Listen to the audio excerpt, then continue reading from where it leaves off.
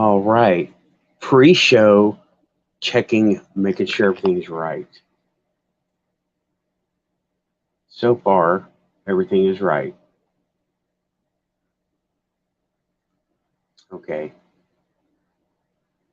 I'm able to manage here what's going on over here. Everything is right.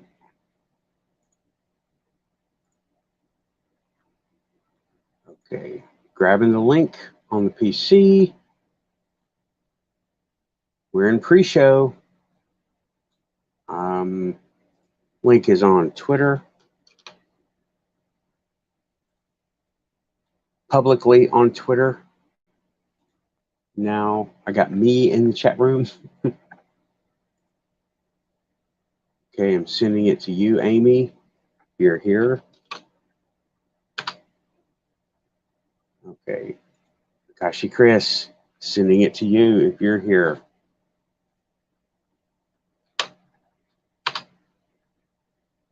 I like that name. It's ambiguous, but yet real. For real. Okay.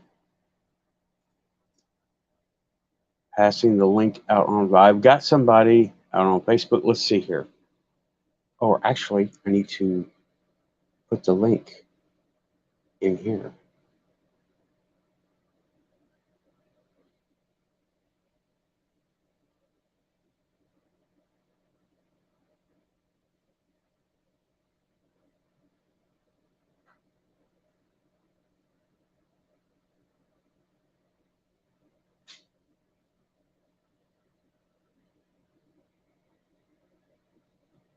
Link is now there.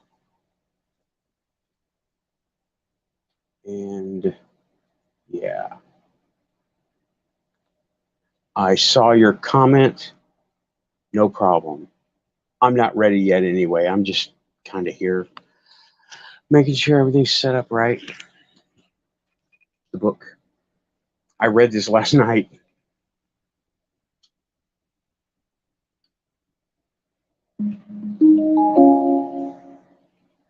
After I mentioned it, I said I hadn't read it. I read it. Cool. Now, what is all this? Oh, I got your message just now.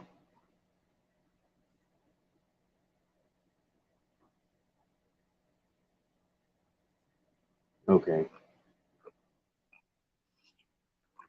I like the name. All right, I am looking at it on YouTube. Of course, I want to go live chat. I am not only the administrator, I'm the owner. Oh my God, that was corny. You know what you learn on YouTube? How to be corny. You learn that right here. Okay, let's see here. I'll go ahead and throw the link out on YouTube or Facebook too. The link to the YouTube will go to here on StreamYard, which is also linked to YouTube. God, this looks crazy. I look crazy. Alrighty then. Let me see here. Guests. All right. Hey, how's it going? Pretty good. No camera tonight? Oh, just give me a minute. I'm in my garage. Oh, okay. And it's not presentable. It's a garage. Right. Boxes stacked to the boxes stacked to the rafters. You have boxes in your garage? I have unboxed junk. Did you see the video I put out for you? Yeah, the Come See Us video. That's awesome. Yeah, and by the way, I love the name of the show. Thank you. I thought it was like, I mean, that's quantum reality. It is exactly what you think it is. And yep, there's the Wookiee mask. Right up there. I was wondering what that was, and then you moved and I could see it better. Yeah, I got a friend in the chat room in YouTube. Shin Goji. What's I up, know him Shin? in real life. Yeah, I went to Gatlinburg, met up with him, and we hung out there. Yeah, I appreciate him subbing to the channel. We're trying to catch up to you. Catch up to me. Oh my God. Well, we're only I'm at so far 350. behind. But oh man, yeah, this is just warming up. Getting the link out there, sending it out. A few people I talked to said they can't make it because they're in either other shows or they just don't feel like doing anything. And I'm like, okay, cool.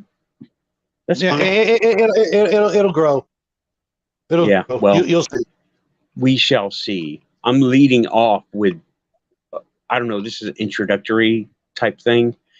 And that book that I said in that other video I pre-made that I hadn't read yet, I read it.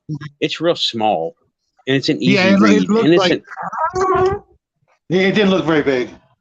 no, it's very introductory and says, go do your homework. By the way, Cheryl Costa is awesome if you like this kind of stuff. And let's see. Okay, I'm going to go ahead and. Well, the show is pretty much unofficially started. So here we are. Did anybody on your end say they wanted to come by? Yeah, they did, but there was some stuff going on today from some bickering. I'll just put it that way earlier, and they're trying to patch things up. So, you know.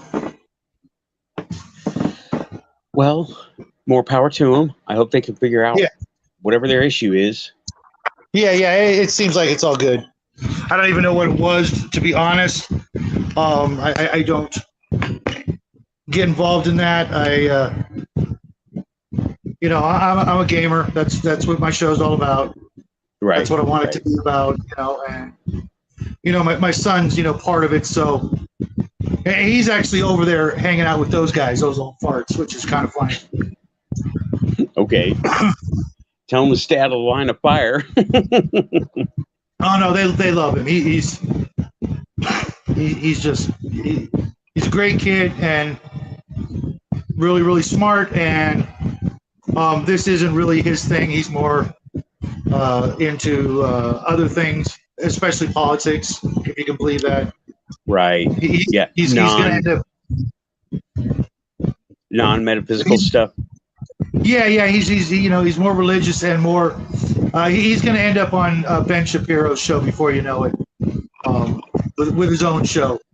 The kid is so smart when it comes to history and things like that. And to me, it's just never been a thing. I've got my own philosophy when it comes to history. Yeah. It's not my thing, I hear you. It's weird. It was my dad. My dad was big into history. I wasn't, and I guess it skipped a generation. So it's all good. If he wants to show up, he knows where we are. Yeah. Well, I'm interested in history, but I'm more interested in ancient history, and I think that's where. Exactly. It's more ancient history because the more you take technology out of a person's life, the more metaphysical it becomes. Oh, absolutely. And there's so much that we don't know about the oldest of history, and it's probably the most interesting of history. Mm-hmm. With Göbekli Tepe and beyond, and before that, all that stuff. Yeah. That they don't want us to, mainstream media, not mainstream media, but the mainstream, mainstream archaeology. Yeah, they just don't want to talk about it. The stuff they found off the coast of Japan under the water, things like that. It's just there's so much out there. Atlantis. Yep. I don't know what it is. Don't know where it is. I got my suspicions, and it's going to be hard for us to ever get the truth. But it doesn't mean we should stop looking and just accept what some people say because they were, at the time, when a lot of the mainstream archaeology was telling us the way it's supposed to be or the way it was, they couldn't go back any further. A lot of this stuff, we didn't know about it. We hadn't discovered it yet.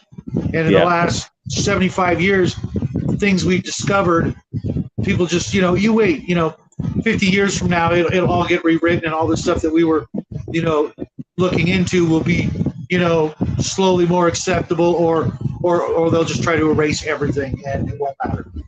Right. History will be a forbidden subject because, 1984. Yeah. In ufology, they call that the narrative. And, well, I think they call it the narrative everywhere. We've had people here. There are two people here. Shinjoji's here. Hey, there's Maria. Hey. All right. Got the link. Okay. Did you notice a recent bump of subs lately? I did. I think I saw 4 people sub to me. James L. He should be coming over if he did sub, because I asked him to, so that he, because he wanted to know what the link was, because this is his jam too, as he put it. And I'm like, great, Nathan. Really? James L. is one of the best of us out there, with the best attitude about things, trying to keep the stress level down and going after the goodness in life, as opposed to, chasing after all the negativity. And he really helped me out a lot. I was watching nonstop news, just left and right, and it wasn't doing me any good. No, can't do that. By news, I don't actually mean what calls itself as news, but the people that I do trust for certain things, and it just wasn't helping at all. It was just making things worse. And he got me to start watching Blake 7, and I was like, okay, this is a nice break. I'm digging it. It's old as hell and campy, and 70s and the whole bit. But I'm like, okay, cool. Something I don't know what's going to happen. I don't want to know. I want to enjoy the ride for a little bit. I know it's going to be a short one, but I'd rather watch stuff like that than most of the stuff I was watching, because it's either complete lies out there or still one-sided, and it's pure opinion with zero fact in it. And I'm like, opinion's great, but they're presenting it all as factual, and that's not. Or it's straight accurate. up verifiable, or it's straight up verifiable, easily verifiable bullcrap. And I'm not stupid. I know how to type. It's not hard to go look around. And it's amazing how many people don't want to do any of that these days. They don't want to. Yeah. Perfect example. When you put out a video and you get a crap ton of views, and you don't get any thumbs down, but you only get 25% thumbs up, because people are too lazy to just move the thumb over and just hit the like button. I don't understand. If I see something I like, I hit like.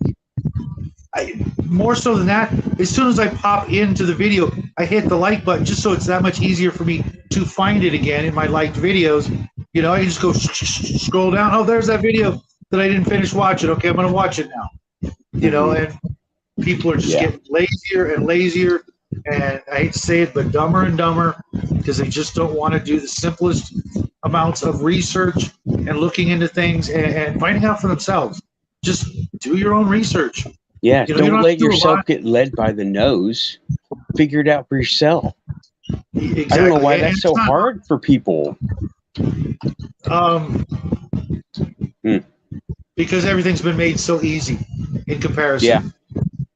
Yeah. They did make it easy, and it's an easy trap to fall into, because I escaped it myself, and I had to escape it because get out of the path of least resistance and find out why they want me herded over here. Why do they want me to do this? Why? And it was bad reasons. Yeah, it absolutely is. And there's, the more people that go down that path of least resistance, the harder it is for us other people who want to go down that tougher road. There's a lot to be seen out there and a lot to be experienced. Hold on, I'm trying to go to the chat. Use my phone to go to the chat to watch the chat. Oh, is that what I'm over. hearing? Because it sounds like wind noise. Oh no, it's my fan. God damn it! Oh It's no, fan's fine. Fan's fine. well, I was in a game earlier today, a Pathfinder games like D&D, and I was playing that with these guys, and I had the fan on all morning. We started playing at 12:30 time in Texas, and nobody said anything. Then come 4:00 my time, about 4 hours later, they're like, "Hey man, that fan noise is out of control," and I'm like, "It's been on the whole time, and now that it's 400 degrees in my studio on a second floor, now you want me to turn it off?" And I'm just like, I just started dying. I literally had to go downstairs outside into the backyard where it was literally cooler out in the backyard. Mind you, it was 98 degrees in my backyard, but there was a breeze, and fortunately, the game didn't last much longer than that. So I then came back up here and get caught up in the drama with my friends over on freaking some of the gamer channels that I'm famous for. Just got you another sub because I had to use my other account. I hope Susan doesn't get on your case for it. Cool. She did it show. Yeah, because I can't watch. Oh, hey, there we are. What do you know? Cool. I think so. Are you watching?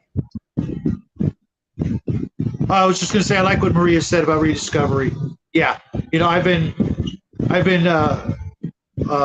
reading things like Chariots of the Gods since I was 10 years old. My dad had a huge collection of books. That was one of them in there. I grabbed it. I'm like, what's this?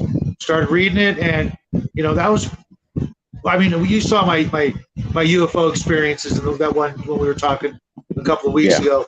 And between the two things, those experiences and reading that book as the first book into my step into this whole weird world of what's up, what's going on.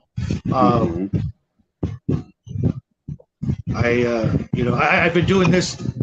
I've been into this longer than I've actually been into games and the gaming stuff that I do, and obviously things I've done for work, etc. That I don't talk about that either because one, I can't, and two, it's boring. Nobody wants to. Well, it's not boring, but it's boring for me. Oh, well, you're in the right place for it now because it's not boring at all. Yeah, well, it's just misunderstood. No, I mean some of the stuff I've done, I can't really talk about it. I used to work as a PI, and with that comes NDAs. Yeah, exactly. So many people in the gaming community that I live in, they're like, they just can't. They've had it easy. They can't possibly comprehend. That's why when I sent you that message last night with the big letter A, I know what I'm talking about when it comes to that stuff. That stuff is terrifying, and it's no joke. It's to me, it's why us humans have been doing what we've been doing for a very, very long time. All the way back to the Aztecs and the Mayans and some of their crazy things they did, because that's kind of how, as far as I could uncover, that's where it kind of started. When they were doing that, they found out that what they were doing, it had an effect, and they didn't understand why. They thought it was something else, more religious, but it wasn't. It was a chemical thing that was going on, and they were, enjoying that thing that was going on, so they kept doing that thing, the sacrificing, and that's how they discovered it. It had, it did something, and they thought it was magic, but it was chemistry. Right. Okay. That big A. I was like, what are you talking about? Okay. Now I know what you're talking about. Yeah, I think we could say that for another time, maybe way later on down the road, because I just ate. Me too. I just ate too. I had to eat. I hadn't eaten all day, and I was like, oh my God, I'm woozy and adrenaline is pumping. And I was like, starting to get shaky, so I had to get. I had a pizza, and it's funny, because Pineapple on pizza is a thing that some people just they can't deal with. But then there's other people that love it, and I'm one of those guys that loves it. My whole family loves It's it. good. Yeah, James L is in the chat. Hello, oh James my God, L. awesome, dude. Dude, I want to talk to you later about the other bull crap because I think it's all, smoothed over. But I know exactly what you mean, because I don't know what exactly started it all. But I think it's over with, and everybody's all friends again. Let's just say. But yeah, I get it, dude. This is not this place here with Nathan, and the place over there is just not the place for that kind of crap. We're all supposed to be friends, enjoying the same shit, whether it's games or talking like we're talking right now. Yeah, and James, you don't have to roast me for history inaccuracies. It's all good though.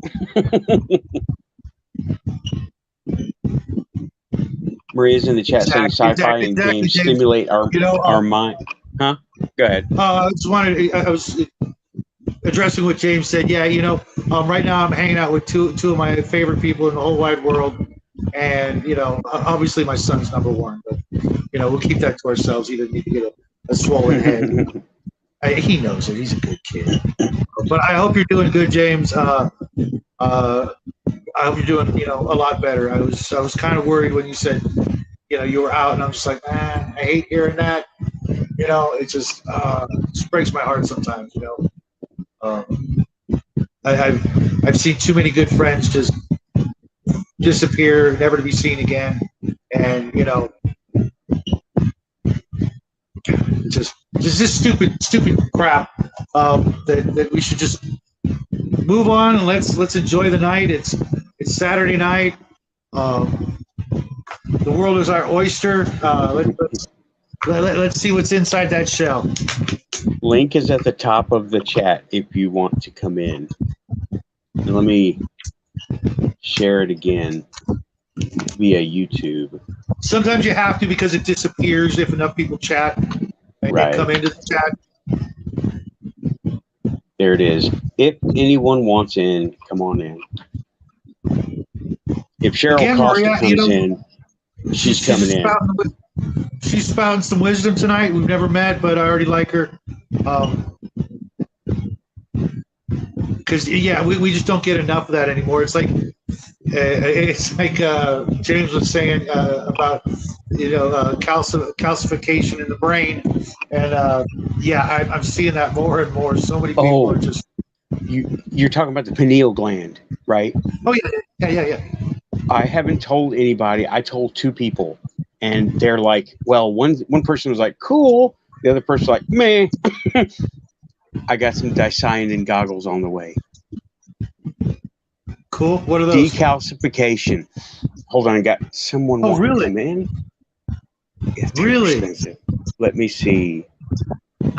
Shadow. No, that's you. Okay. I'm already here, man. Yeah, not you. There was someone else. I see. I don't know the entire name. You're in, I think. Wildebeest. Well, okay. The full name is Unwashed Wildebeest Anus. But obviously, welcome I don't have aboard. The lower third long enough to encapsulate that great name. I'm just. Hey, adjust your camera a little. You got a big blue unwashed wildebeest mustache. There you go. There you go. Cool. You know what you need to do though? You need to get like a little light, like that shines on it, because all we see is kind of really dark gray. We see the silhouette of what you're showing. There we go. Whoop. Okay. Where's his head? Or her head? He doesn't. Gotcha. There are no women in my army. There are no women in my army except mages. Someone's got to wash the socks. I just put this one together. It's see now I'm doing. It's actually the Headless Horseman, but it's made out of this. It's a model kit, like an airplane or tank or whatever, but it's a headless horseman made out of this teal clear plastic. I always love it. Is that a My Little Pony figure or? No, it's from Dungeons and Lasers. But I always loved the story of the headless horseman. That was one of the few ghost stories that actually, like creeped me out. Even as a kid when the first time I saw the cartoon, from Disney, and even it creeped me out, man. That was just creepy as hell. Yeah. So I'm gonna assemble. I'm just gonna sit in and hang out with you guys. Fun, right? But Okay, cool. what are you guys tackling this evening? What's the big idea, to paraphrase Alan Partridge? Well, I was just talking about I got some Dicyan goggles on the way. They're being made right now. And what those do is apparently, they're called Aura goggles. And what they do is they bypass the hardware and go to the pineal gland, as best as I understand it, right? So people who own them, they say they see auras, and it takes some getting used to, just like anything you put on, right? But they also started reporting seeing UFOs and ghosts, and I'm like, that is right for me. And I was like, okay, how much these things cost? Okay, the super nice ones, forget about it. I might as well be buying a car. There's a local guy here in town. I couldn't believe it. He makes them for $200. Right. And I was like, that's still expensive for me. That's still expensive. I mean, I'm not going to run down unless you're talking about 2 tanks of gas. Then, yeah, let's just do it. But especially right now, right? Like, goodness. But they are, if they work, and according to everything that he has published and others, they are 90% of the 90% of the population can interact with them. 10% just cannot, and I'm hoping I'm in that 90%. Because you weren't, right? Oh my God, yeah. But I would just there's a line forming for them. Moving them wouldn't be a problem if they don't work, but they're on the way. And what are you waiting for? Tell the guy, free advertising. You could do a review. I mean, you could determine. I will be doing a review. You might have to give it a bit of time. I think meditation is really good for kind of getting into those states. Yes. Even without hardware, meditation is excellent. And that leads into, all of this leads into Cheryl Costa's book, The Quiet Time. The book is called Magical Musings of a Rogue Witch. And there are scientifically measurable times. You just got to read the book. It's super short. I read it in less than 2 hours. So it's not a hard read if you're above the 6th grade level. So I'm good, right? And dang it. No, I was kidding. I lately, I don't know what it is. I try to read, about 150 pages a day, and I do a lot of reading for my channel because I do a lot of book reviews. But if I read past a certain amount, boom, I'm asleep. If I try to meditate, boom, I'm asleep. It must be because I got to that age point where, for me, 55 is okay, now I'm old or something. I can't see that. It's a coffee cup. It's a coffee cup. I always tell Fritz. I always tell Fritz to take magnesium and fish oil for his brain. Yeah, those things to make the systems work good. But I use I drink a lot of coffee. I only drink water. It's going on. I think it's my 7th year of nothing but water. No coffee, no juice, no soda, none of that crap. I still smoke like a chimney. Working on that one. But as I noticed, all 3 of us here are smokers. Yeah, pretty much. I smoke like a small chimney. Yeah, I smoke like a little gypsy shed with a little fire stove in it. Yeah. I noticed you roll your own, right, James? Yeah. I do too, kind of. I use the pipe tobacco and a cigarette rolling machine that jams the tobacco into a filter tube. So for me, it's super freaking cheap, and I can't do the non-filter thing. I tried it, and I'm just like, no, can't do it. Well, pipe smokers live longer than anybody else. Like non-smokers, cigarette smokers. It's quite interesting. There may be some health benefit to tobacco, but I think we haven't figured out the way to ingest it yet. I think so too. I mean, for the most part, I think every plant, has a purpose. Even things we call weeds end up having, built-in usable qualities about them. Yeah, they're just misunderstood. Yeah. And I didn't get the vax. I didn't get any boosters. I didn't wear a mask, and I didn't get COVID. And I was going out every weekend to like a half a dozen stores, just walking around doing my thing, not being afraid, blah, blah, blah. The only thing I did different than anybody else I know was I smoked. And I remember way back in the beginning of it, I saw, you guys probably don't watch Louder with Crowder, or maybe you do, but I saw him talk about it, how nicotine and tobacco were actually, Yeah, it was acting like an antibiotic because the virus was turning out to be super fragile. It stops, it suppresses the amount of ACE2 receptors in your lungs, so the virus doesn't bind to it as easily. Okay, well, I'm not going to have my son start smoking, but it worked for me. Sure, yeah.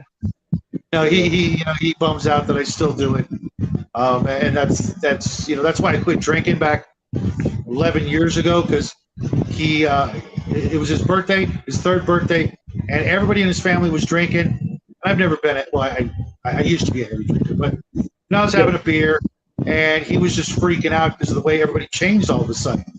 Right. They went from, he's 3 years old, he doesn't understand, and suddenly he's like, everybody's freaking him out, and I'm like, done.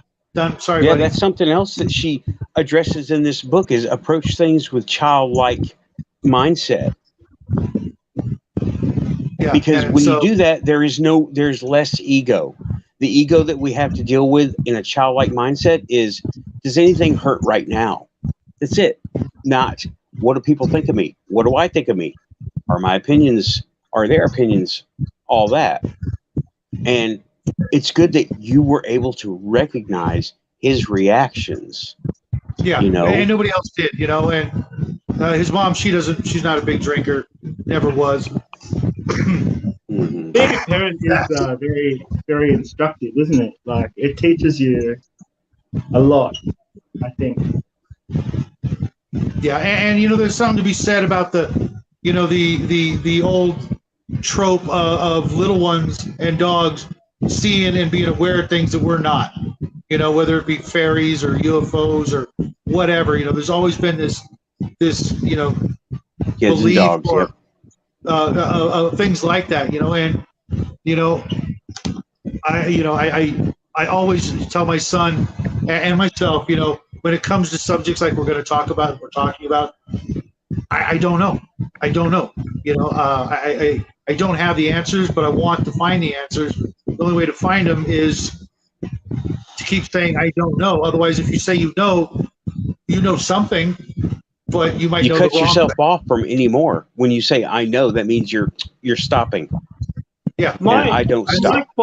My qualifier is as someone who I think is fairly materialistic and raised in the Catholic tradition, and I think I kind of carry a certain amount of like psychic null about me, if that makes sense. Even in spite of that, I do find this stuff very interesting, because I think conspiracy theories are just kind of the folk art that we construct to explain things that they refuse to explain to us. We're just tugging at threads. We're opening our imagination. to some extent, we're even laughing a little bit because we're opening up the narrative possibilities to try and find answers and try and make narratives fit. I would just say like this caveat, like for now and forever, everything I say is prognostication. You know what I mean? Like that's it. And imagine how boring it would be if we went through life thinking we knew everything. Well, I just find it interesting that people are really like kind of a bit scared of the idea of conspiracy theories now, that they're considered really controversial or potentially dangerous when we're just shooting the shit. You know what I mean? Like at the end of the day, you know. And there are a lot of interesting things in life that are just too weird to be total coincidences, right? I mean, if you're spiritually open, you know that already. Oh yeah. I just killed a man, not literally, but like plastically. Yeah, I might rest my hands a little bit. They're getting a bit shaky. Give it a minute. Yeah.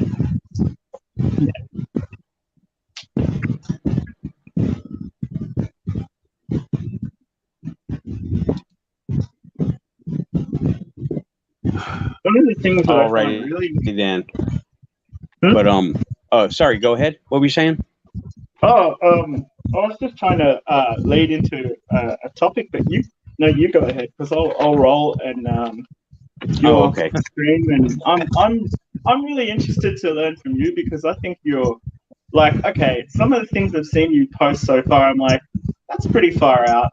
But I have a kind of openness to these things anyway. You know what I mean? Like, I'm like, it's still interesting, you know. So go ahead. Well, cool. Well, I'm glad. Thanks, man. Appreciate it. Yeah, I'll admit, I was like last night. I mean, it was pretty late when I saw your videos. It was like 2 a.m. I was trying to, I just finished up with hanging out with Max, and I'm like, okay, cool. I need to relax. Oh, hey, Nathan put up 3 videos. Okay, I'm like, and I watched them out of order too. So I'm like, what? Yeah, there's no order. Those videos were in response to other shows online at the time, and they were not meant to be public. And I made them public. I just had them on YouTube, and I made them public because, well, I thought independently I made some pretty good stuff. Gotcha. I mean, I thought I did. Man, you guys are killing me, man. Go ahead. Have at it, dude. Have at it. No, I'm gonna. I'm just giving you guys a hard time. Oh, okay. Well, sorry, not sorry. You turned me on to Dark Journalist as well, which is a real. Oh yeah. Oh, I did. Yeah, you did because you mentioned, and I was like, "What's this cat talking about?" I got to watch some of the stuff he's watching to really, Dude, get into it. Watch the X series about Atlantis. Oh yeah, my god! He was talking about that, and I was like, "Why not?" You know what I mean? I was like, "Why not?" Like, he goes deep. Go ahead. People ask why I'm into that sort of thing, or they say, "Are you being serious?" And I'm just like, "Look, when you switch the news on, how credible is it now?" You know what I mean? Yeah. Like anything is possible. Like I'm just at the point where I'm like, I just want to be entertained and actually like explore an alternate theory. Yeah, and something that's positive. That could be positive. There's some aspects that are pretty dark. Like what I was talking about earlier. There's some darkness out there, but Well, I actually don't know if I believe the A story because it is just oxidized adrenaline.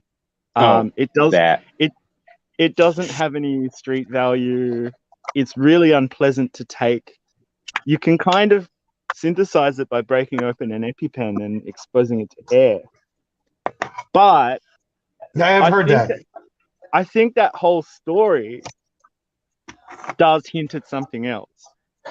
And there are a lot of, We have enough furniture in our house, but I was looking at this furniture website the other day, and it was so funny because all of the settees and like sideboards and cupboards and things listed, they're all named after missing children. It's so weird. Yeah. What? Wait. Yeah, that's So That my is theory on very that- strange. My theory on that is maybe not a particularly, but certainly some of the ritualistic things around it, potentially some of the cannibalistic things around it. we might not believe, but other people do. And, you know, I don't really know the difference, if there's a chemical difference between things that are sourced organically and things that are made, you know, by a pharmaceutical company. So, you know, but yeah. Well, there are differences. Like, okay, corn syrup, right? That's my Mhm. big health food rant. I am totally against corn syrup. It's Sure. mutant sugar, chemically made sugar meant to make you have diabetes and put you at the whim of the government. So you have to have their coverage because the meds are so expensive. But Well, I know. corn syrup. I know in Mexico. Like Coca-Cola doesn't have it, and in Australia it doesn't have it. There's And I know- reason because it's I know kosher Coke doesn't have it either. So you should, Well, if you're in corn- the US, you should probably buy that. Like, Or just drink water. mm. I got water too. I filter my own. This is not smart water because it's a good bottle with a good top. Yep. I recycle all my bottles too. You know, I But no- deliberately like position myself in front of lights to kind of communicate. Give yourself and an aura. No goggles communicate a needed. kind of angelic subtext. Yeah. It worked. Just that blue Yeah. mustache is throwing me off. There's Yeah. my subtext. There you go. There's my subtext right there. Oh. Me and Chewy. Oh. That's funny. That's my dog's name. and to make it even funnier, his middle name is Brian.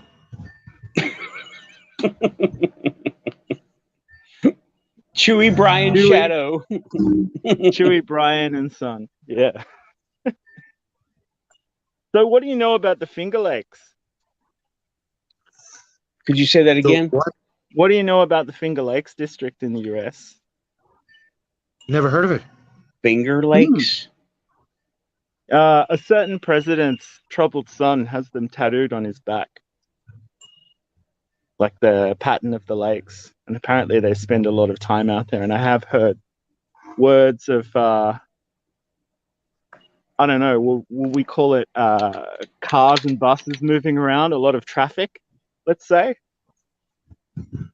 I'm In the Googling Finger as we Lakes speak. area? Roll. Yeah, a certain place that we're all supposed to be behind right now is pretty famous for the same thing. Like really famous, even before, Yeah. all this, the latest thing. Yeah, I love this stuff because, like, worst case, I'm a schizophrenic idiot, and best case, we confront evil and drive it into the light. You know what I mean? Like, Yes. Yep. I'm I quite don't know what I'm Finger quite Lakes happy to is, be- but- I have no social capital whatsoever, so I'm quite happy to, be an idiot. Like, it's no problem. If I'm wrong, I'm wrong. Yeah, my biggest worry is my little guy. Well, Even we though won't he- get too spicy. We won't get too spicy because I think we've Oh, all no, had a bit too much spice this week. But no. I mean, when you're talking about social capital, he's my social capital. He keeps me honest. You've seen him. He's a smart ass, and because he's so smart. Not because he's just going through that teenage angst era. Which he's not, which is really bizarre. he has the impatience of someone who's about 5 minutes ahead of everybody else. So yeah. I understand that. So I gotta be careful But if I ever stray too far, he'll slap some reason into me or something, or at least give me that look like, are you Well, really my I dad? think that's why it's You know? important. I think that's why it's important that we just establish that these are theories. For a long time, when I started uncovering this stuff and getting into the rabbit hole, it really got me down and it really affected me psychologically, and it was kind of radicalizing me. And Mhm. now I know how to respond to it differently and kind of maintain a little bit of emotional distance and kind of speak the hobo code so that we don't get into trouble. And Mm, you know, oh, really just right. look at, let's spin a story. And, I mean, I didn't know much about the paranormal, and then I saw how paranormal the extent of the evil in the world has unfurled in the last few years. And now I'm not so sure. Yep, you know, yep. Something's going on, and most people don't care. They just don't care. It's too easy to not care. Will I get And a new TV next year? That's what they care about. yep. well, And But yeah, but here we the, are doing the good paranormal. mm. yep. I I So do talk it could to me every about day. Atlantis.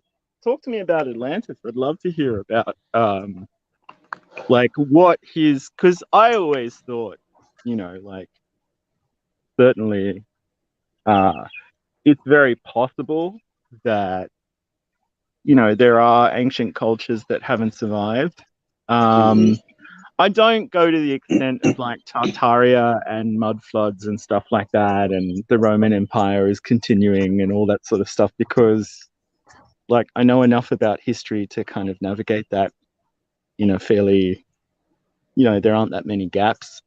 So uh yeah, I I am think most curious people. about a kind of pre-collapse technological society, because we did have a collapse in the Bronze Age that's very well documented. Mhm. I think the big contention with most people have when they hear about Atlantis is they assume we're talking about like a Jetson style technology back then, and when they say advanced, that could be a microscopic amount of advancement compared to everybody else. It doesn't necessarily mean they had jetpacks and things like that. We don't know. Well, It when you it look could at things like the Antikythera mechanism, the no uh, shit, huh? mechanic mechanical computer sort of found in waters off the coast of Greece, uh, you know, I mean, it's not going to run 7 apps at once like my girlfriend's phone. What is it It'll about run women and Doom. having like a million apps open at once? You're like, that's why your phone doesn't work. Anyway, that's a digression. Right. um, like I think it was possibly some kind of like astrological or solar clock or something like that. Like it performed a particular function. But when you look at things like that, you realize that they had quite advanced schools of thought before the burning of the Library of Alexandria by the Gnostics, and that potentially, um, although they may not have had like a silicon based form of computing, a mechanical form of computing would be quite possible. Mhm. Well, I have a theory about that too. I think that they may have because you have a phone, right? Yes. You're using it right now. Well, I'm using my Okay. tablet. Yeah. Yeah. Take your phone or take a phone. Let's just postulate here a minute. Take any phone, any laptop, anything like that, and let's put it in the woods. How long is it going to last without power, without shelter, uh, exposed to the elements? How long would that last? Not more than a few days in terms of Not functionality. Yeah, functionality, but yeah. traces. Okay. What traces would be left over after, I don't know, Plastic would degrade over 6,000 time. years? Hmm? Yeah, yeah. What would be left over? You have pressure from wind and ecological changes and all these different environmental things affecting it. What would be left over? It would be dust. You would have dust traces left over. All the plastic will have broken down. All the Glass would copper, shatter and turn into yeah, more sand. yeah. the glass would turn into sand, which is glass, and and the chemicals would become trace elements, and you wouldn't be able to tell what it was in 6,000 years. And then Okay. you throw in tons and Elements is tons of my water. Okay. Trace Elements is my weatherman name. Sorry, I had to say it. Trace elements. Okay. That's my weatherman name. Okay.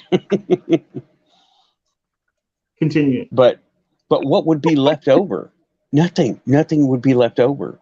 And Yeah. unless you were in an environment like inside the pyramid, inside a pyramid, where you're or totally under the sheltered Sphinx. from all that stuff. Or under the Yeah. Sphinx's paw. Right. Yeah. Totally sheltered. And pyramids, just an interesting little point. Why is there no soot in the pyramids? Okay, I'll just leave that out there, right? But things like that, or inside a pyramid, under the Sphinx's paw, in the Russian permafrost, they found electronic components inside the Russian permafrost that had been there thousands of years because it's the permafrost. Tiny wrapped copper coils, and no one knows where they came from. No one knows how they could have been created, what epoch of mankind could have created them if they created them. And it's not a natural phenomenon. Yeah, copper just doesn't magically just do that. No, copper has to be refined. Copper has to be made into copper, has to be smelted and gathered, and I don't even know the whole process. It's copper. But those are things that ancient tech would not survive. A laptop at the bottom of the ocean would not survive. Okay, it would not. Look at the Titanic. They didn't have all that high tech, the plastic and the silicon sand, right? They didn't have all that stuff, and it is rotting away to nothing. There's still something there, but that was just a few decades ago. And these things they're finding. Okay, there's another thing about Atlantis, as well as Dark Journalist, is notaliens.com. Amy, please help me. What's that guy's name? Josh? Something? Put it in the chat if you're still here. His name is Phillips? No. Not aliens. It's not aliens. It's worse. It's us. That's his tagline for his topic. Because have y'all heard of No. Have y'all ever heard of Terra Prata? No. Okay, Terra Prata is something from, I want to say, the jungles. Amy, help me, Amy. I can't remember. I don't have any resources. My resources are this book sitting right here. But I believe it's in Africa. This is your first live stream, man. This is going well. Very first live stream online with people, with humans. It's been robots up to this point. But Terra Prata is a soil that they discovered, and I believe it's Africa.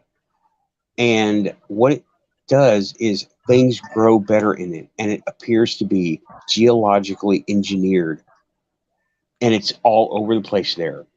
And some very strange things that it does is plants grow taller, and they have that looking good. They have more yield to them. And the strangest thing that it does is it converts the soil around it to its own structure. And it's just super weird stuff. And it's not an alien thing. It is considered a natural phenomenon over there, and nobody knows how it came to be. And I'm finding out it's highly guarded and you're not allowed to bring it to the United States as an invasive species. Oh my God.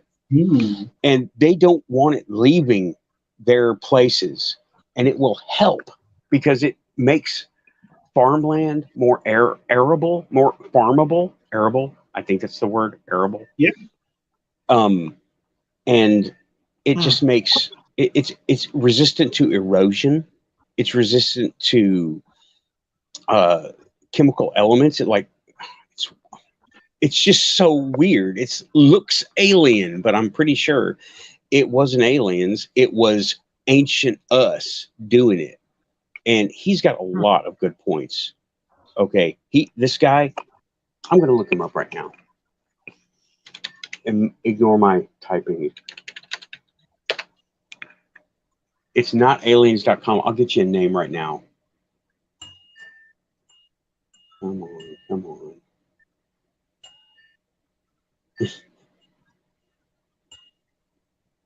Jared Murphy. Not aliens.com. He is on with Rebellious Ufology on YouTube. I think they have a co-show together now. I'm not sure. But yeah, Jared Murphy. It's not aliens worse, it's us. And he talks about Atlantis, but he doesn't say Atlantis is one place. He says Atlantis was a whole bunch of places. And okay, I agree. You can't have one metropolis set apart from everywhere else. You need infrastructure, you need imports, you need exports, stuff like that. And well, even the ancient world was globalized to some extent. Oh, we have. Yeah, look at all the weird, cross-pollinated things. The bees throughout the throughout the ancient world. The from the pyramids to the languages and the art styles and things like that just appear in areas that were supposedly isolated for most of human history. I'm calling bullshit. There's just no way. If the crew of the Kon-Tiki could do what they did with reeds and navigate the ocean, I'm sure with a little bit better boats, they probably did a lot more traveling than we're giving them credit for. And there you have it. It's a simple answer, but mainstream archaeology doesn't know. We can't have that. Nope. And they're all of those tales. We look at them through the filter of our own modern minds, and we're forgetting we are quantum entangled beings. They're using elements that we've forgotten. And you can't put a multimeter to it. You can't put a gauge to it. It's just one of those things. All the ghost stories, like, was it you that I said, have you ever picked up the phone knowing that person was going to call and they're calling you as you're holding the phone in your hand or texting you? That's a sign of our quantum entanglement. Yeah, but especially in the old days with the regular phones, the old-fashioned phones and the non-cellular phones. Yeah. Or you go to reach for the phone and it rings, kind of thing. I've had that happen so many times. And have you guys ever seen the television show Monkey Magic? I have not. Okay, it's like based on like Taoist myth, and it's about a monkey king. And in the intro, this monk is like reading, and he goes, "Hatha Buddha says, with our thoughts we make the world." Could you repeat that? Because I didn't catch it. Buddha says, with our thoughts, we make the world. Okay. Yeah. Okay, that's true. That's true. Yeah. It's called Monkey Magic. Yeah.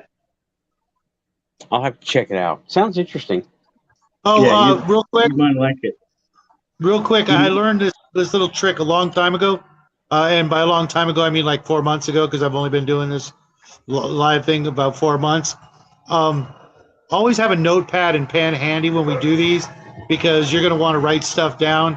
I have to go write down like half a dozen things now. But Yeah. Notepad, pen.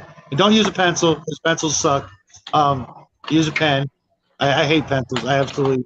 I don't know how we made it this far using pencils, but I guess for some people it's okay. But yeah, and Pilot pens are the best. So Pilot, if you want to sponsor Nathan, I'll keep saying that. Pilot pens are the best, especially the V5s and the V7s. Greatest pens ever made. My son and I absolutely fight over them. We've got 100 pens in the house, and we're all fighting. We're both fighting over the Pilot pen because they're just wonderful inventions. Shout out for Nathan. If you want to give him a sponsorship, I'm sure he'll kick me down a couple of pens. And if not, Shadow and Sun Show, we'll talk about your pens as well. Shameless plug there. I'm after Dollar Tree as a sponsor, honestly. Dude, if anybody deserves it, it's you, man. Although there's a couple other crap guys out there that do it too, but screw those guys. They couldn't make it tonight. They can go to hell. GM Scotty and Wylock, if you're out there listening, which I seriously doubt it, you're probably rolling on your bed naked, rolling through your YouTube dollars. Share. Let the little guys have a little little something. But Atlantis, I think that's one of the big things that really keeps people from even paying any attention to it, because they just think it was all this crystal magic and high tech stuff that it may be the case. We don't know until we find the street signs that say Atlantis Boulevard under the ocean or something, so that we know we finally found it. We're never going to know what they had, but just Bimini the fact Road. that It doesn't have a sign though. yeah. It doesn't mean it's still not worth investigating, and spending time researching, or if you've got the money and you want to go scuba diving looking for it, more power to you, because people were searching for Atlantis, they found that weirdness off the coast of Japan. I don't know if you guys have seen those underwater ruins, or they say they're just natural formations. I'm not buying that crap. That stuff looks real. That looks like some serious, I don't know how they built it, because the stuff they used to build in the old days is just magnificent and mysterious as all get out. The stones at Baalbek, those 1,000-ton stones that we couldn't lift with our most expensive army of cranes to this day, and we're supposed to believe they moved those with people. That's ridiculous. You know how many people it would take? Yeah, you know how many people it would take? It would have taken all of them. All of them. And you know how many would have died? Half of them with one error. One little slip up, squash. Yeah, it's like when you pick up a brick in your garden, and there's like 80,000 bugs under it, and you put it back, a whole bunch of those bugs just died. The same thing with those stones in Baalbek and other places. They had something going on that we just, we can't duplicate. I would love to see someone go out to Death Valley and try and build a pyramid. I'll give you $100. That's about as much as I'm willing to spend. I'd give them $100 too. Supposedly after 50, 60 years, we can't go to the moon. So how does that happen? Lost technology, my ass. Yeah, lost technology. Yeah, they that's lost that technology. Oh please. Yeah, we went there with a computer that had less computing power than the Game Boy, and now we're walking around with supercomputers in our pockets. We could just slap one of those in the next, space shuttle, and you're set to go. Throw a couple of astronauts in a space shuttle. Good luck, guys. You got better technology than we had back then. Oh, but it's not good enough anymore? That's a load of horse crap. Yeah. It's interesting, isn't it? It's interesting. That's all I'll say on the matter. Yeah, it was kind of depressing because I was a little bitty kid when Armstrong landed, and I remember it. I was in my parents' apartment. We had an apartment. We had this cool little round rug, just like kind of spirally woven. and I was a little kid. My parents were watching it. I was on the carpet, like trying to make myself dizzy, And I remember, it happening, and my parents saying what a big deal it was and what was going on. I'm like, oh, people are on the moon, cool. I'm 2 years old. What the hell do I care? You know.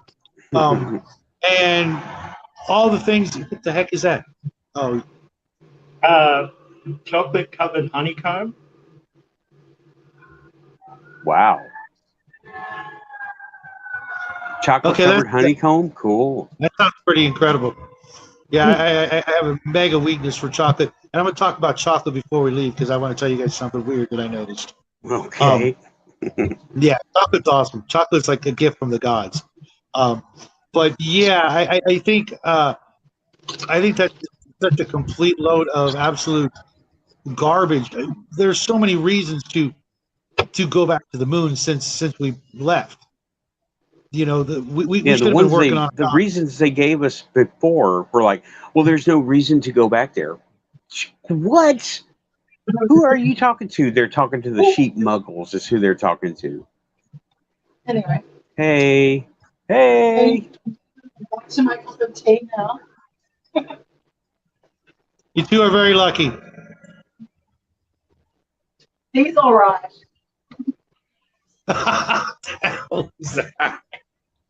You know she's going to go back. She's a vegetarian all the time. Just constant.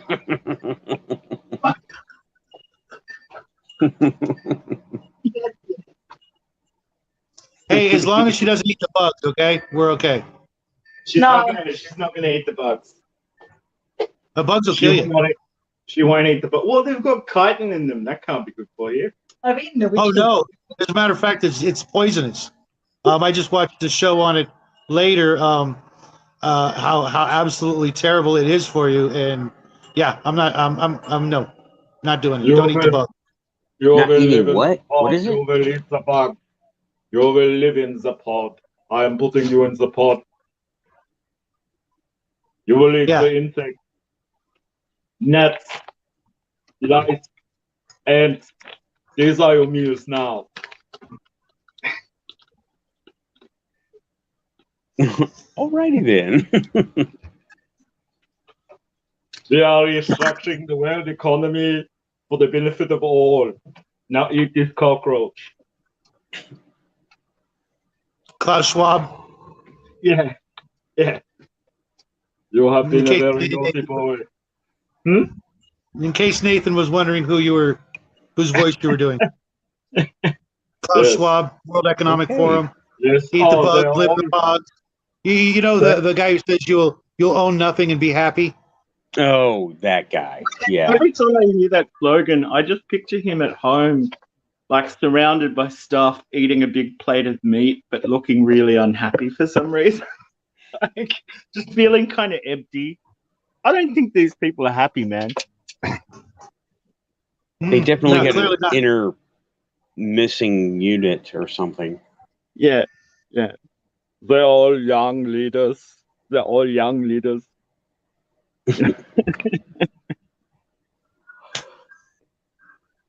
You're getting the suicide pod.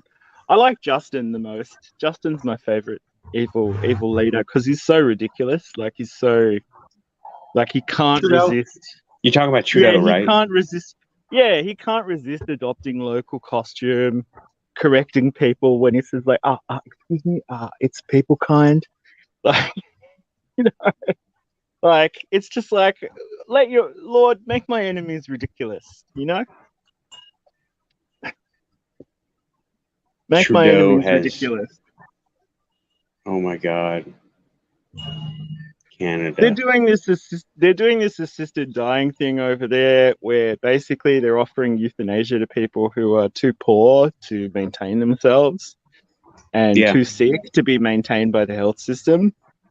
And like they've already killed like 5 people, and people are like, maybe putting this power in the hands of the state is a bad idea. Like, It's terrifying. It's terrifying. Yeah. Well, Yeah.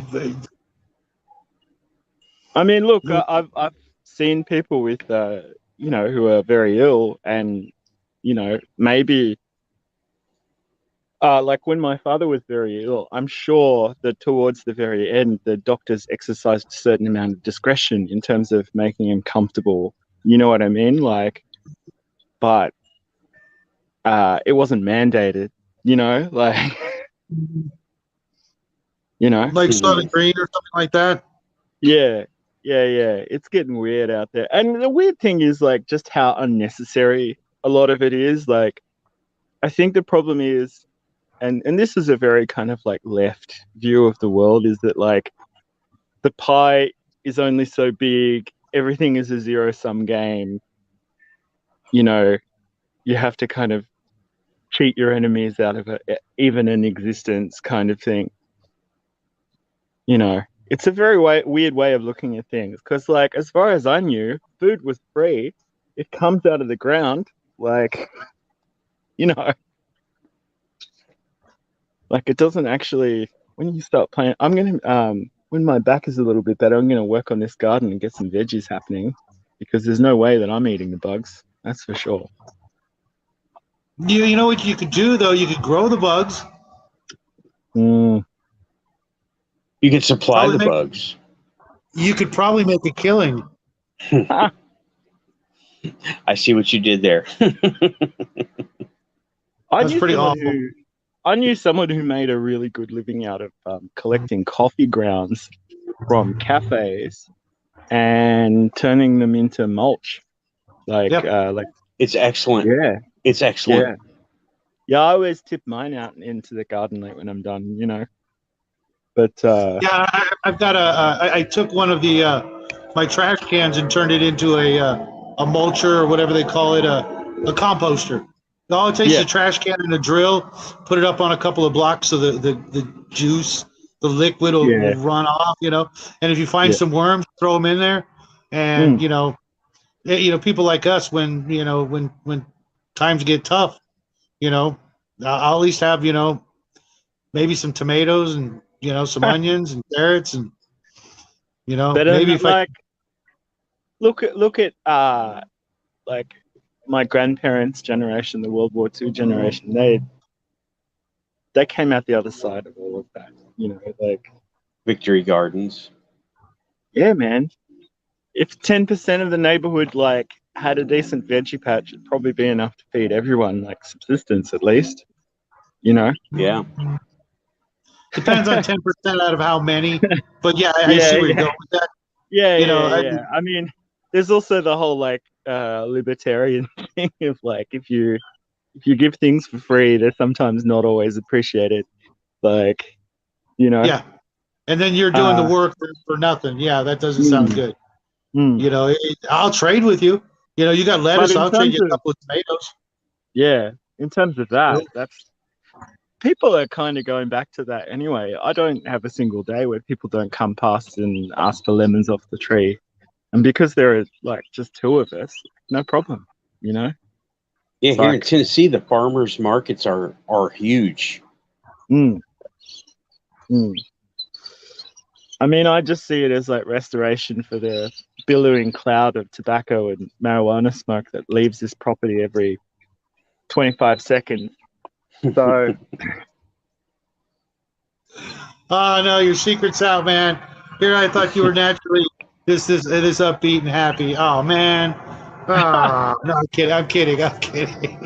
Well, I mean, I get the medical I'll be right stuff, back. so I get the medical stuff, so it's not very psychotropic. You know what I mean? Like it doesn't have a lot of that element in it. You would have to really get stuck into it to get a buzz off of it.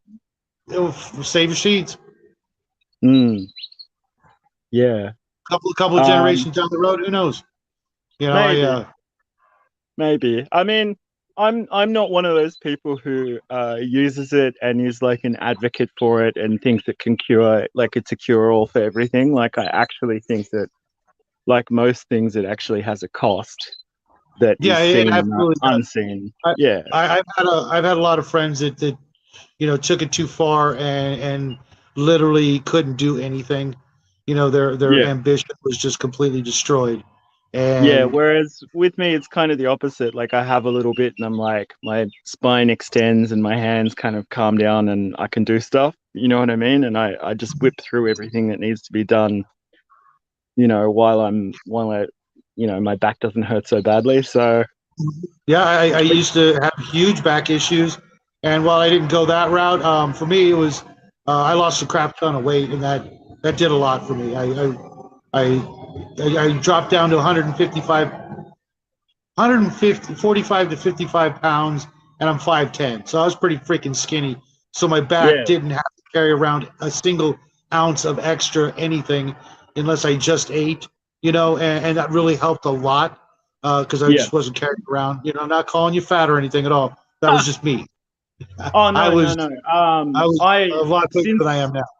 Since my work accident, like I've put on like 30 kilos. Like, you know what I mean? Like, for about 4 or 5 years, I could barely leave the bed. So, yeah, like what I do now is I've been fasting a lot to try and do that same thing, like get a bit of the weight off and like take some of the pressure off, So Yeah, but for me, absolutely. it Anything was- paranormal happened when I was not sitting here?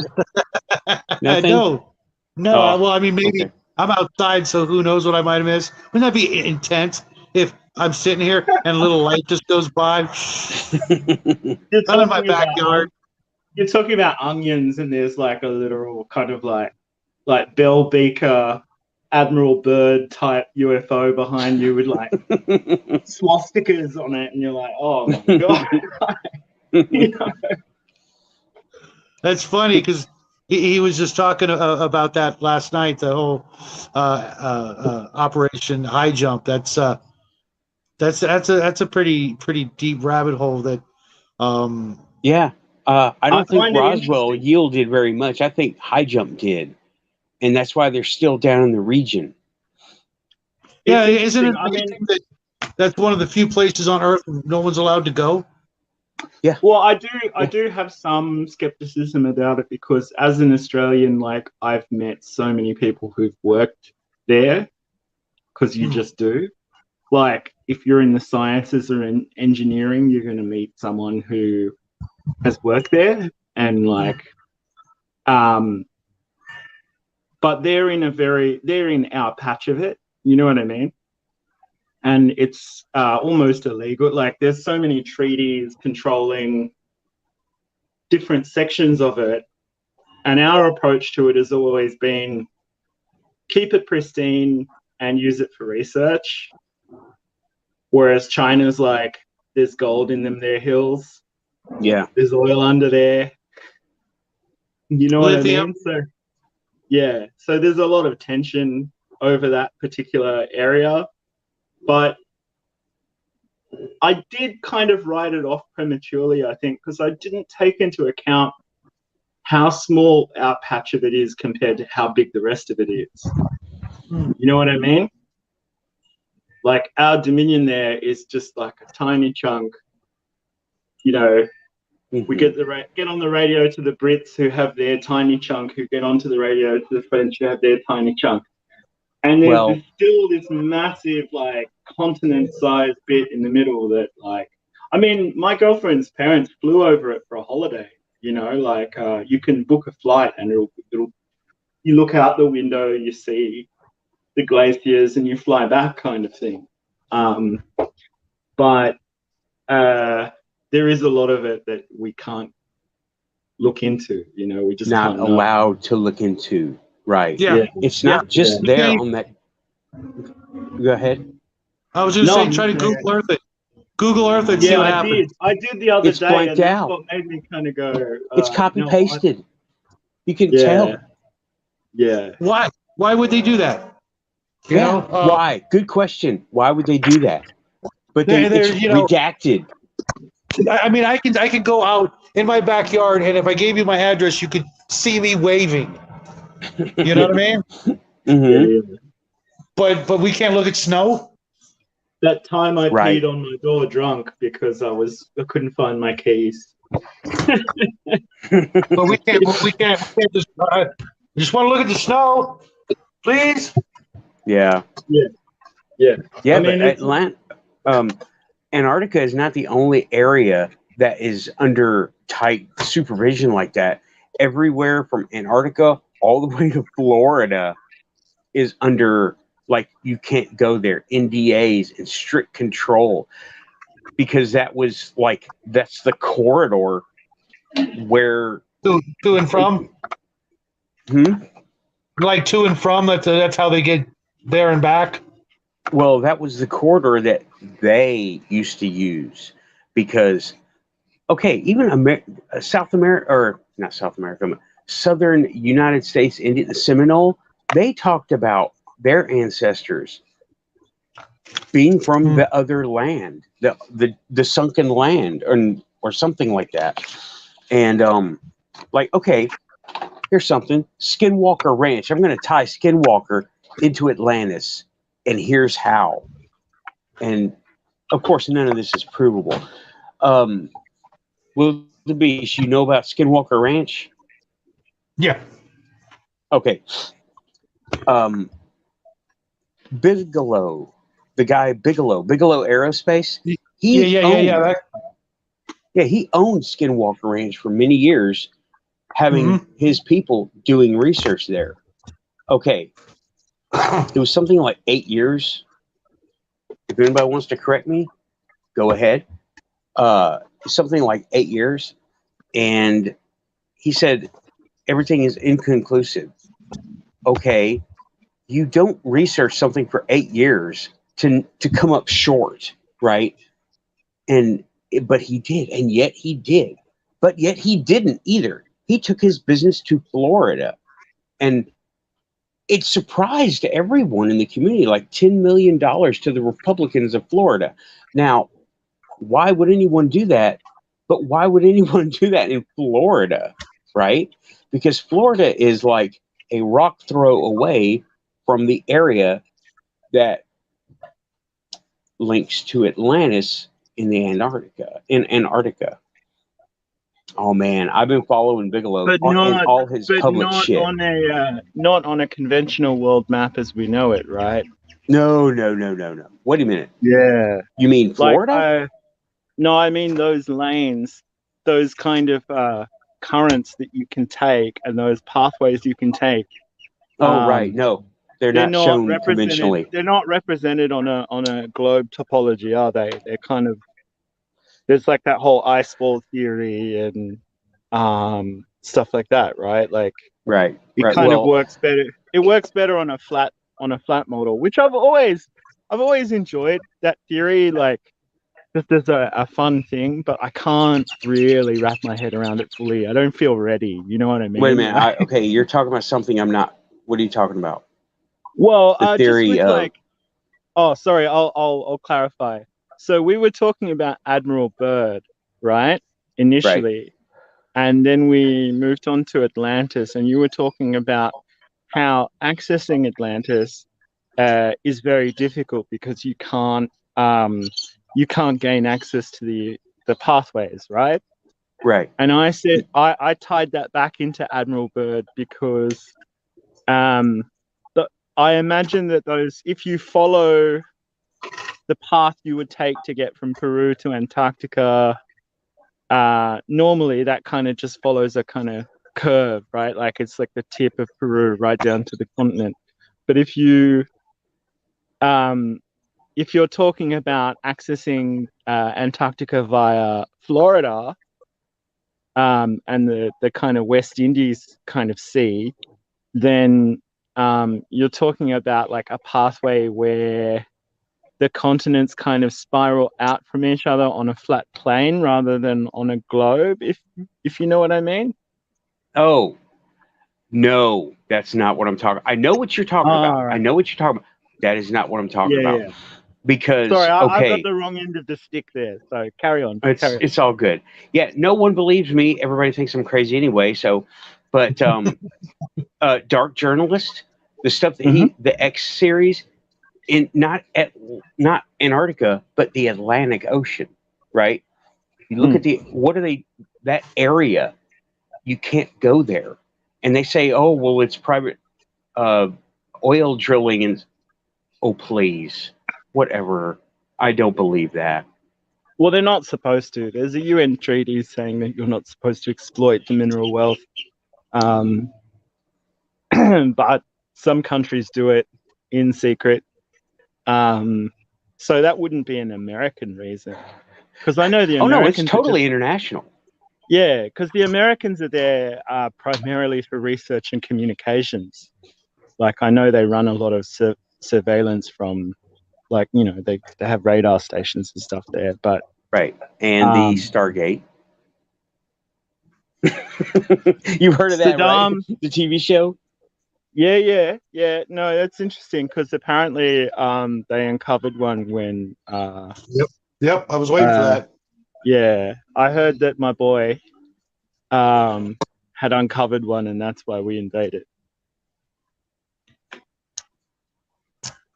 Wouldn't surprise me. Yeah, they're all. You know, at finding this point, stuff. I mean, they're trying to tell us that so many other things that are just completely ridiculous are true. Well, just How- observably, they tell us things that are observably untrue, and then Mhm. they expect us to believe their theories about things that we're not permitted to observe. So it's very strange dialectic, yeah. isn't it? Yeah, why would we believe? I mean, you've lied to us so many hundreds, thousands, millions of times, but this one time you're not. Sure, okay. Gulf of Tonkin, Tuskegee, you know, MK Ultra, like how many times? You know what I mean? It's like I always used to be kind of skeptical of the libertarian position of like, oh, government is bad, but it does seem like the further away you are from the people you're supposed to be looking after, the more distant you are from their well-being, you know? Well said. These days, I found a real simple philosophy that helps me through all of it. Whatever they say, I don't believe it. I'm looking at the opposite. Maybe not the immediate diametrically opposed opposite, but off to the, either side sides. of whatever they're trying to say. It's like they're trying to misdirect me away from that. So whatever they just said, that's probably actually the truth. Yeah. Yeah, I mean, I do think that like I've tried not to fall into too many canards, but I do agree generally. You know what I mean? Because it is very easy to kind of just go, oh, it's this group of people who are responsible for all this, or it's this group of people, and it's just such a complex web. You know what I mean? And especially if you look at the most powerful, the most influential, and the most wealthy people and things and organizations, they're all hubs of that exact same thing you're talking about. There's a big old club and we're not invited. Yeah. George Carlin. Yeah. And you can't really do it by ethnicity because you see them throw their own people under the bus. You can't do it by religion because they profess a religion publicly that could be any of our religions, but privately they practice a mystery religion. Mm-hmm. So they're hard to get at. You can't get at them from the perspective of capitalism because, it's how they obtain their power and maintain it. You can't get at them from the perspective of progressivism because they push a very superficial version of that. They're very ethereal. Well, like the meme, I'm sure you've all seen, if we all stand up, their game falls over. Correct. Yeah. That's the basis of their every waking nightmare. I mean, the funny thing is with this whole alien disclosure thing, this is just mainstream discussion now anyway. Like, they're telling you, it's at the point where I actually think there might be a kind of blue beam goal going on there where they kind of meme. Like false flag. An encounter. Yeah, well, I mean, look at what they're doing in Eastern Europe. They're absolutely telling us that the Russians are going to blow up a plant, which is completely against their interests. Like, Yeah, I can't get any good information about Russia or Ukraine. I can't get any from anywhere. It's hard. Remember what I told you back a while ago when you were having problems with this? Just one word you need to remember. Charisma. Yeah, that says it all. That says it all. That's a huge part of it. I think with that particular thing, you can separate concern for Ukrainian people from distaste for their leadership. You know what I mean? Like, Yeah. The only thing I Hey, can come up with Ukraine is there are no good guys in Ukraine, just good guys and bystanders. I mean, bad guys and bystanders. I just think about children and poor old grandmas with scarves on their head and confused livestock who don't know where their owners are, and it breaks my heart because you'll notice in my wargaming I don't really do modern war. I kind of go from the ancient time up until about World War II. I stop and then I resume in sci-fi, and there's a big reason for that, you know. sorry about that noise. I do live right next to a racetrack, so Yeah, there's a big it's reason a regular 4-lane street, but because we have almost no police here, it's out in the middle of kind of nowhere. I mean, there's a lot of people here, but we've got this one road that all the idiots with cars that can go fast and noisily do so as soon as the lights go out because they know. Nobody's caring to watch. Yeah. Yeah. Got a few of them around Even here during the too. day. Even during the day, we've it's just stupid, but it's nice out here. So. I think with Ukraine, it's like we had windows to resolve this peacefully a lot of times, and we kind of fumbled it. And I don't think dragging it out is going to be the best resolution, sadly.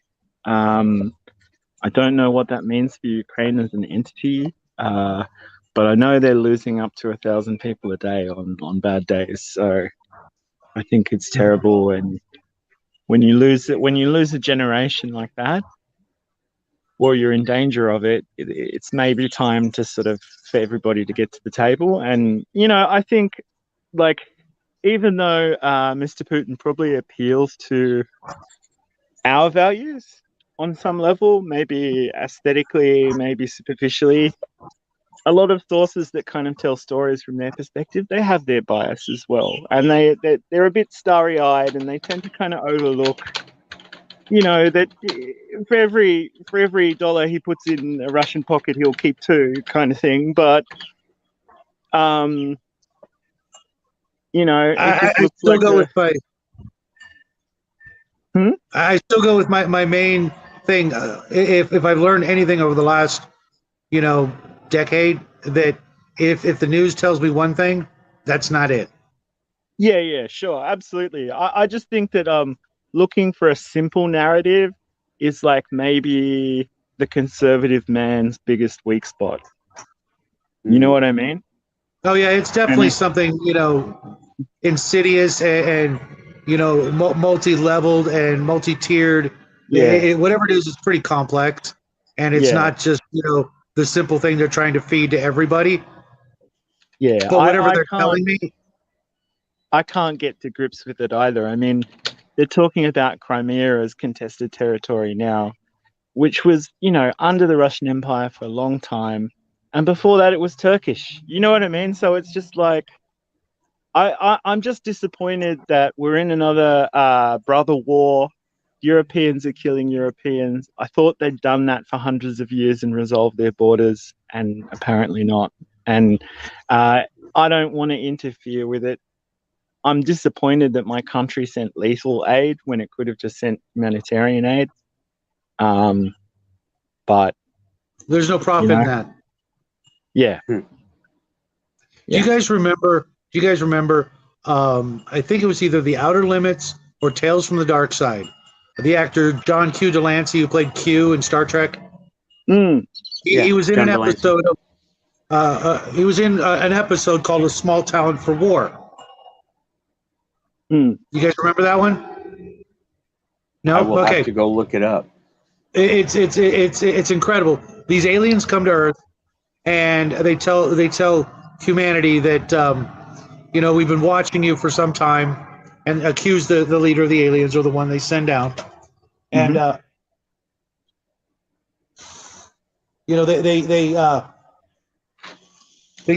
tell you to you guys are a barbaric savage race with a small talent for war. And if you don't change this, we're just gonna wipe you out, Right. basically. Like a day the Earth stood still, kind of. Right. So Yeah. they're given a time limit to fix the problem, and Earth, scrambles like crazy to make peace with itself. And then the aliens come back and go, "You failed. You did the exact opposite of what we wanted you to do. We wanted more soldiers." Hmm.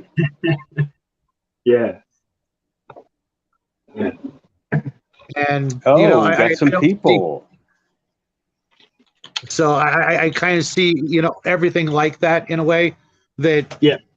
that's the one thing we've excelled at, and we just can't seem to shake that addiction of war and conflict and being shitty to one another. After all we've accomplished, my favorite movie of all time is The Watchmen. Mhm. Have you I seen need it? to watch that. No, Oh God. I haven't seen it. I haven't seen it. Oh really? Okay. Then that's your homework assignment. Watch it because All right. it's my favorite movie of all time, and except for the big blue schlong that you're gonna be subjected to. One of the heroes, one of the characters becomes this super powerful being. He becomes so detached from humanity, he doesn't bother wearing clothes anymore because I he saw can the snap his news. fingers. He can snap his fingers and make things appear and disappear and create just has complete like control over molecular structures and things on a quantum microscopic level. He can he can do just about anything. So he becomes so detached from humanity that he's like, oh yeah, you puny mortals, you have to wear clothing. Why would I wear clothing? I'm a super being, and what happens in that movie reminds me so much of what we could do. Like Reagan said, if suddenly aliens start showing themselves and what we would do to unite, etc. And we don't even need that.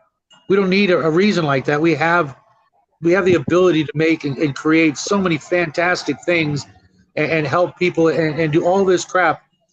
If the world ever decided to literally just start working together, not saying one world government and all that crap, because that's just a recipe No, for I disaster. think the nation state is more of an organic entity. Like it is constructed to some extent from sort of subgroups, but it does have a kind of fail-safe to it in the way that decentralized systems do. Mhm. I don't much like the idea of some former warlord in a Savile Row suit telling me how how much meat is. I mean, the thing is, I don't eat that much meat anyway. I eat it like twice a week. What the hell? I don't Yeah, drive a and we car. need it. I don't drive a And we need car. it.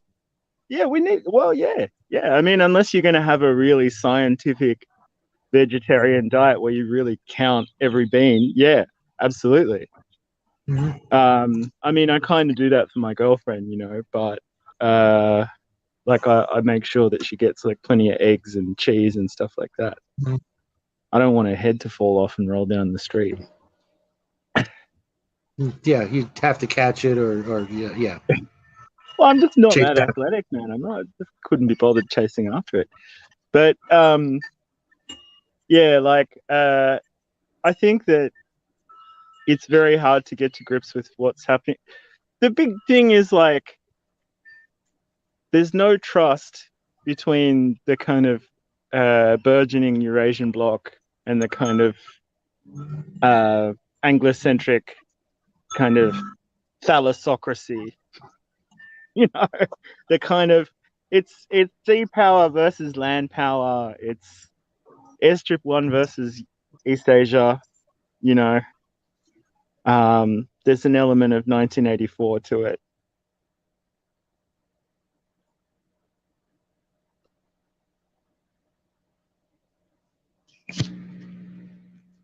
We are kind of just blindly walking into this narrative, and I kind of wish that someone would see sense and stop it. You know what I mean? Where the conflict just appears to be grinding on and escalating.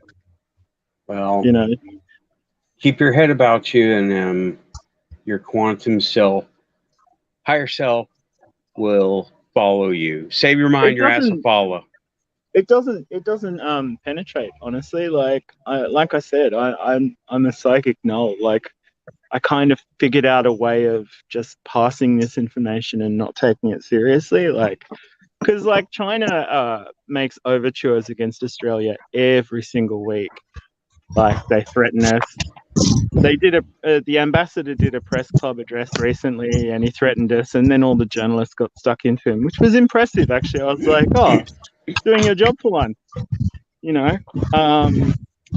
But yeah, like this region of the world is a little bit unsettled as well, and it could all kick off tomorrow. So it's important to actually just be like, I'm going to touch grass, love God, appreciate what I have, maintain what I have, take care of myself and the people around me, you know? Hmm. And that's Yeah, that's a magical protection against all that stuff. Like, honestly. Are you Well, asking, look at what or you are got you all around saying you. that is what it is? Exactly. Sorry, Nathan?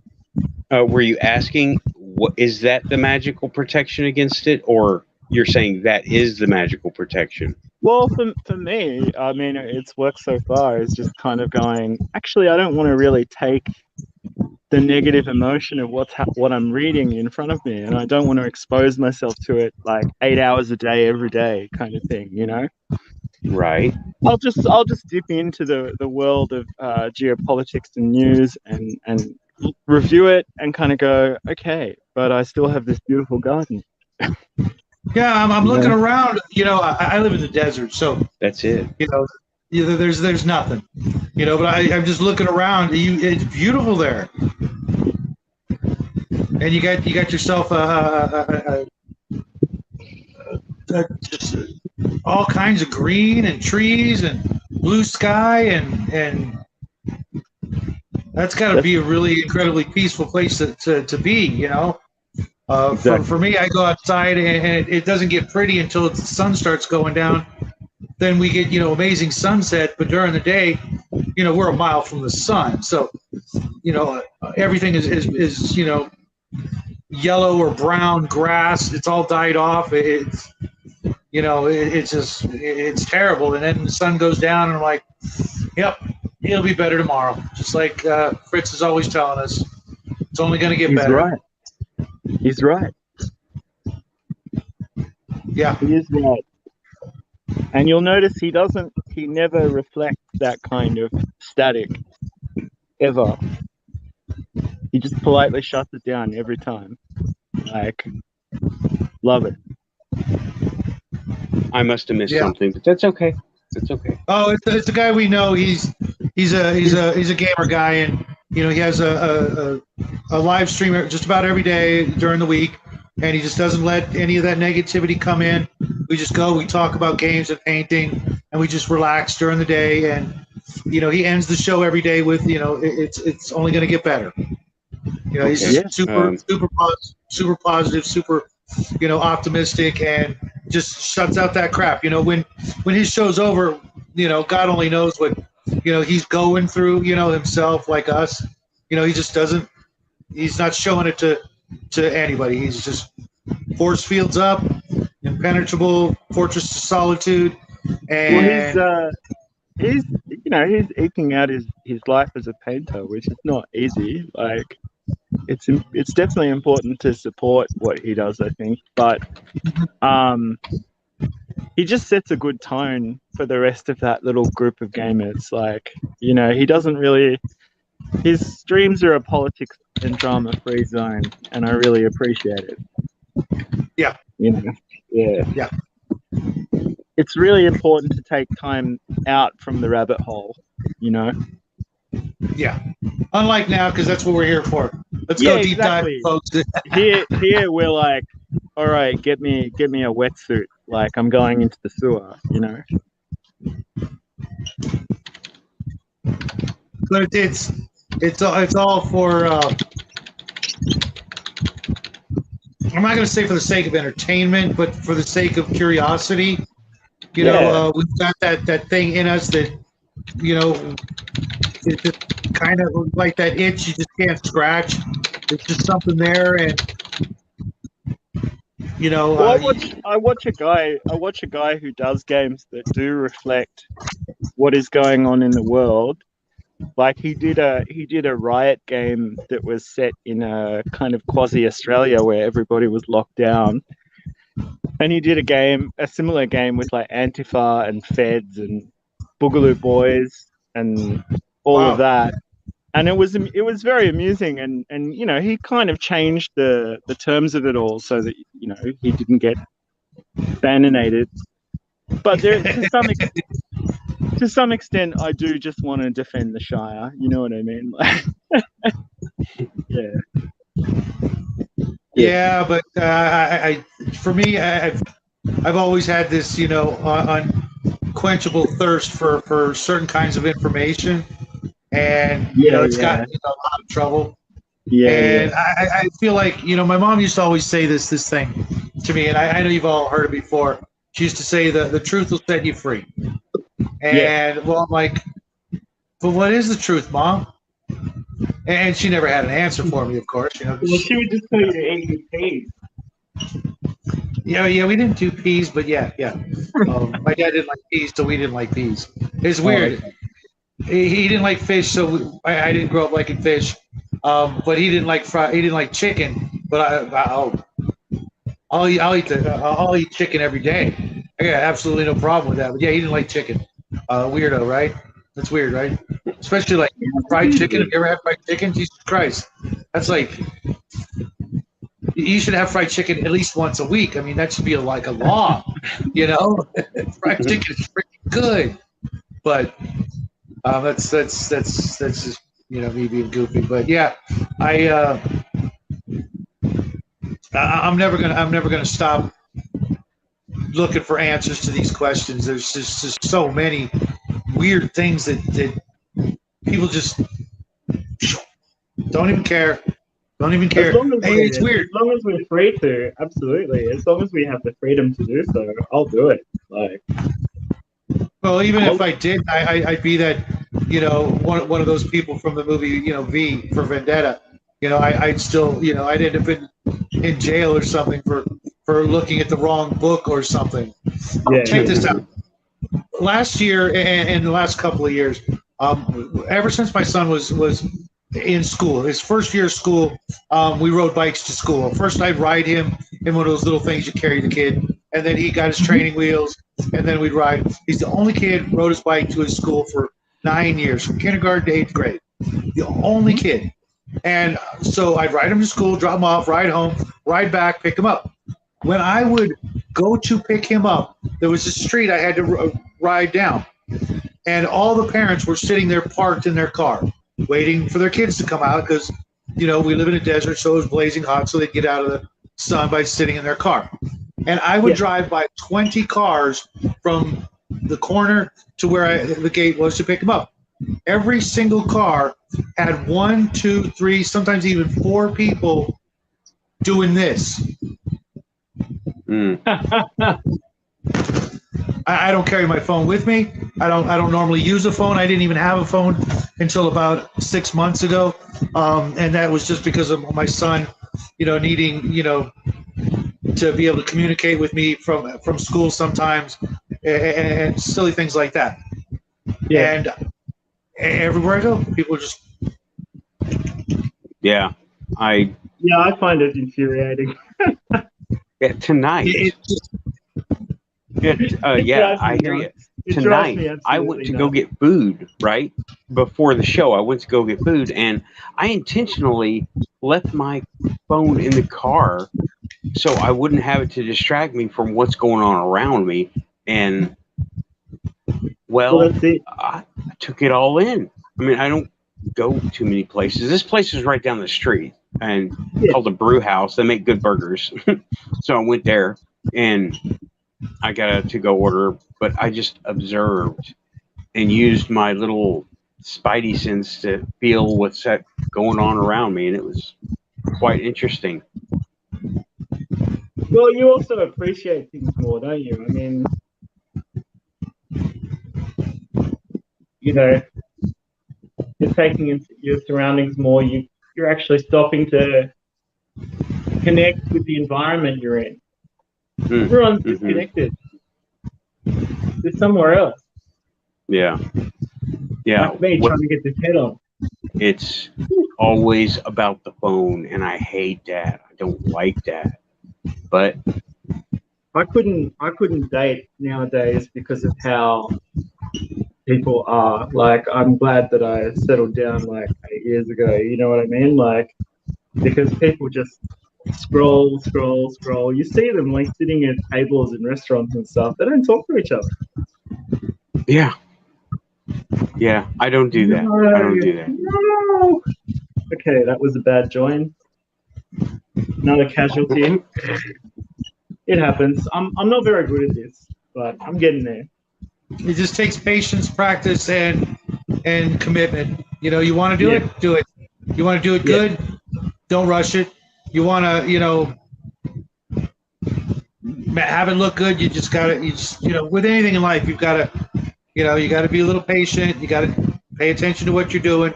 Be careful, and if you mess up, you can always do it again. Well, that's kind of the nice thing about these screws compared to little metal guys, because there's always a spare head. Yeah, and you can always recut it and reassemble it, type of thing. Yeah.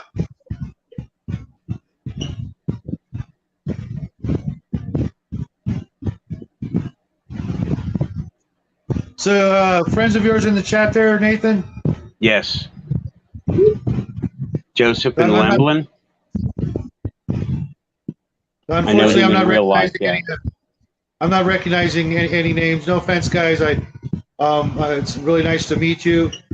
I put out a video for the people who watch my show, and hoping that they would come over tonight. But I guess they're doing other things, or they didn't catch the message, or they're doing what we were talking about that I didn't want really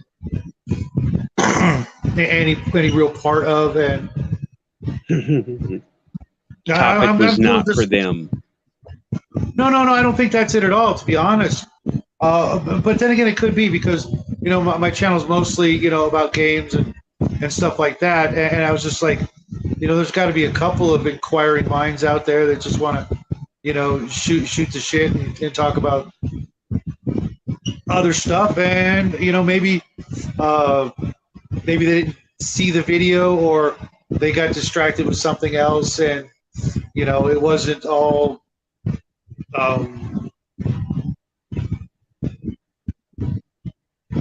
what's the word I'm looking for? What's the word I'm looking for? They were just more into just a little bit more negativity today, or something. Or, I guess. I don't know. or a little. I don't know. I just. I just don't. My blood pressure is high enough. Yeah. I just wanted to chill and relax. Even after last night with our other friend that we were on there till the wee hours of the morning, it was just it was all good as far as I could tell. The problem is I was on one stream and there were a few subtle overtures as to what the problem was, and so I thought, oh, okay, whatever. And then some people in the group who I wasn't familiar with, they were role playing, but they were doing it in a really kind of prickly kind of way. I kind of felt like maybe people were kind of beating up on some of the other players a little bit. And so I went over to another stream, which will also remain nameless, and they were bitching about the others, and I was just like, all right. You know what I mean? Like, I guess they're very... See, maybe they're running out of topics, and they ought to do like here. I'm not just two-dimensional, and I'm nothing but games. You know what I mean? Yeah. I have a lot of other interests, and that's why I was so insistent that Nathan start his own stream, because his area of expertise is something that I'm hugely interested in and have been interested in for a very long time. It's just, being where I live, you'd think here in California there'd be a lot more people like that, but no, there's, so, I want to talk about this kind of stuff. We barely scratched the surface. There's there's way more to talk about in this.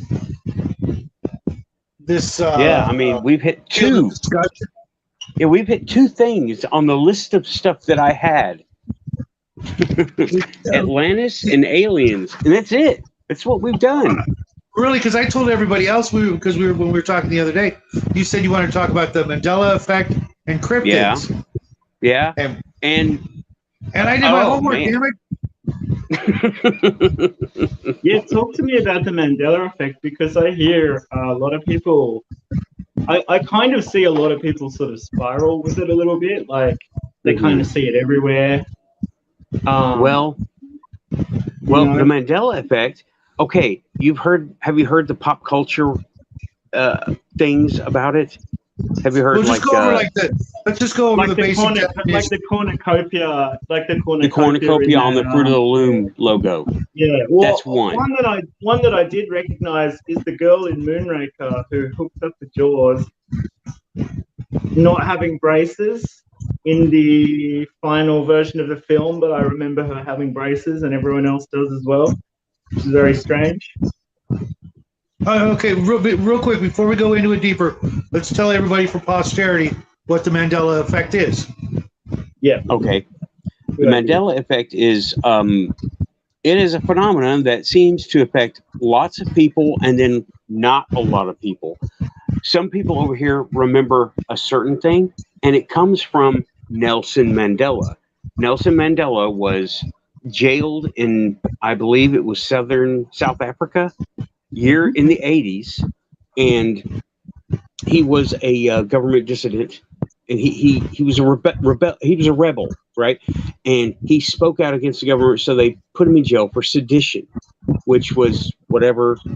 Okay, but I, among a lot of other people, thought he died shortly thereafter while he was in jail.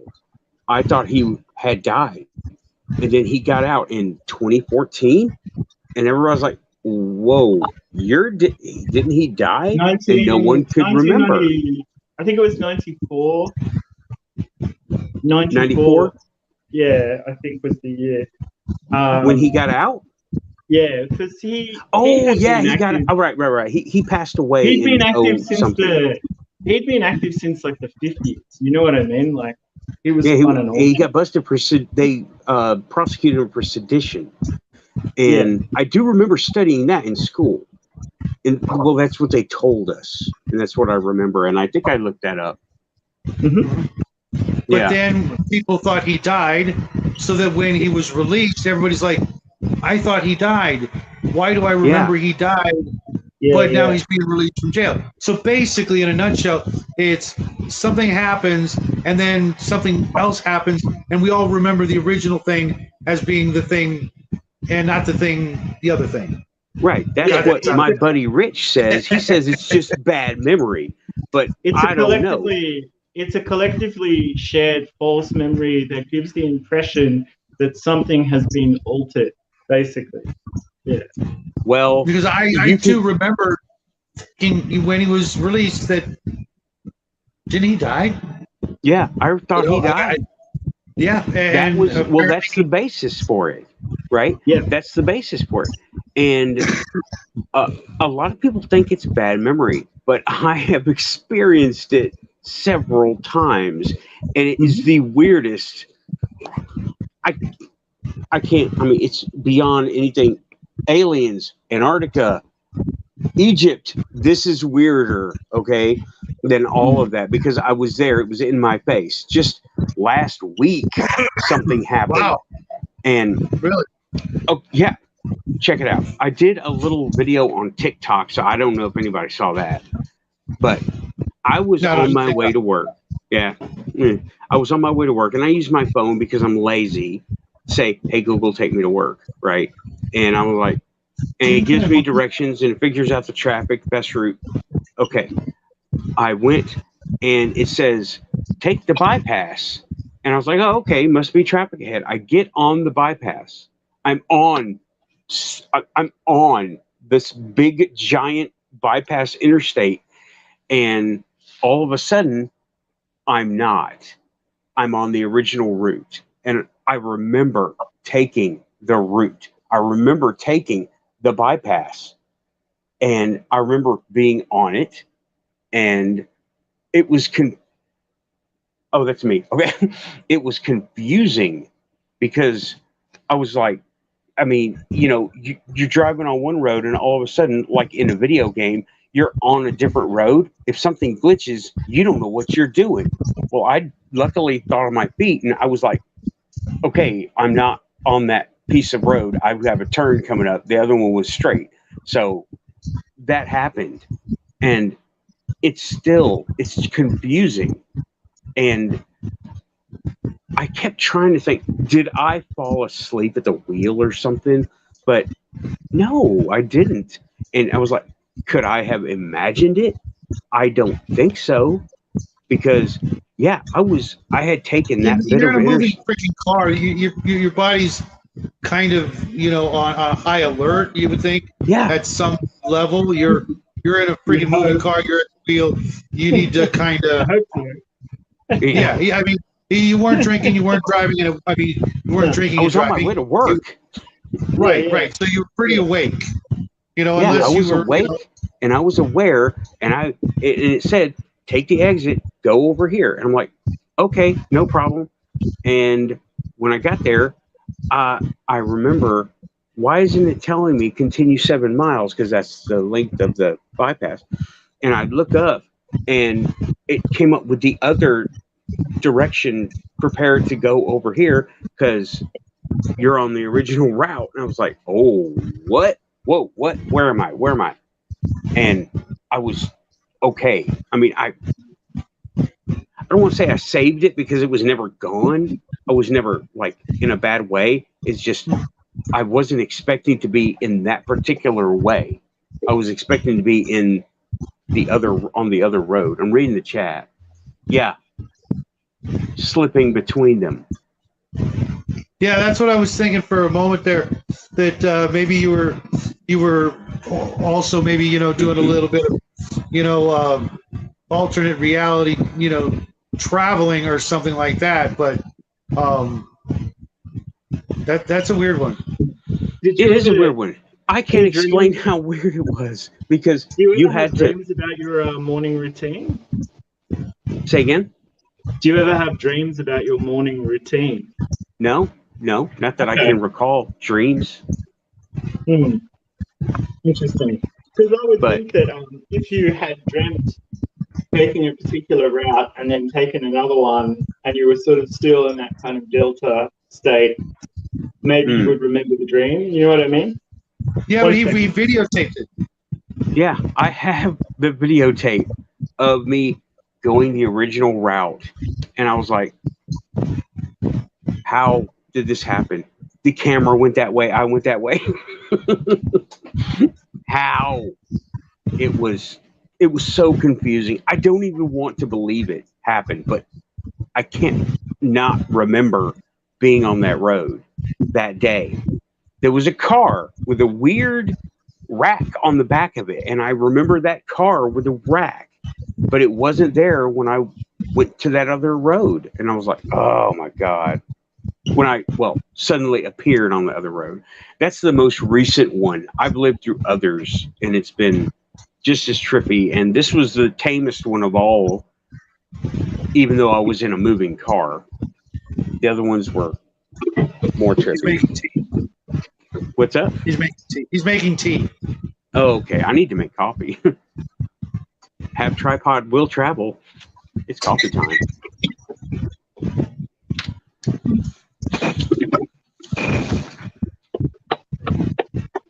See if I can get. I'm doing coffee. Beast. I'm I just ate doing a coffee. handful of. I just ate a handful of peanuts. Okay. If you see a ghost, let me know.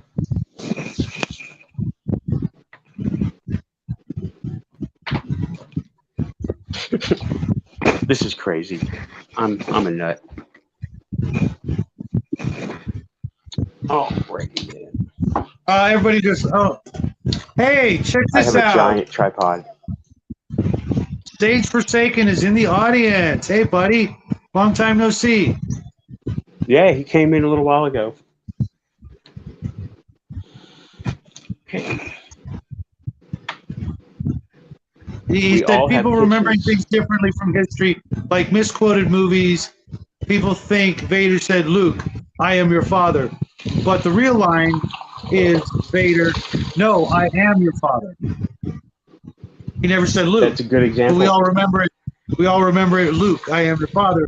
That's a good one. I don't know which camp I would be from, but my biggest Mandela effect story is this, and I have been trying to figure it out since I was 5, however old you are when you're in kindergarten. When I was in kindergarten, every morning I'd get up and I'd watch TV before school, like everybody else in the world. Well, I got to watch 2 different TV shows that didn't exist.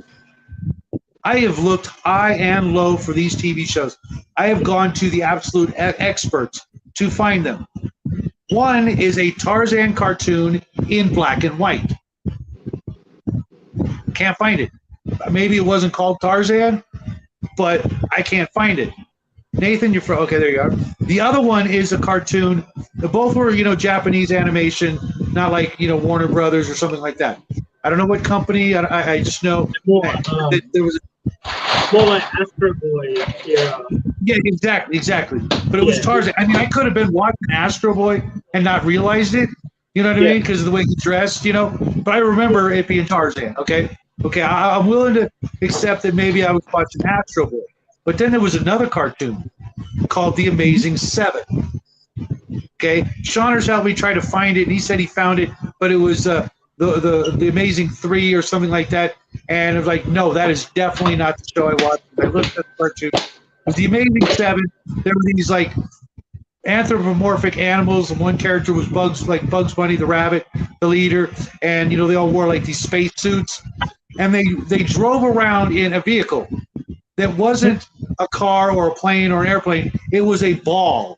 Okay, it was a big ball that rolled over the earth, but the windows stayed right where they're supposed to be, as if it was a car. Okay, and I watched this cartoon every morning because I could have watched something else, but I watched this. And then one day I went into a comic book store with a friend of mine, and I'd never been in the store before, and I found a cassette of The Amazing Seven. I didn't have enough money to buy it, so I couldn't buy it. I never got to go back to that store again. So I had the cassette in my hands. I'm like, oh my God, I remember this from when I was a tiny little kid. I want it. Couldn't buy it. Now today I have gone on to the most powerful searching device known to man, the internet. Okay, you would think something as simple as The Amazing Seven, anime, black and white, would be all the search criteria I would need. Still can't find it. I've gone to 10 different Japanese animation websites with huge libraries of things and literally written to them, hey, do you remember this show, The Amazing Seven? Nobody remembers it. Everybody thinks I'm crazy because I'm the only person who remembered it. So maybe somebody in the chat, anybody remember The Amazing Seven? I can think of a lot of songs like that I remember hearing, and just never been able to track them down. But I can certainly vouch for the fact that the internet just kind of scrubs bits of culture every year. You know what I mean, as well. But I've been actually looking for it. Like I'll look for it once a year for the past, 15, 20 years. I've looked, and nothing. Not even, you know, and I literally went through the history of animation recently, and since it's black and white, it's not that much history to go through. You know what I mean? As soon as they got to a certain year, it went color. So there's, you know, maybe a couple of hundred, you know, black and white cartoons out there. That, You know, my father was a cell painter for Hanna-Barbera for a little while. That's cool. I've got an I used anime to go, I friend I used to can go ask.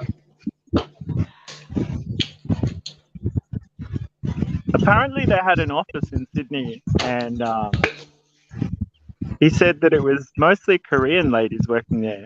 I don't know how Yeah. that works, but yeah. His house is haunted. Seriously, is your house haunted, Nathan? Very. An old house I lived in was. They're all definitely- enjoying the show too. Definitely Okay, had hold some on. stuff going Hold on. on. Sage, what can you retype that so I know exactly what the title is that you're talking about, so I can write that down. You mean a take on Seven Samurai? Because I'm not gonna stop searching until I find out. Otherwise, I'm gonna have to chalk it up to the Mandela effect, and that's just gonna be even worse. Because then I'll start looking for people, you know, in my same, you know, alternate version of Earth history that remember it. I love being able to talk like this. Does anyone in my reality remember?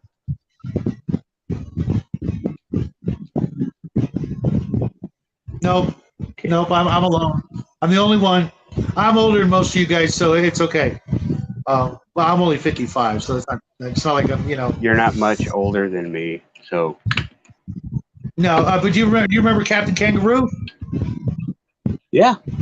Whoa, Yo, you watched? did we Captain lose him? Well, Did he go somewhere? Did he take off? well, no. I mean, back in the day, as a kid, I could have watched Captain Kangaroo, but I watched. Oh wait, I got. Mm-hmm. But I watched The Amazing Seven instead because, you know, I was more into sci-fi. 5 years old than I was into Captain Kangaroo.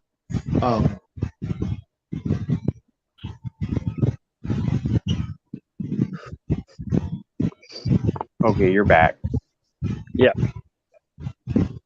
Because You I mean, changed that your cartoon, name. Yeah. Captain Kangaroo. I remember Captain Kangaroo, but I don't remember the other one. The black and white one you're talking about? I had a choice, you know, because there were 2 shows for kids on in the morning, and I chose The Amazing Seven, and before that, the black and white Tarzan. I actually got up a little bit earlier than necessary to watch it because I, you know, it was interesting. It was some sort of sci-fi cartoon where the, you know, the anthropomorphic animals would get in adventures while driving around in a ball. That, you know, because I've never seen anybody with that idea for a sci-fi vehicle. You imagine a ball, right? But the windows, the ball's rolling, but the windows don't move. Right.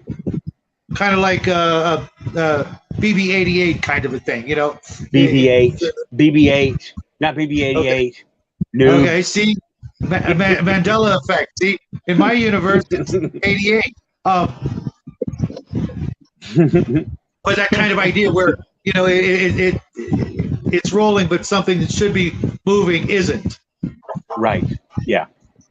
That sort of effect. And I want to use that in a game, you know, or something later on. And then someone's going to go, oh, you stole that. I'm like, how the hell do you know? It's my cartoon. Nobody else knows about it. The Magnificent Seven.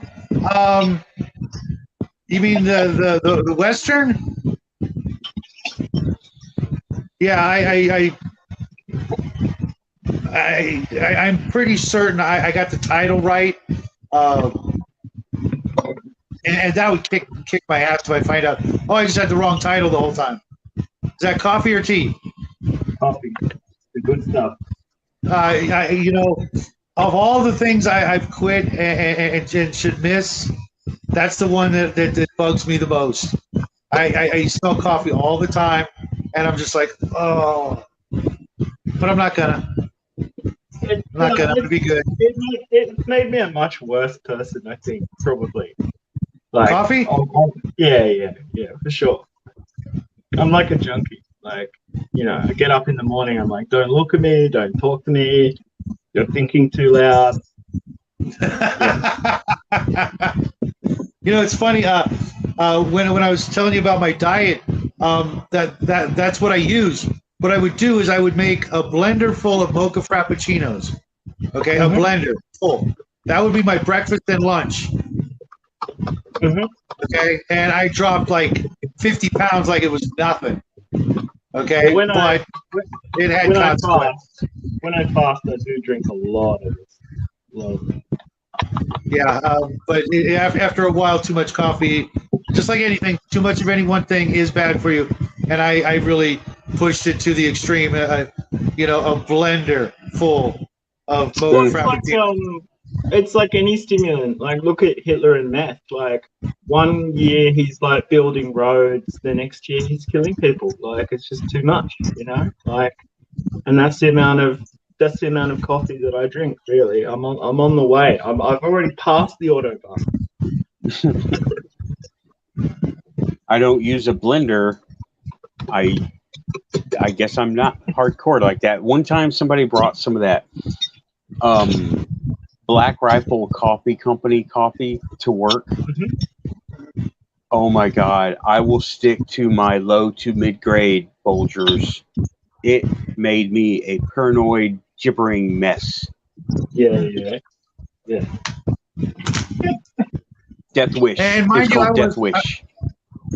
I wasn't really throwing a lot of coffee in there, but it was the equivalent of I want to go like 6 cups a day from Right. for breakfast to dinner. Yeah. Maybe only 4 or Oh. 5, but it's the recipe is pretty simple: ice, milk, coffee, instant coffee, and some chocolate powder or chocolate syrup, a little bit of milk, blend it all up until it's like a mocha frappuccino. And you know, I would just, you know, it was mostly, you know, a few extra calories. You're such a valley girl. A mocha frappuccino. Yep. Oh, I got hooked on those easies. The first time I had one, I went, wait a minute, you mean this is coffee? You mean this ice cream is coffee? Okay. Okay, I'm in. You know the movie Earth Girls Are Easy Yeah. with Jim Carrey and Jeff Goldblum. She and was Gina here. Davis? That, in my mind's eye, is like my imagination LA. With all the bright colors and like the Memphis Milano architecture and art and the old kind of deco buildings against like neon and stuff like that.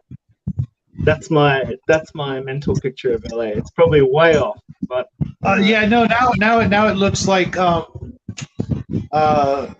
Thunderdome. Mad Max. It's just awful.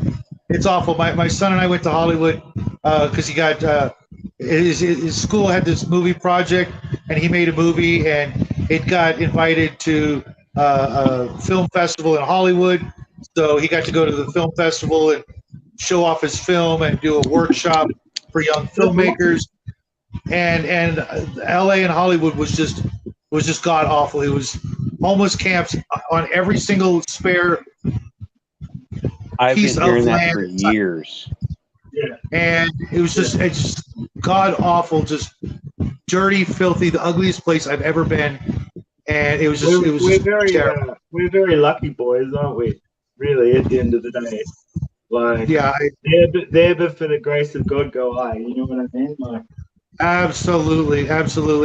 And my point is that growing up in the 80s, I was a teenager. I was going to the malls, going to dances, and all that stuff.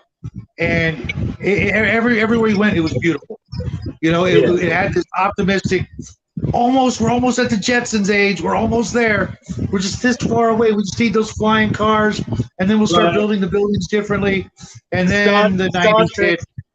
Star Trek, but if it was directed by John Hughes, you know what I mean? The music was great. you know, even though I listened to some heavy metal, the 80s music was some of the most upbeat, positive, you know, mindless, you know, beboppy music in a lot of ways. But at the same time, you know, it had some great music, you know. Well, I know some people lyric. don't like dark. I know some people don't like dark music, or they think it's maybe channeling bad stuff. But I think sometimes like a minor key is a good catharsis. But I certainly think that like that's when popular music peaked. You know what I mean? Like definitely, yeah. Especially when you think about, you know, the sort of grunge era that we went through in the 90s. Oh, It was like the exact. It was so drab and boring, and like when I was a little kid, I was growing up with that, and I wasn't that interested in music because it just seemed like a bunch of, like, to my mind, it was like, even in my little kid mind, I was like, these kids are middle class suburban kids basically complaining about not having a reliable dealer. Like, this is not interesting to me. You know what I mean? Like, I want like the Human League, like playing in a UFO, like kind of thing. Like, Haircut 100, Flock of Yeah. Seagulls, Devo. Anything's possible in that great big bright future of ours. And then when they hit us with grunge, yeah. It's like that was the great reset for music. You know what I mean? Like, yeah.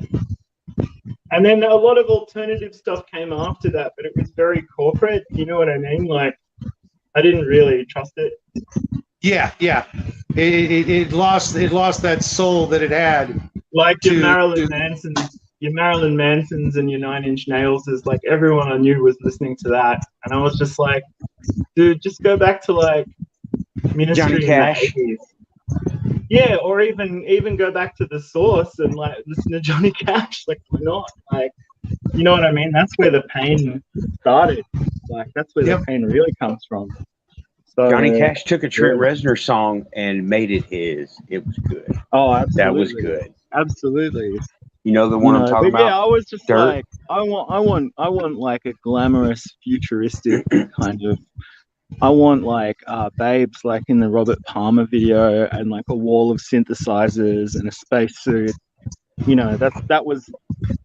I was really into that kind of new wave kind of music for a long time. Definitely. Yeah, actually, if you were to take like a lot of the clothes from like the 60s and 70s and throw them into with that 80s music, it would have been an even better fit, you know, because they had kind of a more of a, you know, the go-go boots and etc. That sort of look would have went better with it. A lot of those groups were more like power pop groups than rock bands. You know what I mean? Like, so it would have worked. I mean, you did have a bit of a 60s revival in the 80s, like with psychedelia coming back and like mod coming back and, you know, Scar and stuff coming back. But yeah, I get what you mean. Like, you know, it just looks like when I was a goth, I definitely tried to look like that a couple of times, and I just felt a bit puffy. So, you know, like I was just like, maybe I'm too much of a quarterback to, you know, too much of a linebacker to kind of pull this off, you know. But I played in a lot of bands that you know, like I played synthesizer in a couple of different bands and stuff, and DJ'd a lot. So yeah, music is definitely a big thing for me. Definitely. Yeah, I was actually in quite a few heavy metal or hard rock bands back in the 80s. So for me, it was like I was like caught between those two worlds. That whole metal right before it was killed off by corporate society. This is too violent. Let's make rap instead. Yeah, I don't know if you noticed that. It was like, well, you notice that black music just goes from being aspirational and beautiful to negative and materialistic, like very quickly. Like, it's almost like they were doing too well for themselves and they had to shut it down, you know, like that could be said about the drug culture was injected by the CIA. Mm. They did it. They sabotaged all of absolutely. society. Absolutely. Yeah, It happened to my parents. that's no joke. It happened to my parents. They went through the same thing, a whole flower power. You know, they'd just smoke a little pot. Maybe they'd like share a tab of acid once in a blue moon. And then the drugs around them got harder and harder. And the situations of finding themselves in are more and more oblique and dangerous and threatening. And you And ugly. realize, like, someone's making this happen. Someone's profiting from this, you know, like. CIA did it. So, well, originally, absolutely. originally, because they said it was just like a fun festival when it started out for the first couple of weeks, and then all of a sudden this criminal element just showed up and started exploiting it. Like, you know, it wasn't a process that just happened. You know, they were definitely using it as a kind of testing ground. Yep. Yep. It's pretty ugly. It was pretty ugly. Which is why Shingoji brings up the MK Ultra project, that it's being still implemented just in a different way. You get it every time you switch on the TV. Like, they've refined it. You know what I mean? It doesn't even have to be like back then. They had these barbaric kind of, you know, quasi-lobotomy processes where they just get drifters and people that they didn't think had any intrinsic value, which is utterly, now you it's know, wider satanic. society. You know what I mean? Like, utterly satanic to just kind of say, well, this person slipped through the cracks, so let's, you know, abuse them even more. And yeah, because no one's going to miss them or care. And until the body actually hits the morgue, they run the fingerprints, and then they find out whose child it was, and then you find out that family's been looking for them for years or months or whatever, and now they're devastated because now they know the ugly truth, and you know they get also told a whole bunch of things, you know, misleading facts. Oh well, you know, your son, your daughter was you know doing this and doing that and blah blah blah, and they paint a picture of, you know, that they became, you know, they went off the rails and they hoard themselves out, you know, and it's not true, you know. And it's like, you actually analyze the situation. It's like, no, you traumatized them and broke their will, like, and created a dependency that you know, was Faustian, you know. Yeah, so, they did it. Yeah. It was done. It's being done by the elites. Yep. Like I said, we all stand up. Their little game of Monopoly just falls right the hell over. Yeah. They think it's only in Hollywood or only in certain areas. No, it's everywhere. I see it here in Tennessee too. And there's not really much I can do about it but call them out as I see them. And I don't know if it's having an effect or not, but we shall see. Well, there's, I mean, you know, right now. Sorry, go ahead. There's 10 other people. There's 10 other people in the world right now that are hearing your words that wouldn't otherwise hear your words. Our lovely friends in the chat, and the two of us, Wildebeest and myself, and you, Nathan. That's you know, it's something they never expected. You know, the bad guys hate when this kind of thing happens. When people get together especially when we kind of just couch it in the terms of like fireside storytelling. You know what I mean? Because I think it is important. I want to stress, Nathan, particularly now that you're kind of stretching your wings a bit, is as someone who has a family chock full of beds, it's always good to maintain a little bit of distance from what you're putting out there for sure. But I think we're good. I think we're probably okay. You know, there's just a lot of you notice how that the currency of the accusation of some of these abuses has been worn out a bit, because in regular everyday politics it gets thrown around as an accusation so loosely now. But there are, in Australia, I think it's something like 55 children go missing a week. You know? I know it's actually here in the States, in the United States, it's close to between 1 and 3 million a year. Yeah. Yeah, it's crazy. Yeah. Way up there. It's crazy. Way up there. You know, it is a real issue. Like, it is a real issue. And you know what? Go ahead. No. I'm fine. I'm good. That's a lot of people. If you were to put them all in one area at one time, you would absolutely be stunned and absolutely stunned how big a number of people that is. You know, that's almost 1% of the country every year here in the United States. I'm just waiting for the Washington Post headline to drop, like, yes, so and so traffic children, and here's why that's a good thing. Yeah, that would not at this point in time. That would not surprise me at all. That's why this is a good thing, and we're doing it for you. No, I do need that stage. I just didn't want to interrupt. I just saw what you said. I saw a little bit of it.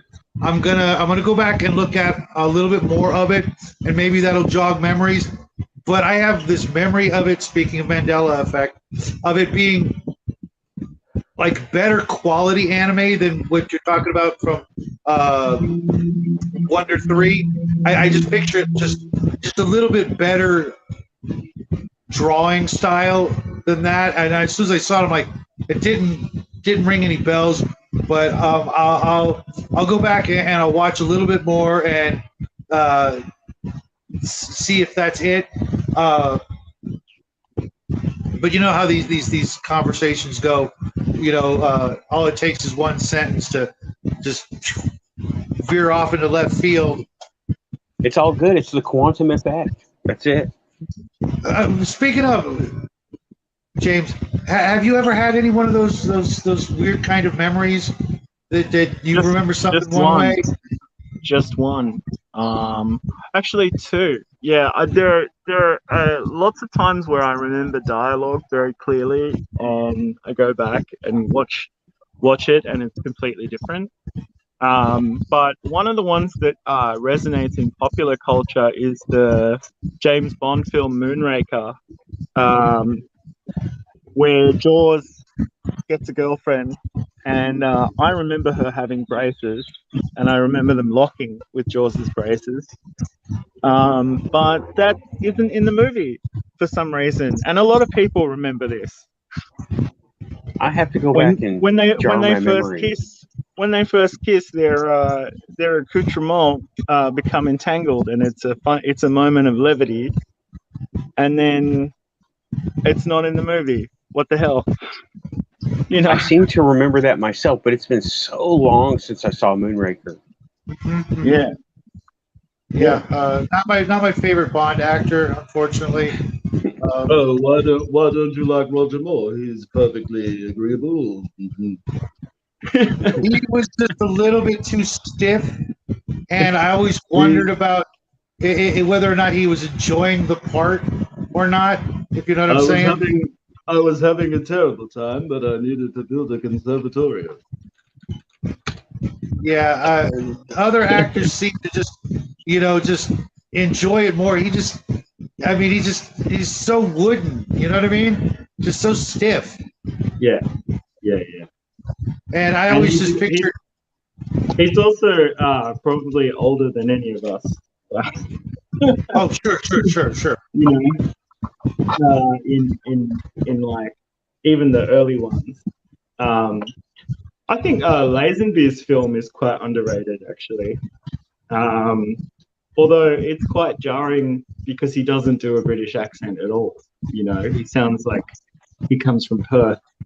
So, you know, other than that, it seems to be the most Bond-like Bond film, the one that's closest to the book. You know, which one? Moonraker? No, the George Lazenby film. Oh, Thunderball. The name of it. Yeah, Thunderball, right? No, not. Oh, maybe. Actually, I don't know. Someone with Google Foo will have to look it up because I'm gluing a head on. Okay. I'm just going to throw this out there. My favorite Bond actor was always Brosnan, Pierce Brosnan. The guy, Okay. I remember watching Remington Steele and going, "This guy's meant to be Bond," you know, and they Right, wouldn't let him okay. for so long. For so long, he tried and tried and tried to be Bond, and they just had this thing where they wouldn't let him be it, and everybody knew he would do a great job, and then he did it, and he did a phenomenal job. GoldenEye was just absolutely the beginning of GoldenEye. I think that's the one where he ends up driving off in a tank. Yeah. I mean, come on, you don't get more Bond than that. You know what I mean? It's a very fun film. I was obsessed with the computer game at the time. Like, I was really into it. Yeah, a lot of my friends used to play that game too. Yeah. Okay, Joseph, I will. Well, both of you guys have browbeat me. I will go give it another chance and see if it's the cartoon I remember, and maybe it wasn't a. It was just my imagination was better or something, but I don't think that was it, man. I really don't. But I'll try because it's out there on YouTube. And What was that X-Files spin-off series where the boys in the lab had their own like little nerdathon? The Lone Gunman? The Lone Gunman? Yeah. That was that. I remember that being quite good fun. yeah, I liked it because they were just such a kind of a mismatched group of people. You know what I mean? Yeah. They were doing what they were doing, but at the same time, it was perfect. And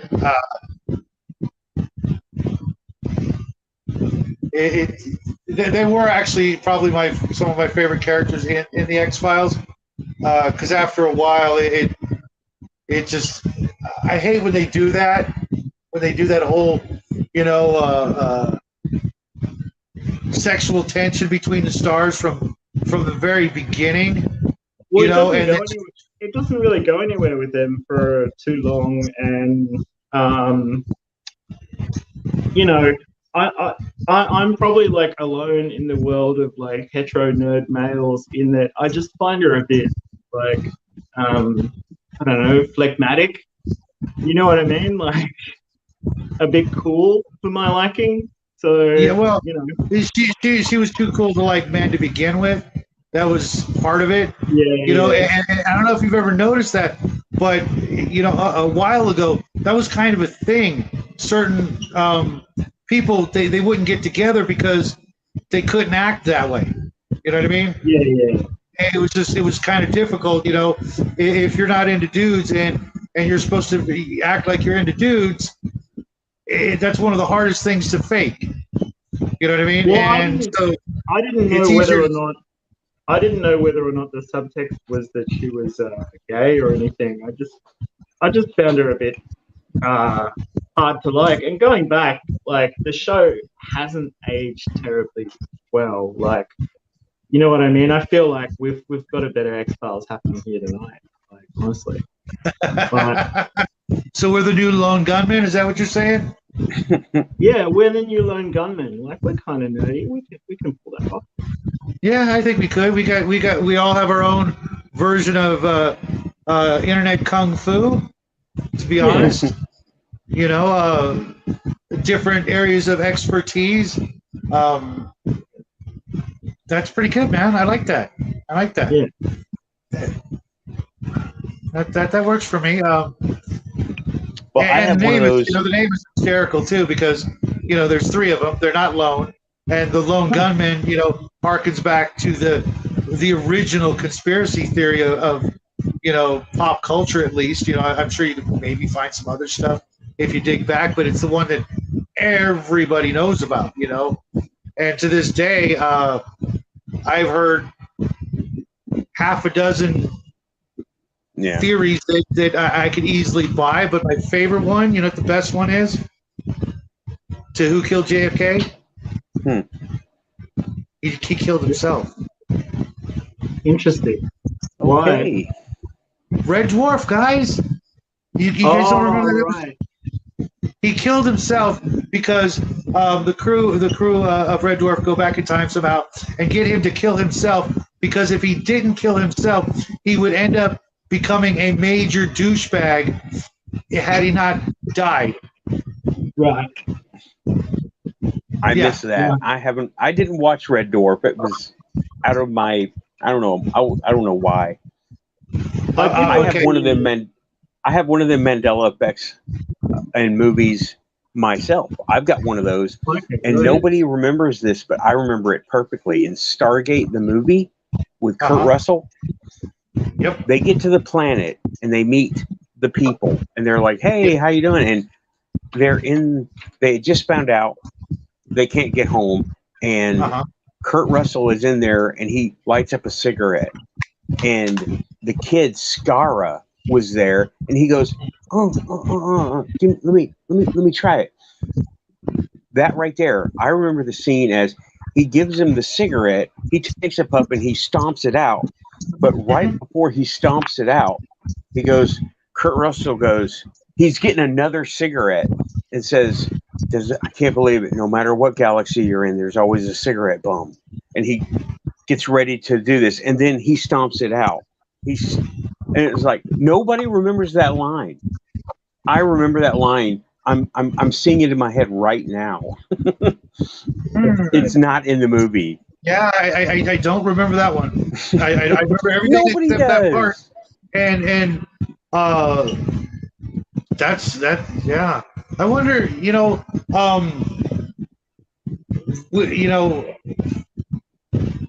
Do you have it on DVD or anything like that? Well, I own the movie on DVD, and it's not in there. It's not in there. Yeah. I am halfway thinking maybe I made it up, thinking I was putting my own line in there, possibly. But I remember. Yeah, I mean, we have to address that. The Occam's razor could be the simplest explanation. Whether it be the Amazing Seven or Luke or any of these things that we did just remember it wrong, or we were cleverer than the originators and put something else into it because That while it would've- was good, yeah, that it would wasn't have made good it enough better. for our imaginations. But when there's other people who don't know this conversation's coming, and then it shows up and they're like, wow, you're right. I mean, because like the original, the Nelson Mandela, I remember the whole thinking that, wait a minute, didn't he die? And why would I think that? You know what I mean? Why? Because you guys know I'm not a history guy, and back then I was the most apolitical person you could ever imagine. I hated every aspect of the government, from the ground up. I was in a metal band. How could I not? You know what I mean? I didn't care. You know what I mean? This doesn't matter. There's only three things that matter: sex, drugs, and rock and roll. And then I'm like, didn't that guy die? What the hell? You know what I mean? Why do I even? Why is that weird? Why am I thinking? It should have just been that. It should have just been okay. They released this guy. Okay, he was a rebel, and they're releasing him.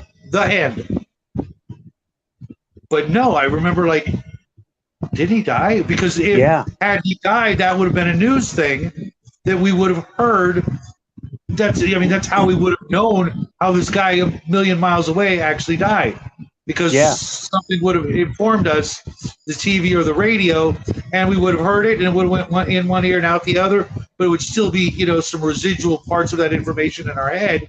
But then to have that happen and us, why would we care? You know what I mean? No offense to Nelson Mandela or anything, but most average people who aren't right there in the thick of it, it's just another little bit of piece of information, coming to us during our, nightly news at 5 o'clock, whatever. Trivia. And most people, like myself at the time, for different reasons, just didn't give a shit about most of the stuff that we were hearing on the news.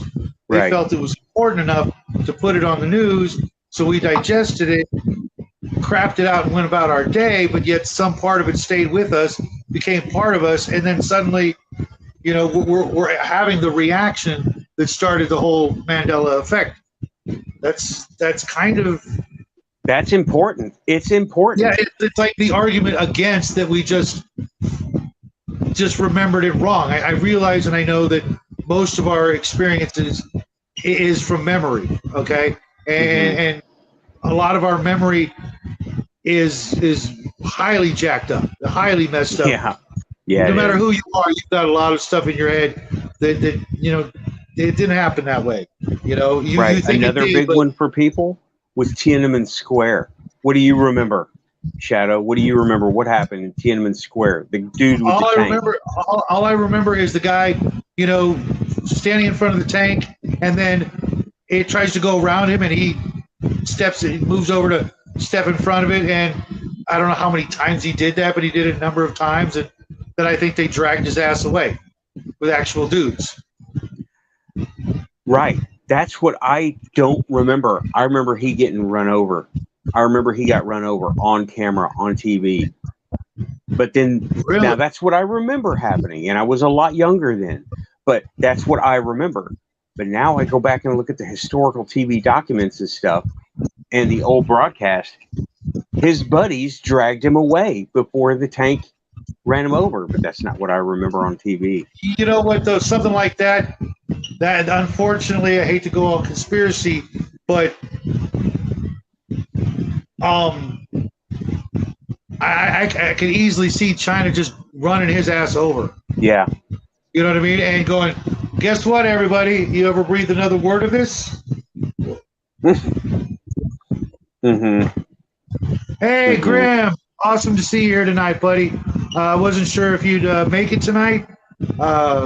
Really glad to see you. Grim's a close personal friend of mine that I've never met in person. But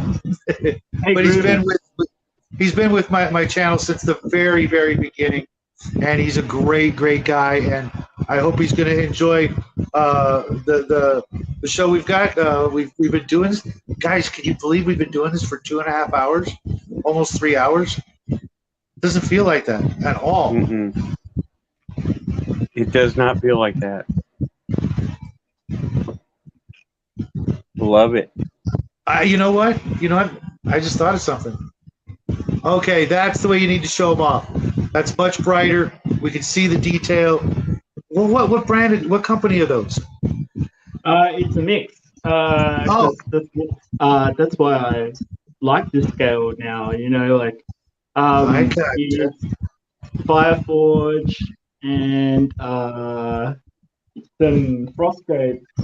Nice. Oh, see, you know that never freaking occurred to me. Yeah, no, I bashed them all together now. Like, it's great. That's genius. You know, because Nathan does the same thing with his hobby.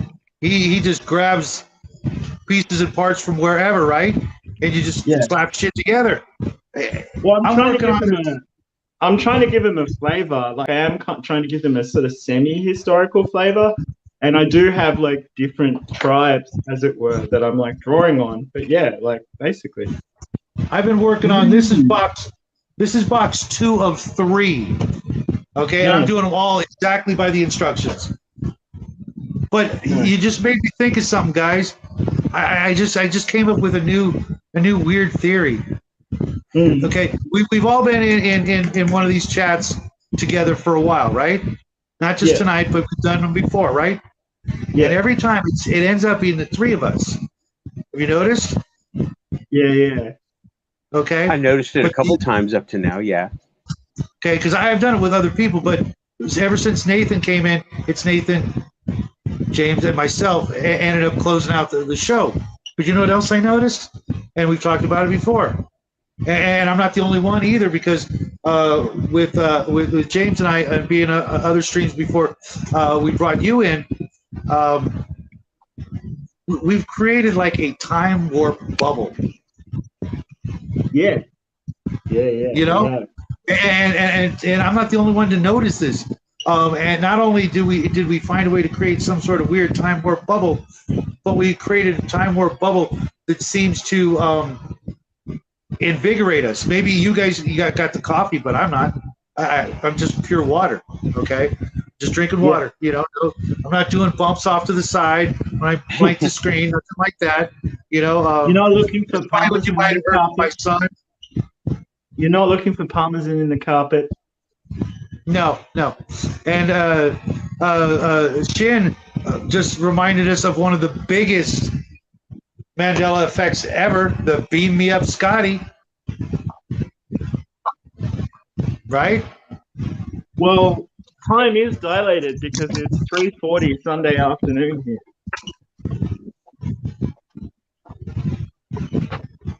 You know what I mean? So I don't know what time it is there, but it's like we are a day in the future. You know? It's only 10:41 here, my time. That's nothing. 12:40 Yeah. where I'm at. Yeah. So we are kind of messing with the time stream. Yeah, that's a good point. That's a really good point. It doesn't know what to do, so it kind of goes haywire. Yeah. We've built a kind of wormhole.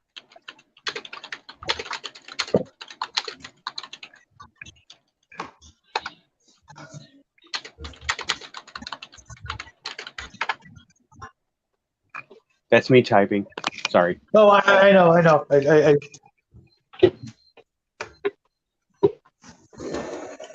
How long you been out here, buddy? Oh, that's what. It's like I saw my dog in the backyard, and he's like wanting to come inside, and I'm like, "Why are you out there, you poor guy?" It's weird because he can open up the back door from inside the house, but he can't figure the other way back in. Right. And there's nothing different. It's a glass door, you know, but he paws on it and can get it open from in the house to go outside because I guess he's, you know, I don't know, but he can't figure the other way back in. Silly dog.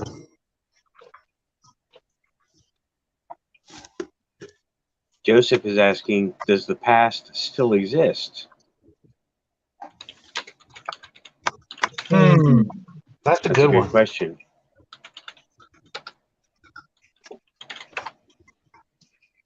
You should. I want to ask in you know like in some other fashion besides memory, or like it's still happening right now. We've just moved on. Well, there are some quantum theories that the math says it. If you're able to withstand that kind of math, okay, that the past and the present, that all of it's happening at one time right now, Right. and that you can see it, and the math does stand up, but you got to really know math. You got to really love math for it to work. I mean, Not doesn't- my strong point. mine neither. I mean, I take it from the math people. I'll believe them. You know, a lot of my theories about the paranormal, like people seeing ghosts and that sort of thing, are around time distorting and certain events leaving more of an impression on the timeline than others. I think sometimes when people are experiencing paranormal phenomena, they're not necessarily doing it from the netherworld, but another point in time. I don't know if you've ever seen the movie The Man Who Fell to Earth. Yeah. Yes. Yeah, when he's riding around the country with his girlfriend and he's looking out and he can see the old pioneers and settlers, and she's like, "What's wrong?" You know, that kind of thing. Mm-hmm. I tend to go a completely different direction than that, but You think it's more spiritual phenomena? Because I think that that's possible. I think that's possible too. But I also think that there's a lot about the nature of the physical world that you know, doesn't put set limits on everything happening concurrently. no, yeah, definitely. On some level, I definitely- on some level, you know what I mean? Like, Well, I like, for example, like God, I'm pretty sure he's like able to see every little second as like he's on a piece of graph paper, and all the Sure. other seconds are just you know right there, all on the same sheet. If that Hmm. makes any sense. But for us, we've got to experience them in the weird way that we do, which is in a linear fashion. But Yeah. with ghosts, I'm like I'm torn. I mean, I can see it being like a leftover footprint, some Yeah. sort of Like the leftover impression. the question I ask is like, is every sighting a spiritual phenomena, or are some sightings a physics phenomena? You know what I mean? Like, Exactly, exactly. yeah. Like it, I hate to be ugly, but like those nuclear shadows from Hiroshima, it's something Yeah. happened, and this is what you get. Yeah. Yeah. Sorry, this is gonna be Well, noisy. that's cool. In quantum reality, they both exist. They're both that. They are spiritual and they are physical. Hmm. So, yes, I hate to say it, but don't. That's quantum.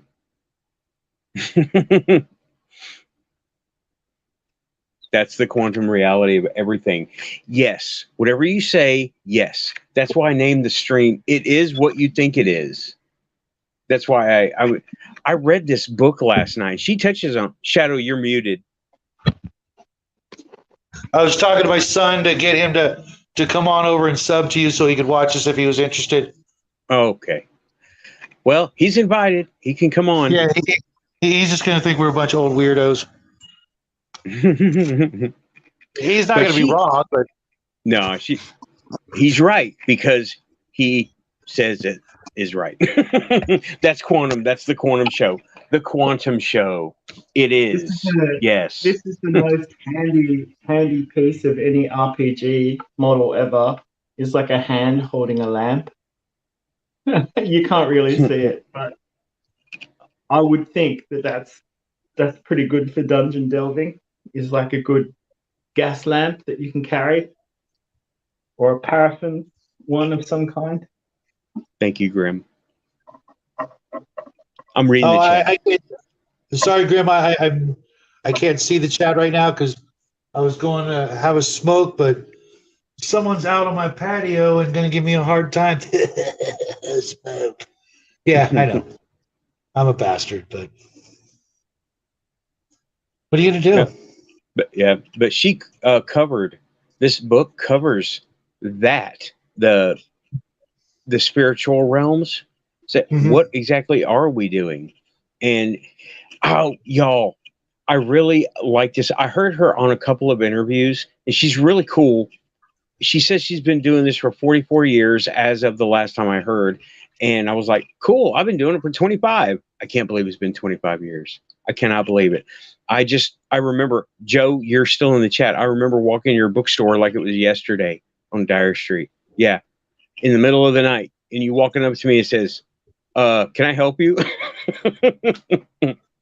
That's awesome, though, isn't it? Yeah. And here he is in the quantum show across That's- time and space. That's pretty cool, dude. But yeah. Another thing about this book, I do want to cover the book at a little bit of it. She talks about the Force. Said some people liken it to Star Wars, the Force. You're not going to be a Jedi Knight with a noisy, monkey chattery mind. And I'm like, yep, you're right. You're totally right. Times of quiet and that we can focus and move out. Really is a good book. If you get a chance to get to read it, read it. It's easy read. I read it in 2 hours. Put it in a pinned comment. Will do. Oh, pinned comment. I can do that. Huh.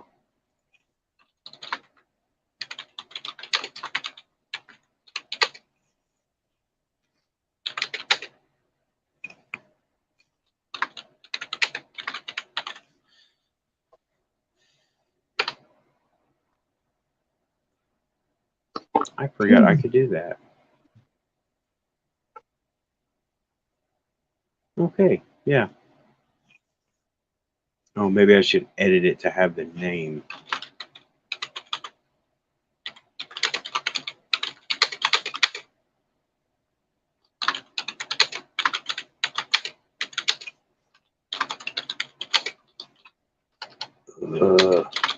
I'm trying to type quietly and I'm mistyping it. Type away. It's your stream. Yeah.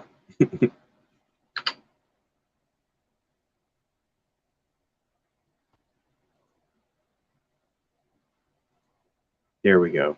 It's up That's there. exactly what I was going to say. It's your show, man. You want Oh, we have more.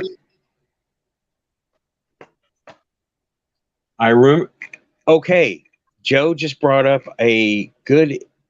I have a witness. I have a witness to something happening. Joe's in the chat. Here's what happened.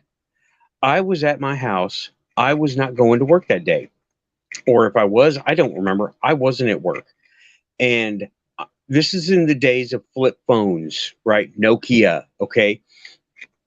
Yeah, I'm telling the story. If you remember something different, Joe, pop it in the chat.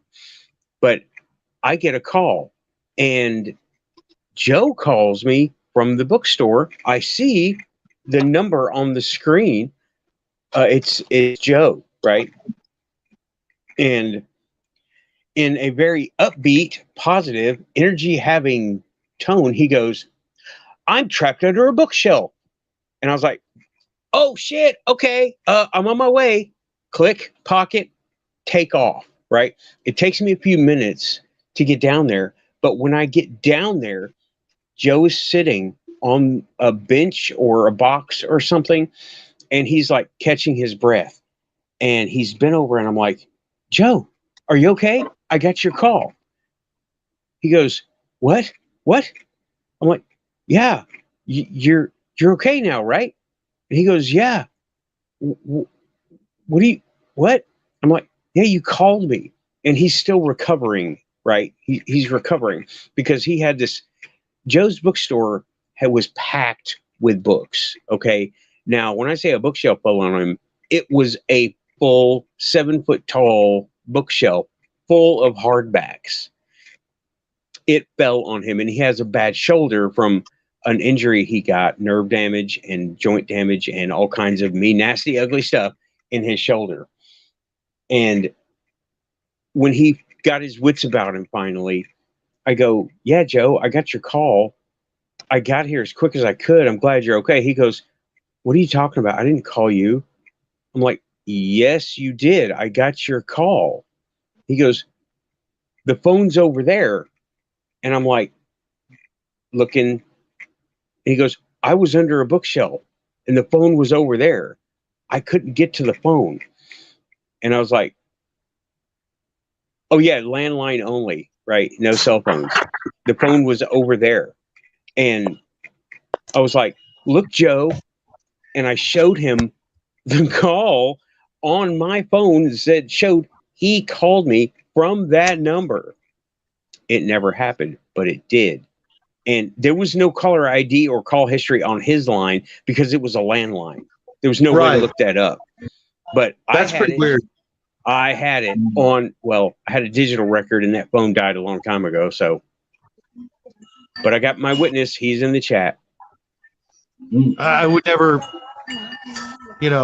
think otherwise. You don't need to. Oh, I'm not defending myself. I don't care if you believe me or not. No. I mean, witness. Don't ever feel like you have to like that because, we're here to talk crazy shit, and if we're gonna start calling each other out, this ain't gonna go very well. Oh no, I mean, if someone feels the need to call someone out, be prepared for a debate with logic, reason, and evidence. And I have a witness. Mic drop. So if anybody wants to call anybody out, feel free. We're going to talk about it. It's all good. Because that's one of those things that nothing's coming to mind, but it sounds perfectly possible. You know what I mean? It's not like super weird. I mean, it is weird, Okay, it technically could be incredibly weird, bordering on psychic powers or something like that, telekinesis or some other Yeah. weird thing. But I don't think it's going to be the weirdest thing we're going to talk about. Oh no. That's just personal experiences. The weirdest things. That's one thing that happened. That's just one of a lifetime. 3 lifetimes right here in this chat room or in this YouTube video. 3 lifetimes of weird shit yet to be explored. And-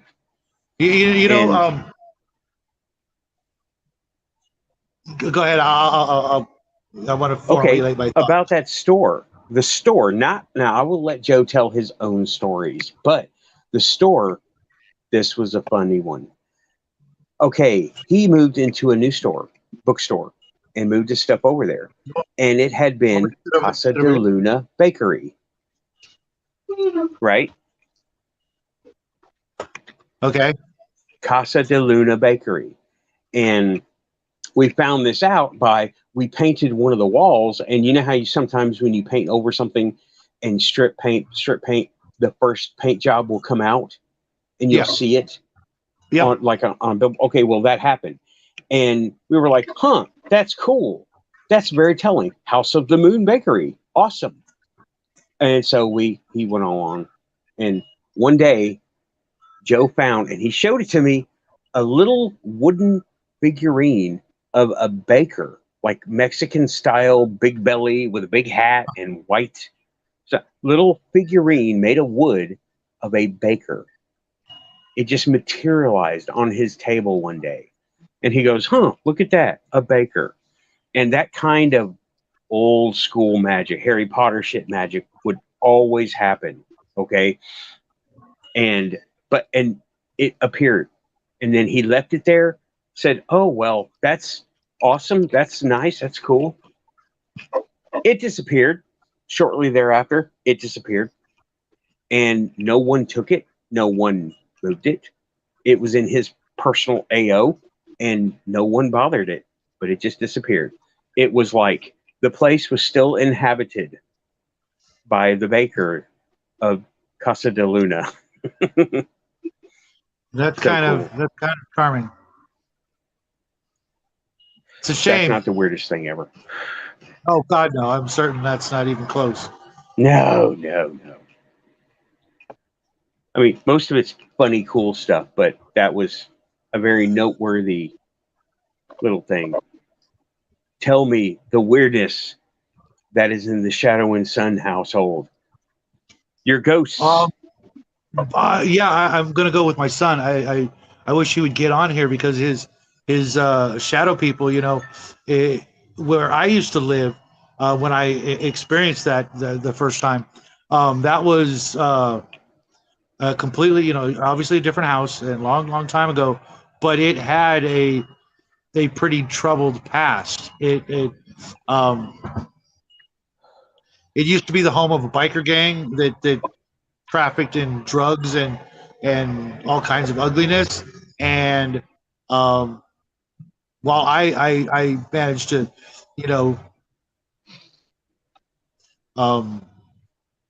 get out of that house unscathed, so to speak, my little brother got into the drug trade and is now doing 400 years in Montana State. Yeah, you mentioned something happened. And both my parents had, they had polio, so their health was never going to be great. And they were both in wheelchairs and stuff. But shortly after we moved in there, their health just took a freaking nosedive. My dad was on life support, all but I think 2 years of living in that place, and he was pretty young. He passed away at 44, which is pretty young. But his health was absolutely just devastated, and my mom, her mental health went just freaking bananas. She spent a good portion of my childhood in special places for people like that, and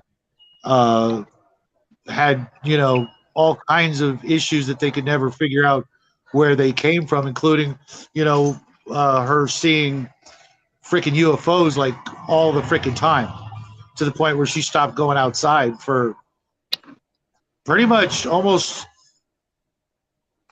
by sheer necessity would she leave the house, like once a week to go grocery shopping and things like that. One time she was in her wheelchair sitting a couple of houses away from our house and was pointing up at UFOs that nobody else saw and literally fell backwards, which is kind of a hard thing to do in a wheelchair. It's not actually easy, especially They're designed to not do that specifically.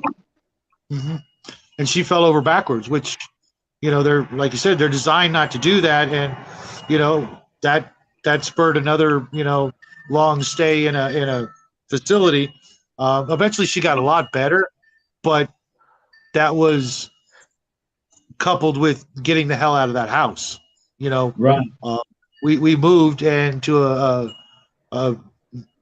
better, nicer place, and she started to get better. Unfortunately, my dad didn't, but she lived another 20 plus years after that, and when we got out of there, while I saw things, UFOs and things like that, for her, she was good, so whether it was a like haunting issue or, they've been tracking my family kind of thing you hear about, I don't know, but then, we moved into this place with my son, and now he's, seen as a child a couple of, like grays or whatever, and a couple of shadow people, and I'm like, what the hell, it's.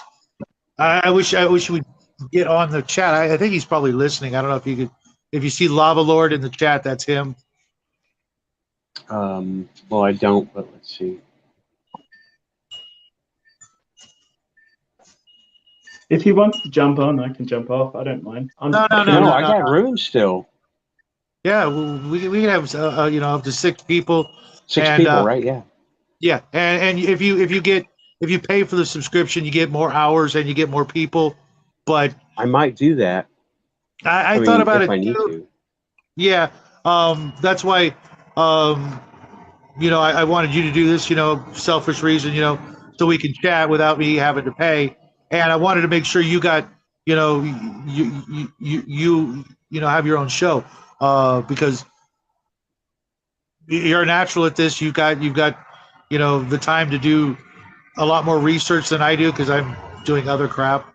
And don't get me wrong, I've been doing more thanks to you, and started watching old Art Bell and things like that. And one thing I was really digging on that he did was having people, call in. You know what I mean? I think other shows may do the same thing, but we don't have to use the freaking telephone anymore, and we can have people come in and quickly tell a story, and then pop back out, because or stay. It's all good. If they got more stories, then I want to hear them, because Yeah. not only is it interesting as hell, but it makes people like me feel less crazy for having spent the time researching this stuff. I remember, I don't know if you've paid any attention to like famous people who've had these kinds of experiences, who've ever talked about it. There's one person who I got to read these weird books. My mom and I have always been huge fans of books, and my father too. But she used to have a lady who worked at the library who would bring her books, because she wasn't going to the library. Okay, and I asked the lady, I forget her name. I wish I could remember her name. It's just really nice to do that for us, and she was really good about it, because she asked me, are there any books you want? I'm like, hell yeah, UFO books. Bring me all the UFO books you can find. And she brought me these strange little books. They were tiny little hardback. I think they were hardback. They might have been, kind of printed like Bibles, with a kind of a thin cover, but nice, but not just the, some of the other kinds of covers. They were kind of like leatherette feeling on the outside, but they're really small. And I remember reading about Uri Geller. You guys remember him? Yeah. Yeah, I remember Yuri. The spoon bender. He's still around. Yeah, Really? he's still going. Really, I'm gonna have Yeah. to go find his website and ask him about this. I don't know if it's still, if he still talks about it or ever really talked about it. But in this one book, and it was a series of books, but in one section it talked about him and how he was doing spoon bending and all these other psychic sort of Tonight Show sort of performances where he would do his things but in the book it talked about how he had like extensive alien UFO sort of contact, an experiencer or whatever you want to call it. He like had contact with aliens, and that's where he got his stuff. That's where he got his abilities. And apparently, I guess they stopped doing that. The aliens went, oh, we can't do that experiment anymore. Look what happens. Because none of the other people I've ever read about had anything like that whatsoever. They never had any, abilities or, for the most part, it just brought them nothing but misery from Betty and Barney Hill, Travis Walton, all the way up to, what was the other author's name? Whitley Strieber. Oh, yeah. All I kinds of bad news for them. Yeah, I kind of have a hard time with Whitley Strieber, thinking he's kind of like maybe full of shit and just doing it for because he's a writer, and his other books didn't do very well, and then he writes about this, and suddenly he's top of the charts for writing those books. Right. I'm quite skeptical about Bob Lazar myself. I have Really? no doubts about. Yeah. I don't buy him. I think he's a bad actor. Like I'll go that Really? far. Yeah. He kind of pissed me off actually because of his whole shtick and the guy who's like promoting him now. It just comes off as a big money making exercise. You mean the first guy who brought him on TV, or the new guy? The new guy. I call him Mr. Headaches because every time he gets asked a pressing question, he gets a headache. Like, yeah, that guy I definitely don't trust. The guy who's got the big beard, right? Yeah. He's always on Rogan's show. Yeah, well, that's always an indicator of controlled opposition, isn't it? Like, right. Well, what about the original guy, though? He always struck me. Is there a bigger asset? Well, is there a shorter asset than Joe? Right. I can't remember the original news guy who brought Bob Lazar to the forefront. Well, his earlier accounts are just so much more credible than what is being peddled now. You know what I mean? Like they were much more compelling. Whereas I just think he's being encouraged to fill in gaps that he can't fill in, whether authentically or inauthentically. I mean, some of the stuff about how the authorities dealt with him are quite interesting. Like, there is room for doubt. It's just when they interview him directly, he always kind of, has the vapors and can't answer. Bob Lazar himself or the other guy?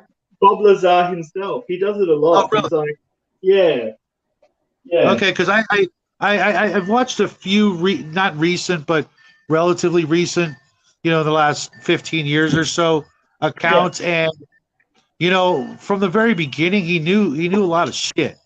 He knew a lot of technology and science, etc.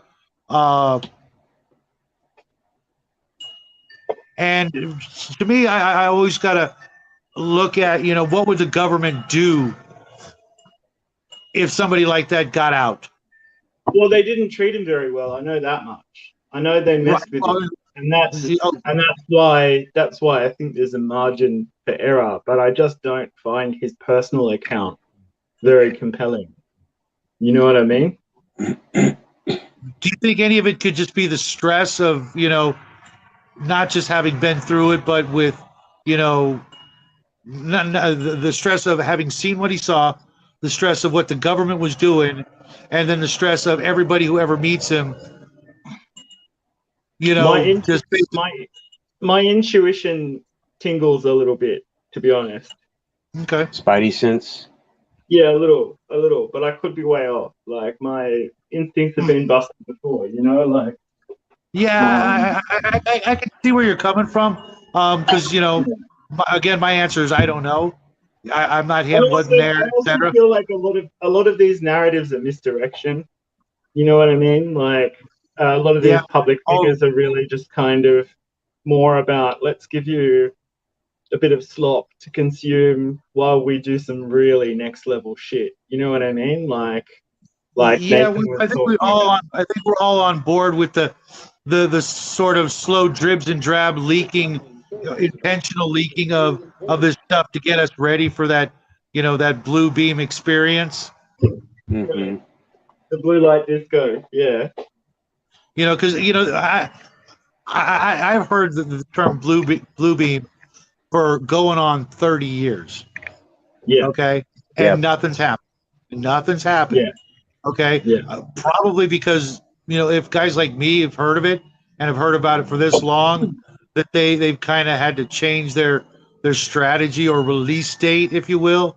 Well, Waiting for it's just like the Georgia Guidestones. It's like what an amazing piece of theater for public consumption. You know, like yeah, that's you know what that is, right, yeah. Nathan? The Georgia Guidestones? Guidestones. Oh yeah, I'm familiar with them. Yeah. Okay, you know they just blew up, right?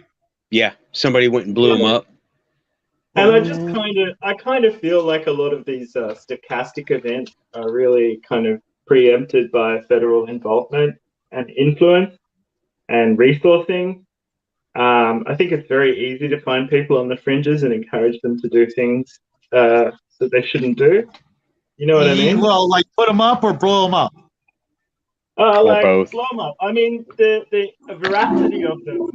veracity of them is not in question. Like we know who's behind them and all of that.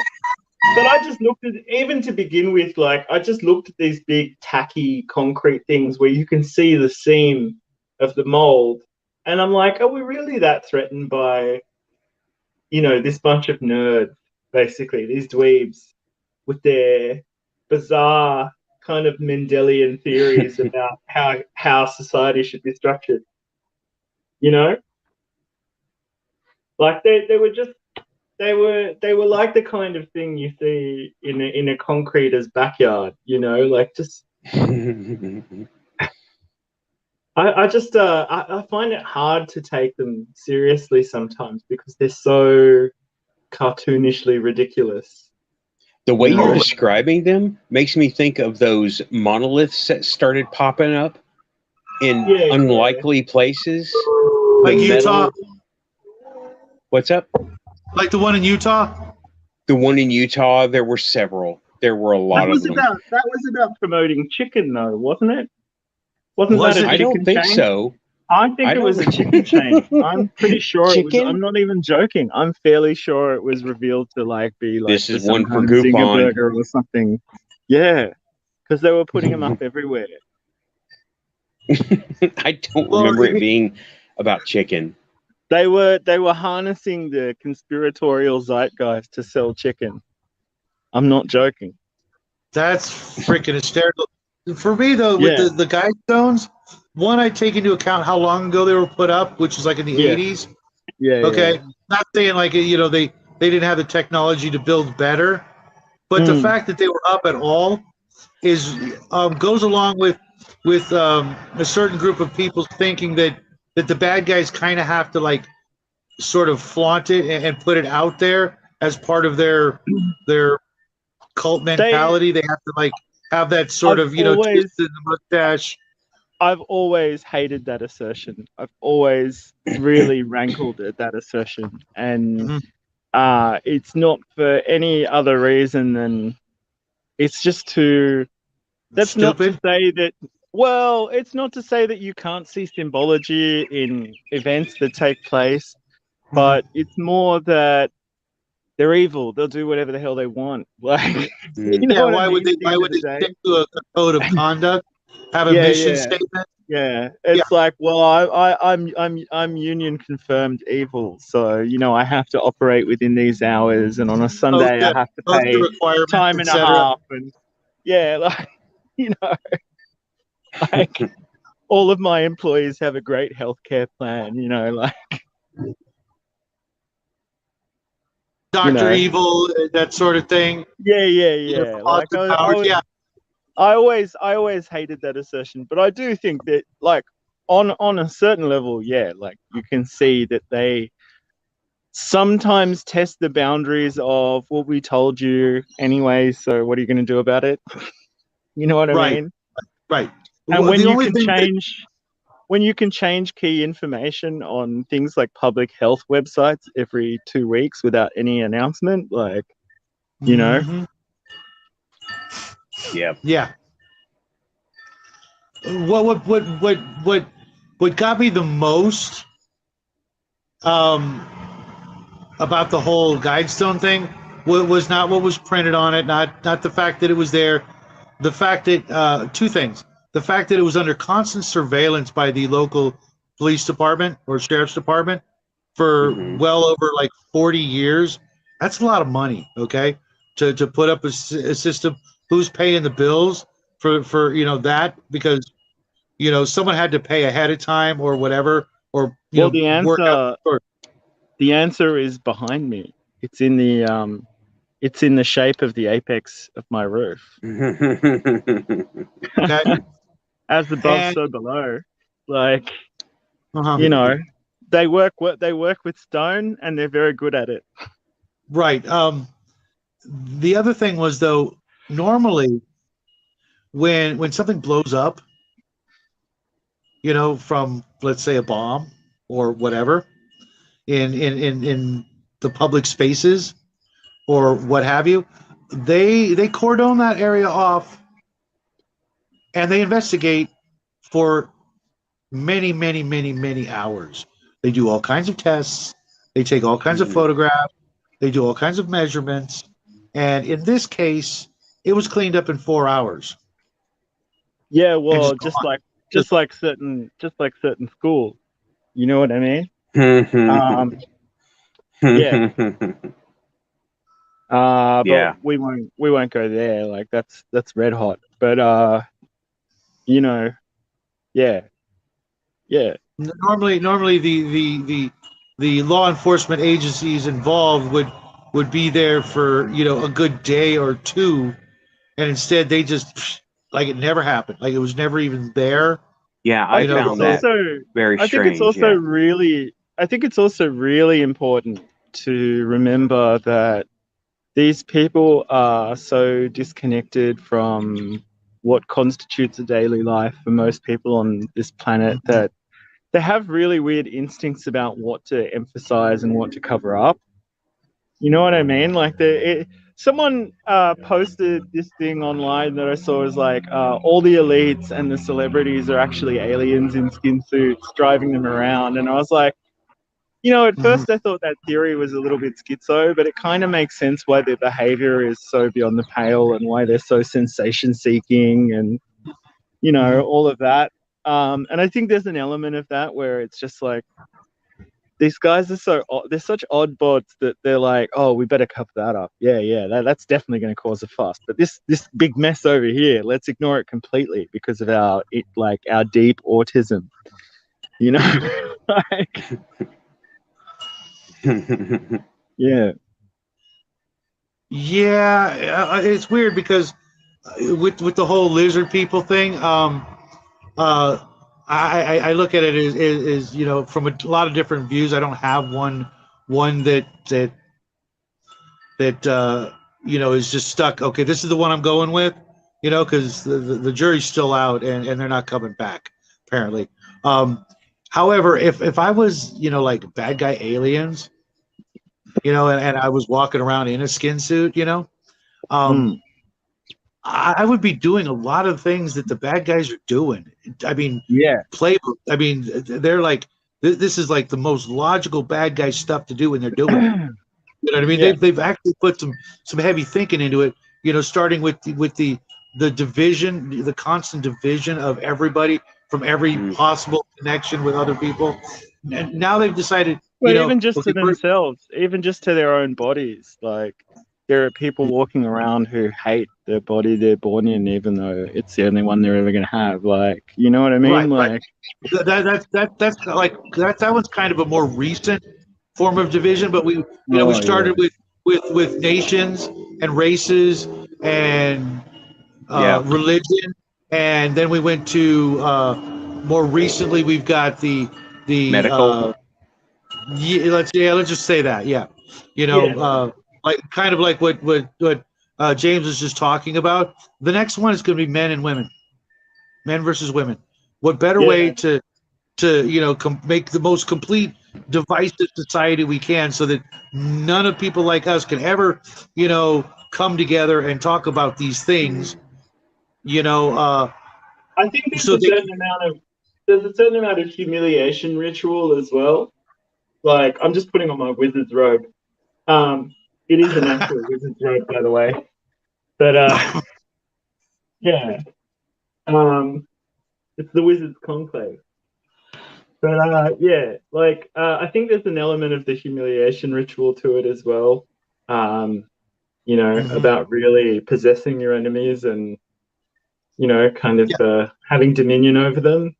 yeah. What better way to prove that you are in fact the slave, and your fealty is unto whoever that may be, Yeah, you know? yeah. Yeah, I've seen a lot of people I know go down the proto-transhuman path, let's say, and it's been to their detriment for sure, like psychologically and physically. even But with Yeah. like right now, I've noticed that you know, if you tie in the one of the common themes of the UFO abduction situation is quite often the fact that women that get abducted are, you know, supposedly making hybrid baby aliens, right? right, Right. right. Well, Yes. and if you also notice that lately, um, it's being masculine in any way is bad now, and basically let's just turn all of humanity into females, and then they've just got like the most unlimited source of, you know, hybrid baby making machines. And if we, you know, throw in toxic masculinity, gender reassignment, etc., whether or not they're all viable for baby making processors, you there it's like they're trying to make everybody females, so that they either have, you know, fake females who um, can't make babies but won't fight back, or people who will just make babies. I think overall, it's also about blurring the boundaries between organisms to make them easier to alter in the future. Right, more compliant, more compliant. Yeah. And That's again, what I'm leaning Kind of- towards. Sorry, go ahead, Nathan. Yeah. No, that's what I'm leaning towards. Not the fact that they're biologically able to reproduce, but they're more compliant and they're more. There's someone I follow, and I will put a link in the chat room, but she goes, "We need our gunslingers." And our the toxic masculinity, what they've been billing, we need our gunslingers. Oh, We just Sydney Watson. need a culture. We just need a culture that encourages positive masculinity rather than like a kind of cartoon porn fried version of it. You know what I mean? Like, we need to teach our boys. Like, I've had to really kind of learn, you know, through trial and error in some ways, how to perform manhood in a way that like is beneficial to myself and people around me. And I think that nowadays you've got like this real pressure to kind of like you know, feminize and kind of like clip the claws of young men rather than direct all of that energy towards something positive and constructive and life affirming and kind of meaningful, you know, like those initiation stages that, you know, people used to go through in tribal society. They just don't really exist. Cub Scouts, Boy Scouts, things like that. You know, that's those things completely have been been destroyed. those organizations have become so politicized now. And, you know, I mean, it was always a bit of a dark joke that you don't join Cub Scouts for the reason that, you know, you won't be safe in Australia. And it's like, I don't know what they're trying to facilitate, but it doesn't seem like a more inclusive environment. It seems like one full of red flags. You know what I mean? And look, I'll just say, like, even though I, you know, identify broadly as Christian, I have friends who are like not in a traditional lifestyle or traditional relationships, and they hate this stuff. They hate it. They hate it. They absolutely hate it. You know, and they're isolated because it's just everybody is just running in one direction. Well, yeah, and conversations like this, you know, shine a light on the nest of vipers that are, you know, all over the place, just waiting to strike it. You know, unwary people out there. You know, and you know, when it comes to, you know, like everything I've talked about tonight, I don't know. I mean, for me, there's only one way to find out the answer to a lot of these questions, and I'm not ready for that. I got stuff to do here. You know what I mean? You know, and I plan on, you know, if I find out, you know, like for example, like aliens or Bigfoot. The only way I'm going to know down here is if, you know, I shoot one in my backyard. You know Absolutely. what I mean? Right. That's the only way we're going to know, unfortunately. Because with all the pictures, and aliens and Bigfoot, with all the pictures, all the evidence we have, this comes up in every time I go to a UFO show. There is no physical evidence that you can take home, look under either a microscope or just on a table. You can't. Well, there's no physical evidence. There have been a few things, you know, implant samples and things like that. Again, I don't know. I'm not a scientist. Yeah. I never touched things. I've never, you know, been anywhere near it. I don't know. You know, I know what my faith is, and all these things are possible within that faith and religious belief, if you will. Because I don't know. Because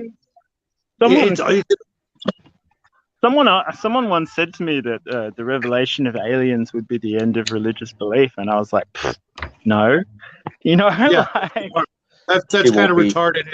And if anything, it could actually bring it about more. In certain communities, it's going to bolster it.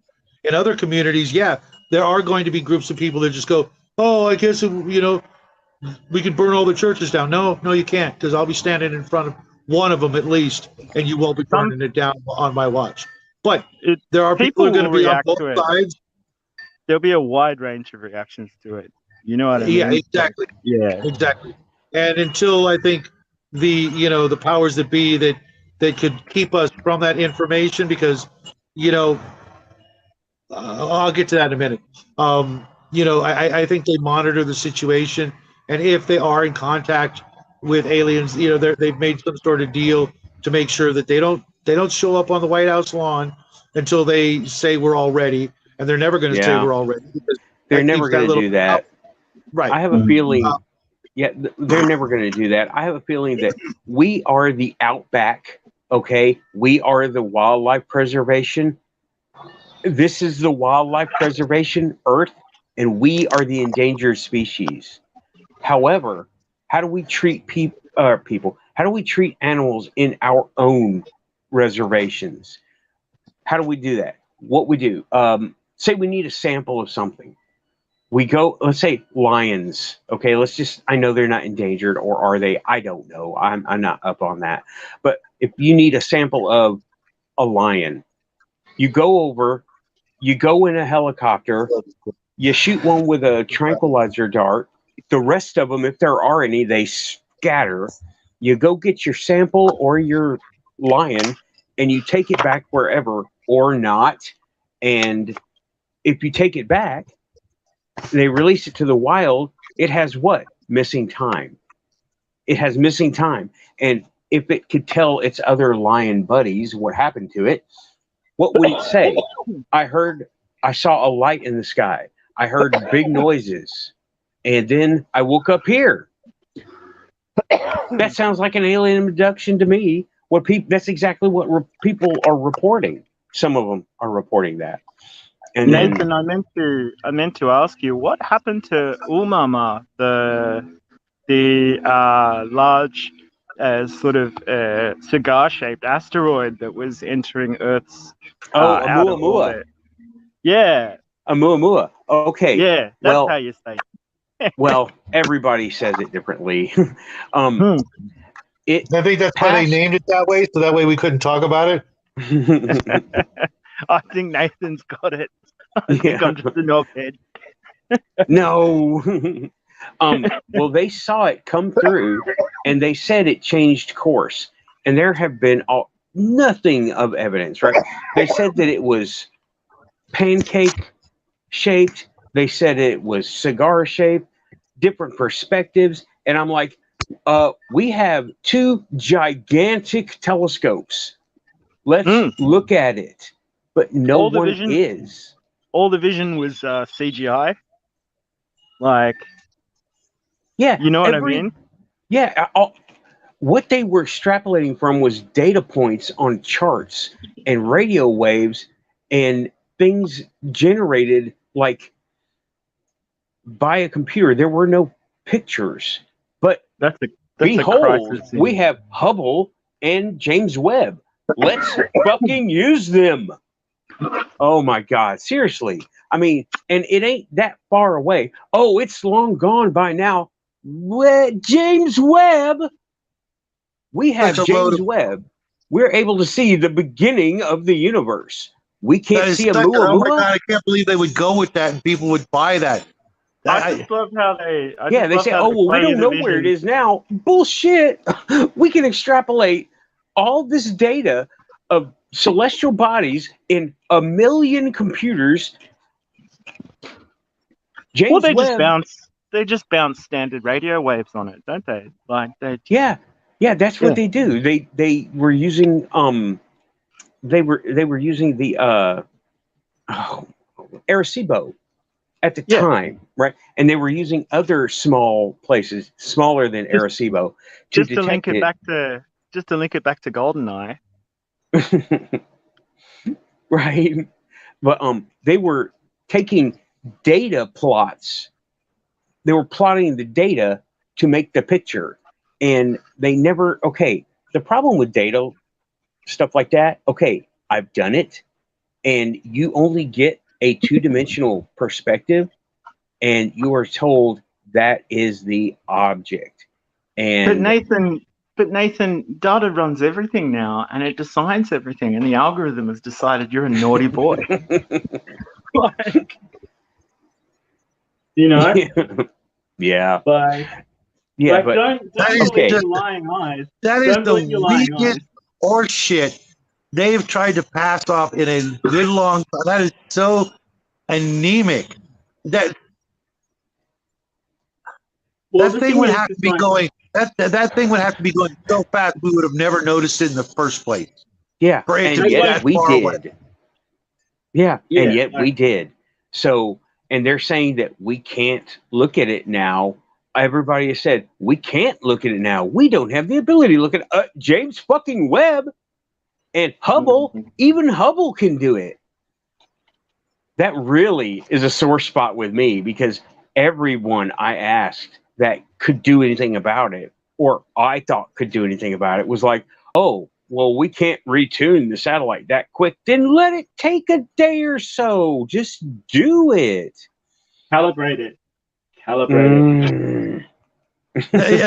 You know, it's weird because that one actually also reminds me of the one. I can't remember all the details. You probably do if I tell you. Out near Phobos, there was a satellite or something like that, and it came in contact with something, and then like it registered like a 2 mile long thing, and then it just went. There You know have what been I'm a talking few of about? those. Yeah, there have been a few of those actually. And That I'm was- like, Yeah. Why aren't we looking at that? I say let's like old ass Hubble look at Saturn's rings and Phobos. I think they actually are looking at Phobos, but as Well, there are occultist reasons to be interested in Saturn as well. Yeah, I think Saturn is very central to some of the people who are following the mystery religion, and I think that they believe that some of their consciousness kind of emanates from there.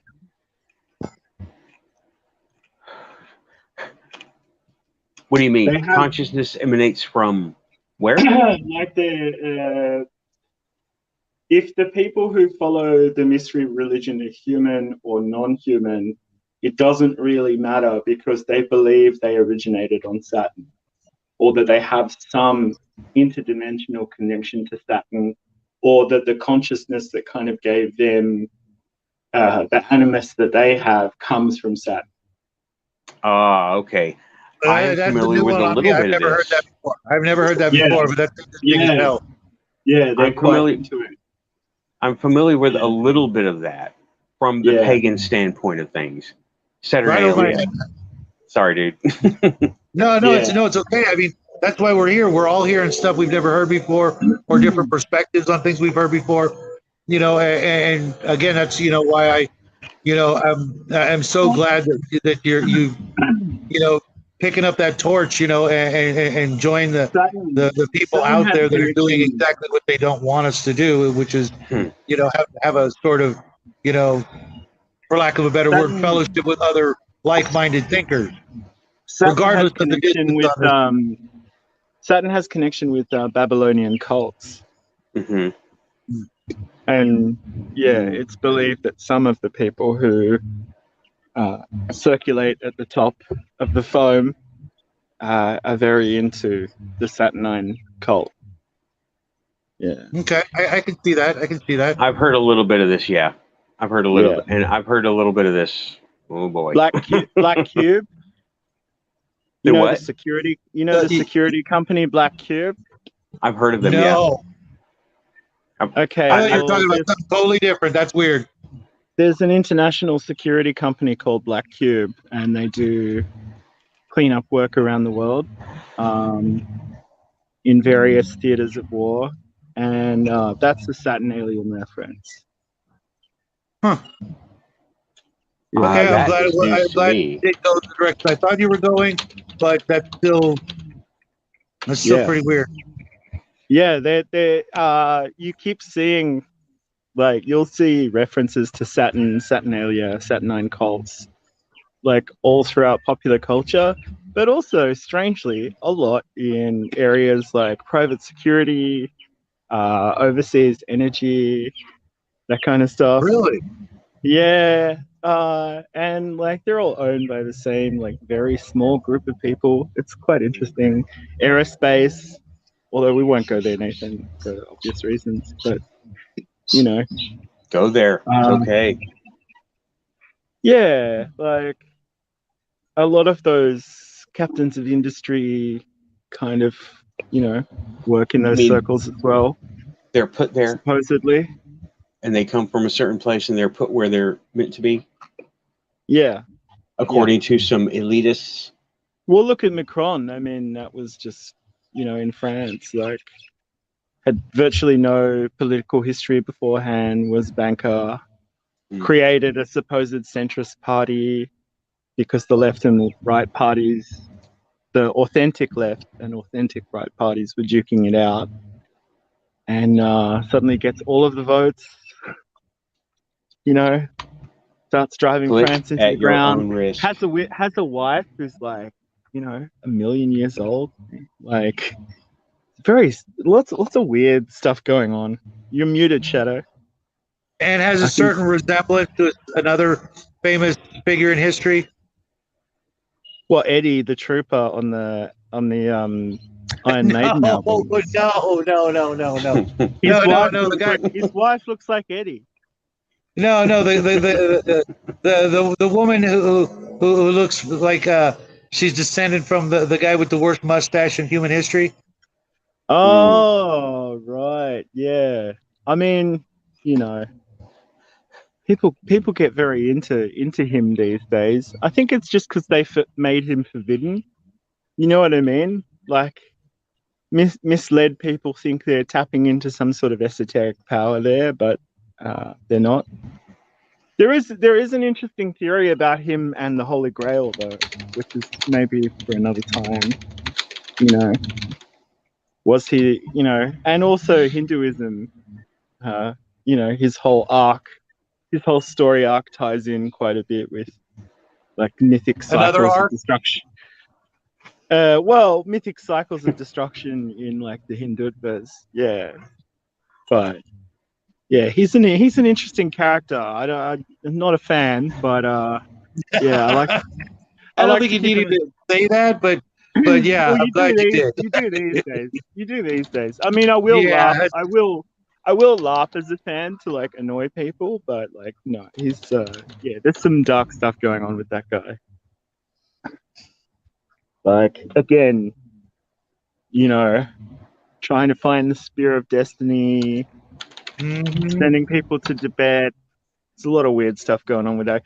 And also, people forget that he was a Fed as well in World War I. He wasn't the first one to do all that. No, I don't imagine he was. Like, that was the Thiel Society, wasn't it? Like, yeah. Well, I'm sure there were other people even further back before that. Yeah. And I heard that he was skeptical about it, and he was like, it's a bit embarrassing that you're wasting time on this stuff when we've got a war on. But my understanding is that like he was a kind of Fed before his nascent political career, and he used to like read propaganda to troops and stuff like that after he was a trench runner. So, you know, I think he was kind of created in the way that some terrible people are created, you know. And I think that cult of personality technology was maybe not perfected, but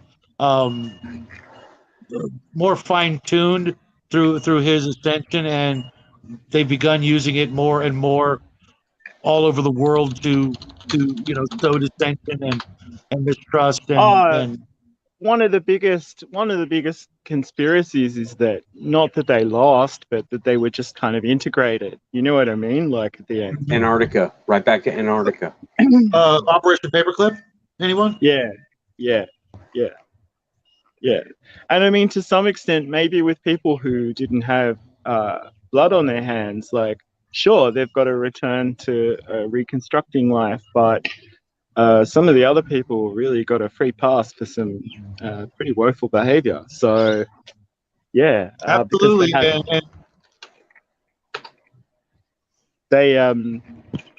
Because they were useful. You know what I mean? Yeah.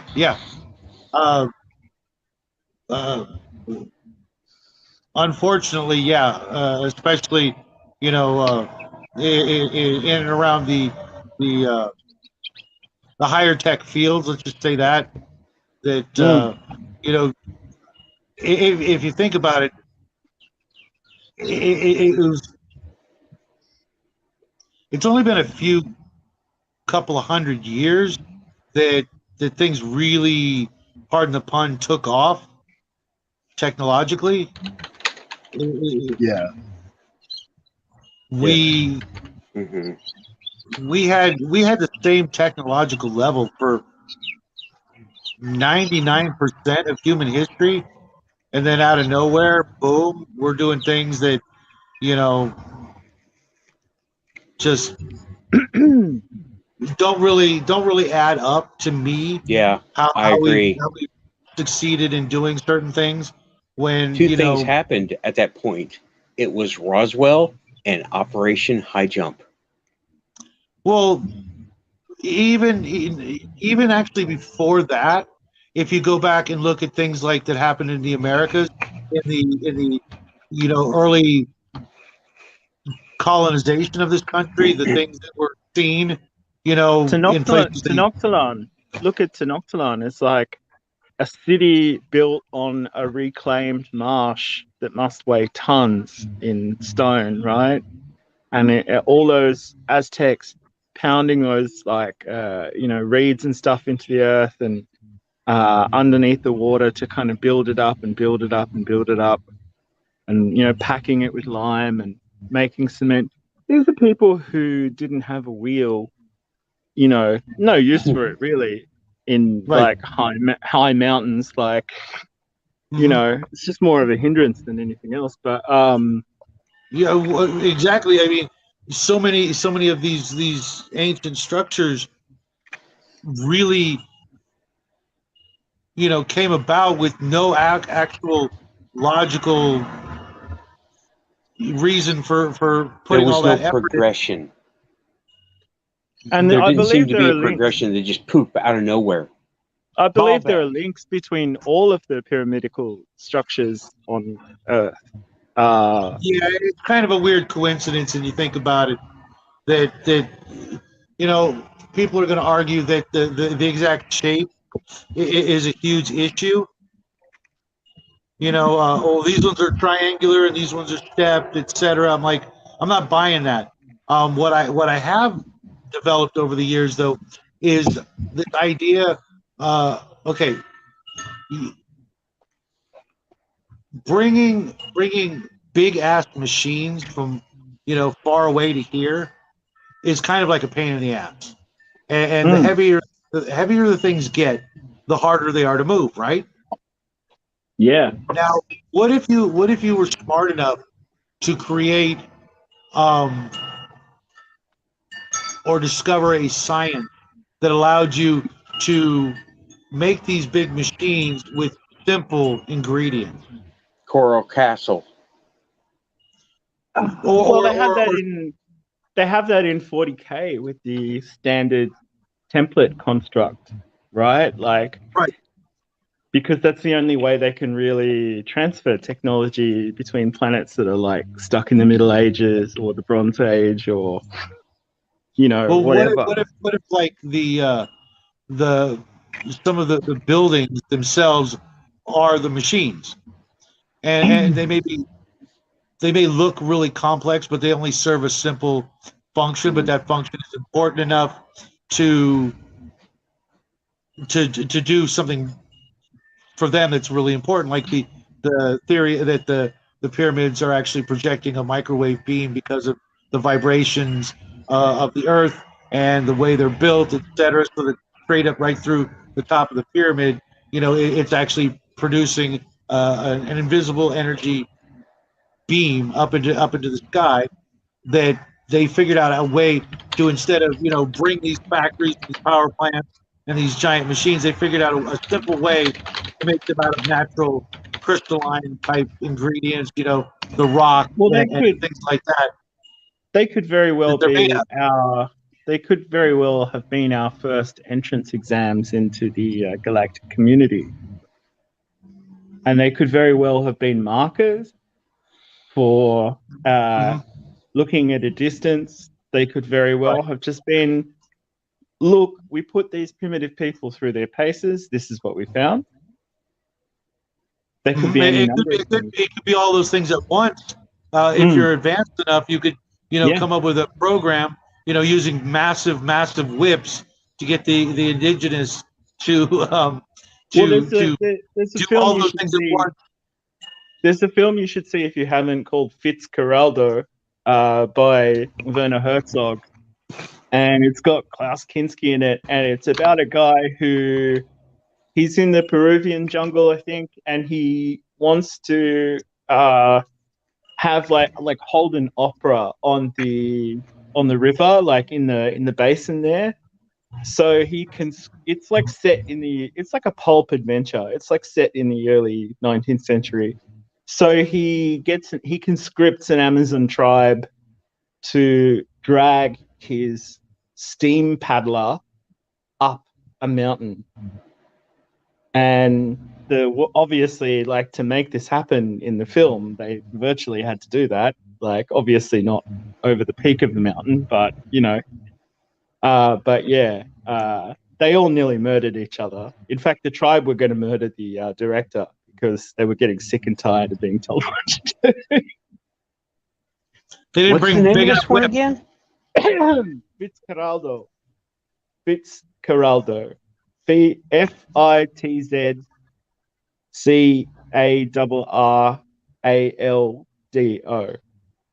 It's an intense movie.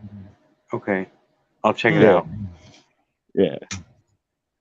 But you know what? Coral Castle. Shadow, you said it. What about the building? Do you know what I'm talking about? Oh, absolutely, Mm. absolutely. Oh, you One know what guy I'm talking built- about, Coral Castle. Okay. One Yeah, little I'm old man curious. made all that stuff by himself. Yeah. Right? Yeah. I can't remember his name right now. It was he was Lithuanian or something. And yeah, no one knows how he did it. And the little kid said that they saw rocks flying through the air. And I'm like, he knew what He said was up. he said it was with true magnets. Yeah, he said we misnamed electric. We should have called it magnetism. It shouldn't be called electric. Electricity. Do you know It much should be called about electric universe theory? a little bit. I haven't looked into it too much. Yeah, that's an interesting area. I'll have to look it up. Tesla More. was really kind of like one of the grandfathers of that. Oh, Tesla. Okay. That guy was. You could do a whole show on that guy. That shit is Yeah. way out. You know who bought his laboratory and papers? Yep. Yeah. Yeah, I do. Yeah. That's a pretty weird story too. I have that other book about a certain baron. Yes. Yeah. Well, my son heard about that and he flipped out. One little thing I told him about the address, and he's just like, "There is no way that's a coincidence." Yeah. Something like it's just it bends my mind. We have to tell Nathan about this. So Donald Trump's uncle was quite a successful and capable physicist, and he purchased the Tesla papers and the remnants of his laboratory. And that ties in rather amusingly with that book from the Edwardian period that surfaced about this character called Baron Trump that had a lot of very strange synchronicities with current events and time travel. Yeah, and time travel. I have to read this book. Yeah, I've got a copy of it. I'll have to drag it out. It's just, to me, the most logical explanation is that it was written recently. Okay, like a couple of years ago, recent, as opposed to when it was. But there's records of it way before any of this would have been, You know what I mean?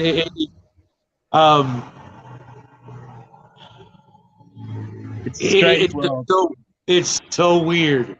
Basically, how do I sum this up? It's as if the Baron Trump we know uses the Tesla papers. It goes back in time and does a bunch of things and then has it all written down to where this 100-year-old book will tell us the address of the Trump Towers 100 years ago. I have got to chat me the title. I will order it. I don't even care. I'll order a copy of it. It's weird as hell.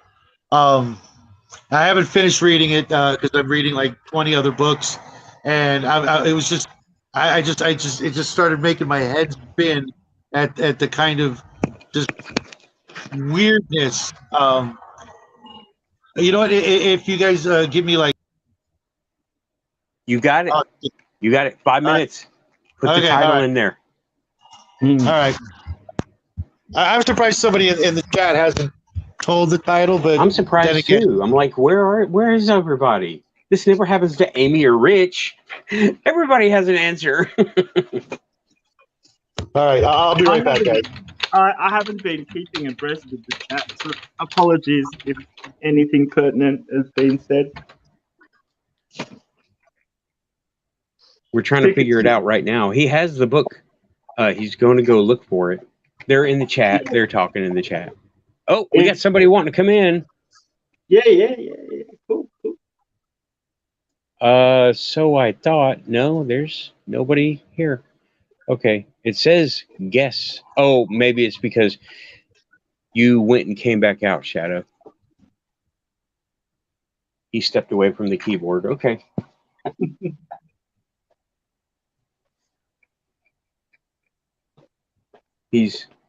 I hope he's going to get the book.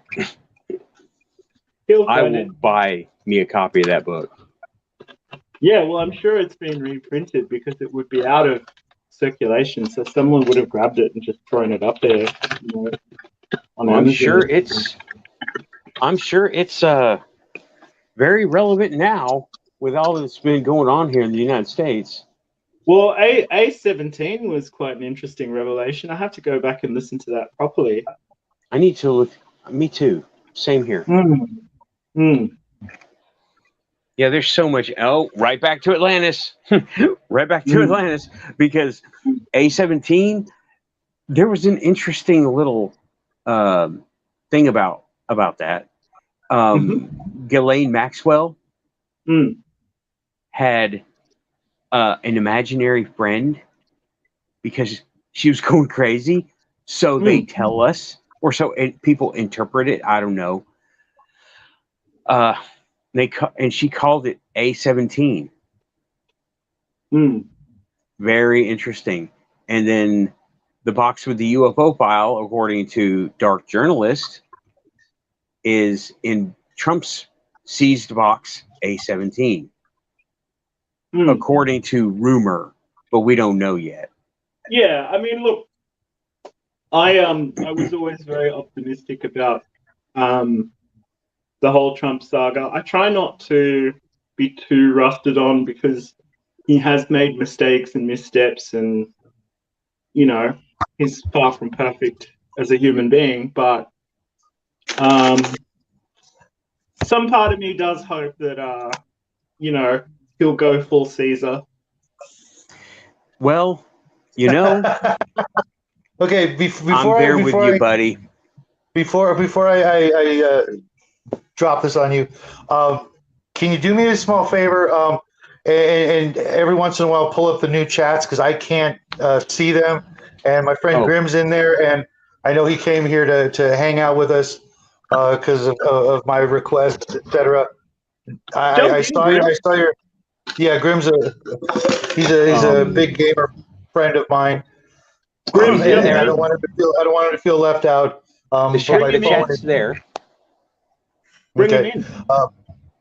I don't think he has the technology to come in yet. He needs a camera. And everything working out simultaneously. But Grimm, I'm so glad you're hanging out with us. Thanks for coming on. He and I always have like a 2-hour conversation every week on an actual telephone, which is something we're gonna all have to try to find a way to do just in case we ever just want to, chat. I mean, I know we can always use the internet, etc., but just in case, But the book, oh God, I can't believe I'm holding this book, man. It's so weird. Okay, I'm gonna show it real quick. Ingersoll Lockwood. Okay. The collected work. Because in the smaller print it says the Baron Trump novels in 1900 or The Last President.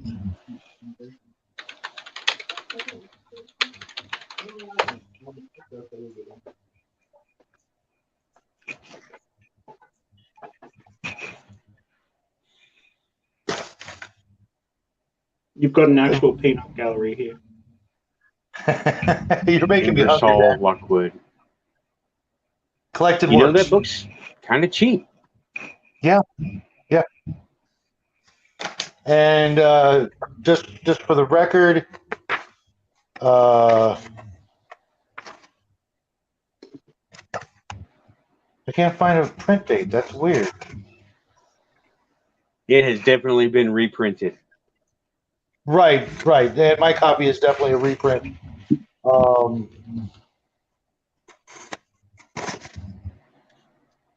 But normally a book has, right in the front, it tells you. Okay, on the back it says written in 1889 and 1893.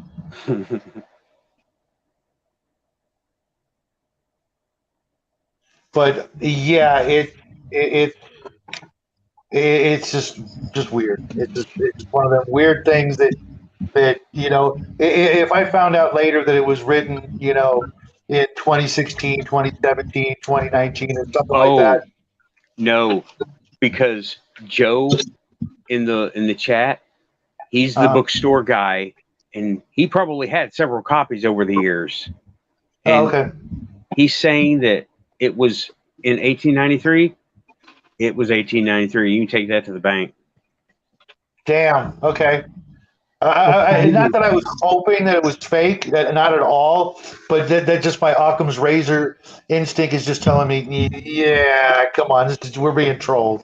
By the I try to keep that in mind, but yeah, it doesn't. It's a very strange coincidence, isn't it? Mm-hmm. Yeah, especially like when I. When I told my son about how they predicted the address 100 years ago, that's just like okay. And then you throw in Tesla's papers and all the crazy crap that guy knew how to do. I'm just like, oh my god, can you imagine how freaking wild that would be if the Trump family had gotten a hold of a freaking time machine, and that's why all the shit's going right. For this guy, he's like, yeah, just Teflon donning everything, just because he's a time traveler, or his son is a time traveler.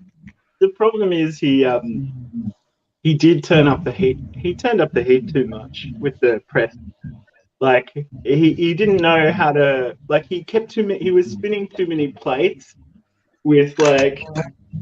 They're going to make up some story to attack him, so he's going to do something else to distract them. And like, I think towards the end, he was just kind of plate spinning. You know what I mean? Yep. I really hope that if he gets a second chance, he has to understand that like it's do or die. Like, oh yeah. He took a serious. He either took a serious kick to the groin and realized he needs to protect that soft, tender vittles there, or. Yeah. Or this is all part of some crazier, even more outlandish freaking 340 test. Why did you have to say it now? It's a quantum thread. Sorry, man. Sorry. I keep hearing it all over the place. And I'm just like, you know what? I got faith in one thing, and it isn't that. You know what I mean? Yeah.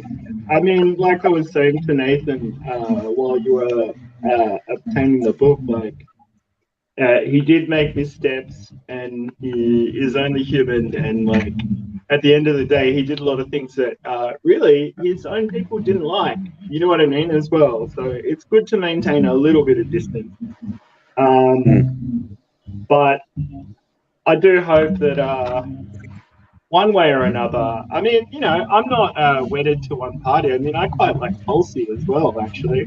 But I wouldn't kick her out of bed for eating crackers. I'll give you that much. Oh, she is a milk. Like, goddamn. Yeah, I don't trust her. I'm not interested in this AOC business. That's gross. Right? That's gross. But Tulsi. I don't know, man. We were talking about that earlier, and you know what? Wait a minute. What? Politicians who are hot. Just remember that like 6 on the street is a 9 in politics. Yeah. Okay. Yeah, there were some interesting choices. I'm just going to say that. This was the other other thing that happened, right? Yeah. Not here. The other No. room that you were in. Yeah. I was in a D&D game, Pathfinder, technically, and at the Right, end of the right. game, we started talking about attractive politicians, and things were said. I'm just going to leave it there. And Okay. Well. Okay. Works for me. yeah, it's just funny. Yeah, it's just there's so much weirdness out there, and when you talk about some of the weirdest, smartest people that have ever lived. Tesla's got to come, got to be in that list. I don't know where on that list, but pretty high up on that list, And then, He's certainly up there for like invention, but not as a businessman. That's for sure. God. You know what I mean? Oh God, no, man, he dropped the ball on that one. It's like he had an equal amount of mistakes and successes. You know what I mean? His successes had to be counterbalanced by an absolute horribly tragic, counterbalance.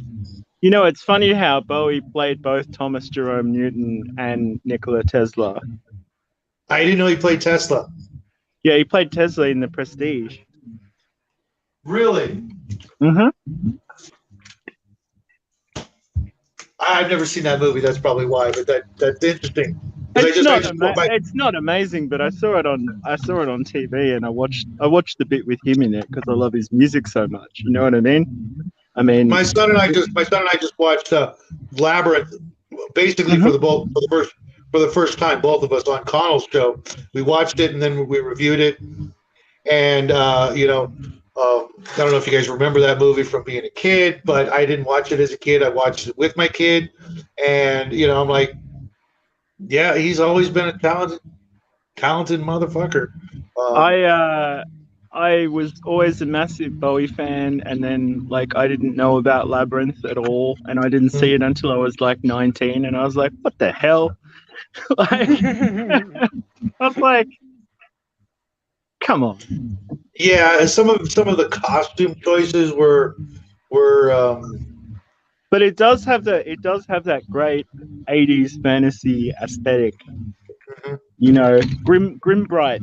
It's gritty, but it's also friendly, Yep. As a matter of fact, tomorrow morning, my son and I have to watch Beastmaster for our movie review with Connell, and that's more my speed. It's not quite Conan, but it's not quite super dark, but at the same time, it's got it all. I watched Michael Collins last night, the 1996 film about the hero of the IRA, and it's got Liam Neeson in it. And it just struck me how, before my benchmark of not watching anything after Saddam was removed, it still works. It still works as a metric. Because I swear this film was so beautifully made, and it was everything shot on film. Everything looks great. All the work into the historical uniforms and stuff, and the sets, and nobody's doing a terrible accent. Alan Rickman's pulling out a good Irish accent. I'm like, culture's peaked. Okay, you gotta rewind a little. You gotta explain to us what's the deal with Saddam and nothing after that. I don't watch any film. This is it's kind of a joke metric, but I always pull it out. I don't watch any film after they remove my boy Saddam.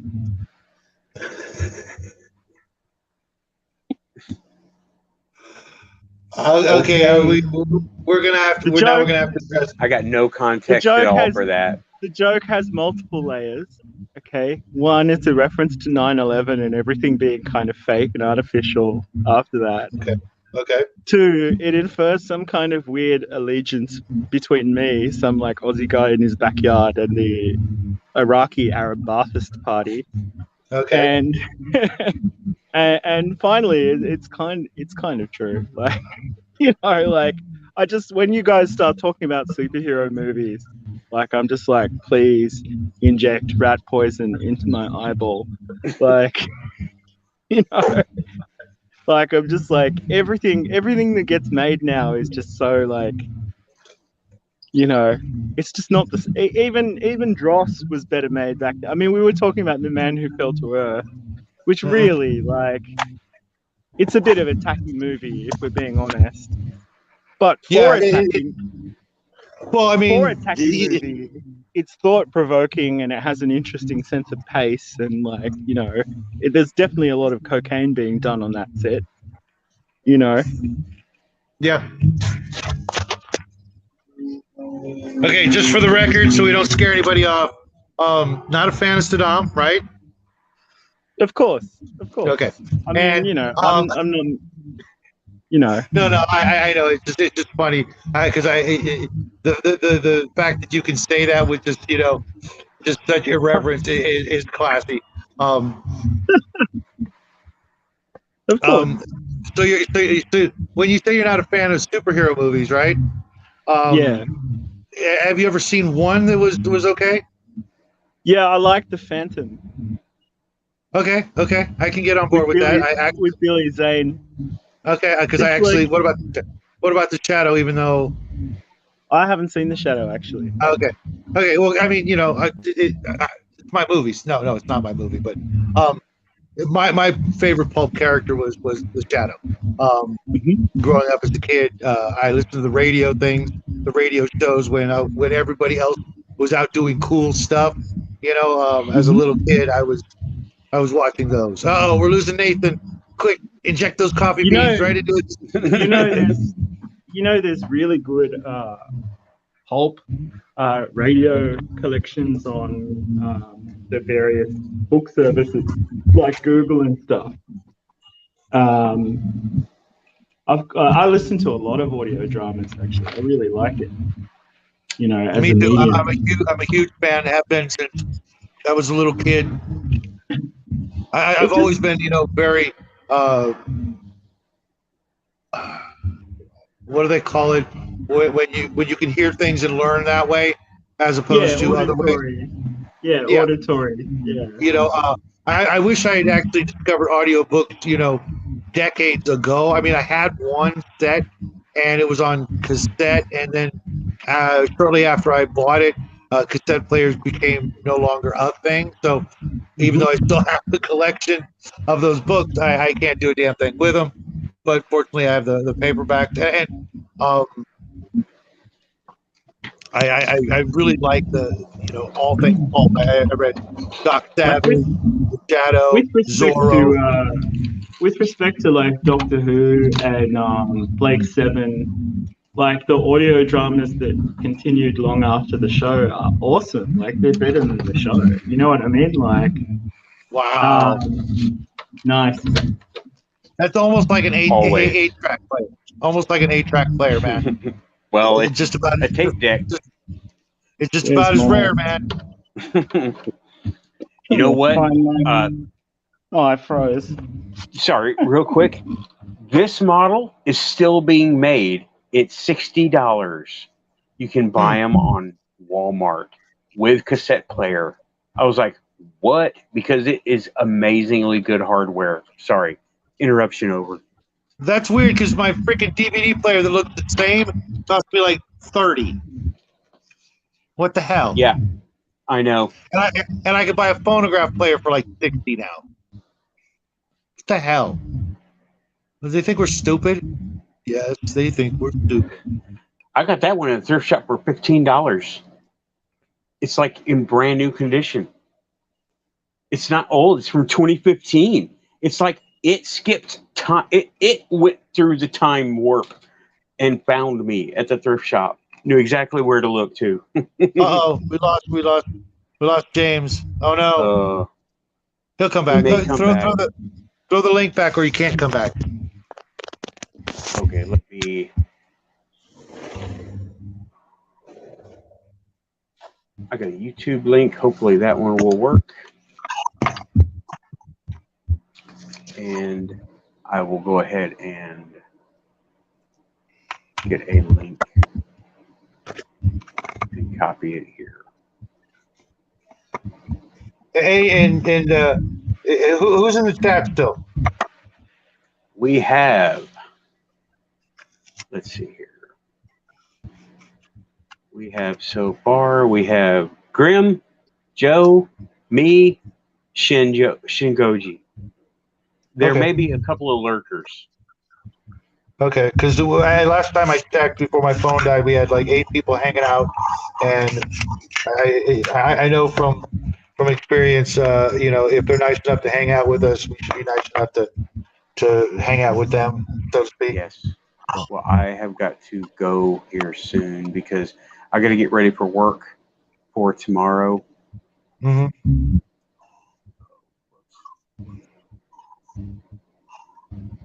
And I mean, I've got some leeway. Okay, I got both YouTube and StreamYard links in the chat. Yeah, I don't want to pressure you into staying up later than you have to. There's always another weekend coming up, or another night so we can do this whatever's best for you, etc. I know I'm going to be doing a gamer chat next Saturday because right, that was my thing. But we can figure it out. Like I said, I really like the idea of maybe doing especially because next Saturday I won't have a game, so I could do my show earlier, and then we can come hang out with you. Because I don't want to doing like 6-8 hours on one show is kind of just it's pushing rough. it. Yeah, it is. It's rough. And, people fall out. Like, ugh. But yeah. Well, except for the 3 of us, and it allows us to be more diverse and to work on what we're going to talk about. Because some people don't like it where it's just free form like this. Personally, I like it. I agree that with my friend Max that the first hour or two have it kind of structured so that the people who come can have a specific thing to get interested about, and get ready for, and talk about, and then as the night goes on, we're just hanging out, Mm-hmm. Grim's Grim's asking me in the chat, why do they have me working on Sunday? It's just corporate shit. Corporate decision, that's all.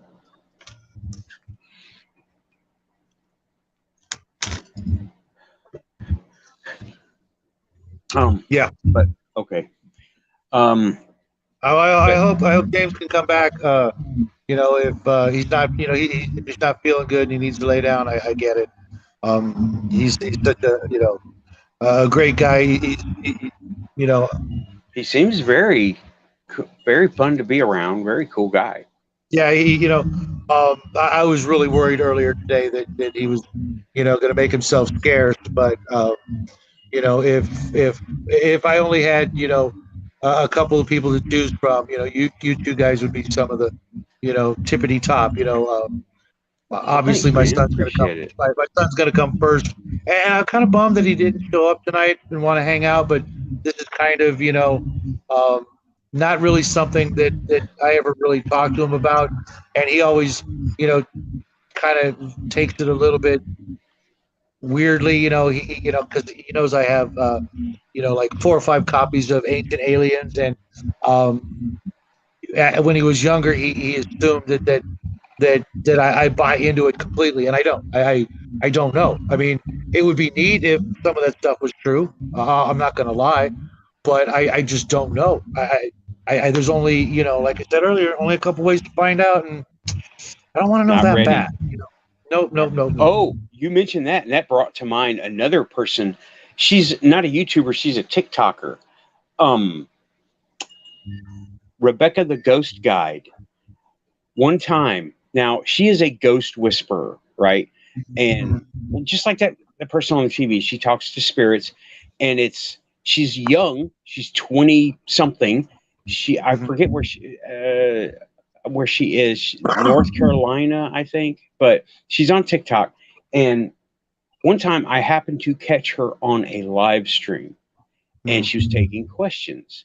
and she's really popular up there. Okay, and she got on, and she was, and I got a question in, and all I said was in all caps, aliens, all caps, question marks, and okay. I got in the last 5 minutes of her live stream that day. It went something like this. Okay. Oh, aliens? I'm impersonating her. Aliens? Well, we've had several sightings over here. Oh, that got a response. Oh, I can't talk about that. What? It's something like that. That's how it went. Her buddy, her ghost buddy there, knows something, but is not allowed to talk about it. I'm like, you are joking. Please tell me you're lying. Please tell me you're lying to me. He is on the other side. I believe that person. I believe this person, right? Rebecca, This the is my ghost guy. skeptical faith. Okay. Huh? I said this is my skeptical faith, but That's fine. Bring it. Bring your skeptical face. and I haven't told my ghost story. Okay, and you totally reminded me of that, but I'll do that when it's earlier in the show or when we do a show about ghosts. Just so you guys can get, I don't know. I just don't know. I've got theories, but I don't know. And I've seen too many people try to take advantage of other people throughout the, not personally, but Right. throughout the history, Oh, yeah. that's been a big way to take Spiritualism. advantage. It's been a big easy way, without any, required proof to bilk people of their hard-earned cash. And Yes. I'm a big, I don't like it. I don't like when people do that. You're pulling on heartstrings that don't need to be pulled. There's lots of Right. ways if you're going to be a criminal or a shyster. There's a lot of ways to do it, and that's just one of the cruelest ways to do it, in my opinion. But again, I don't know. I mean, I agree. I agree. oh, with you missed it! Quick! Oh, you missed it! What? Right here. If I can, right up here in the top of my screen. There was some light splashing, but I know it was an airplane.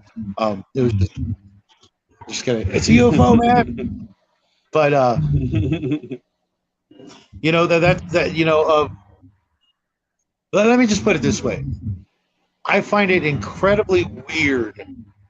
Okay, incredibly strange that of all the things in the government, UFOs are like the tip of the top in top secret.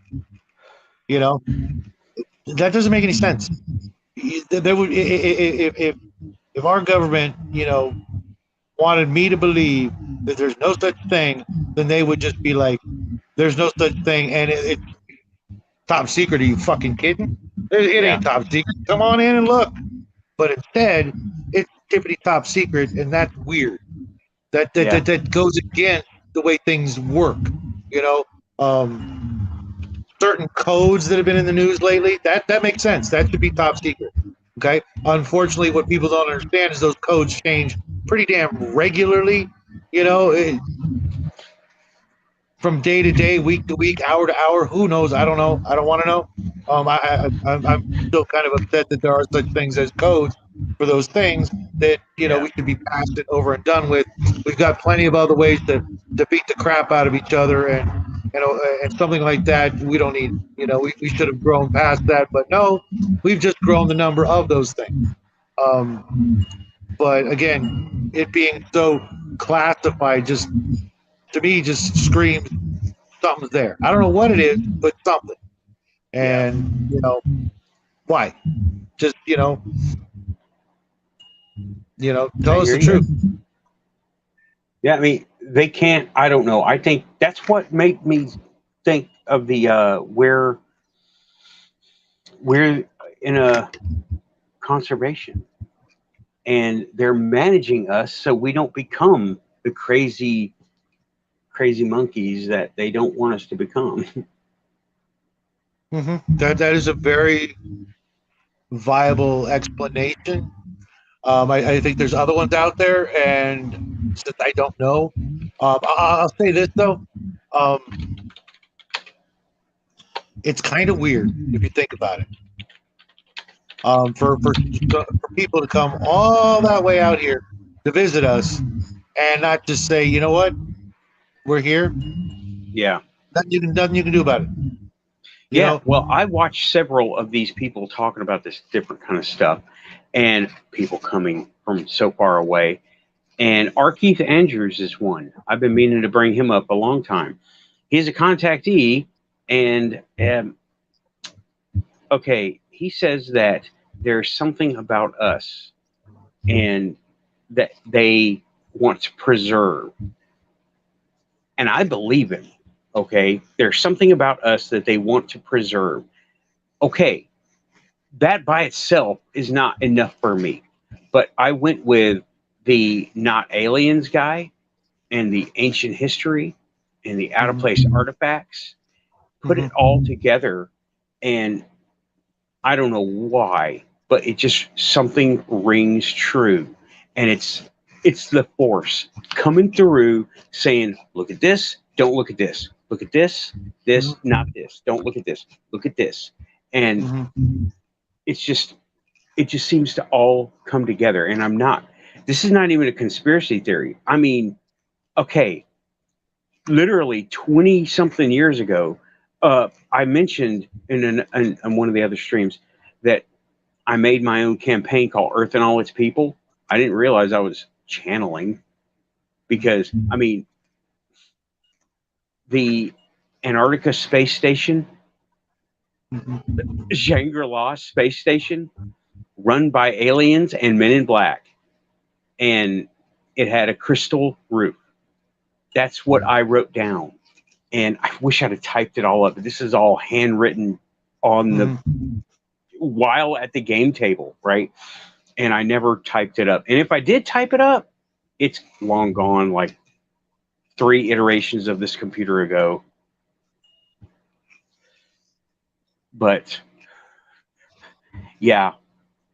But okay, there's just so much that just kind of, some of it works and some of it is like the things that I don't believe.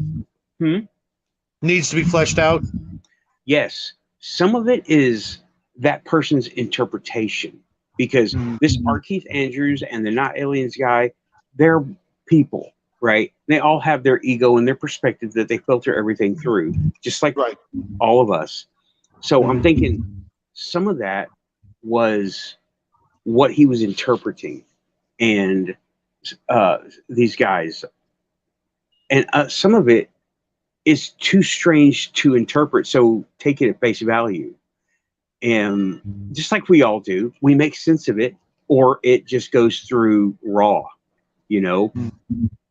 And or some of it we just can't comprehend.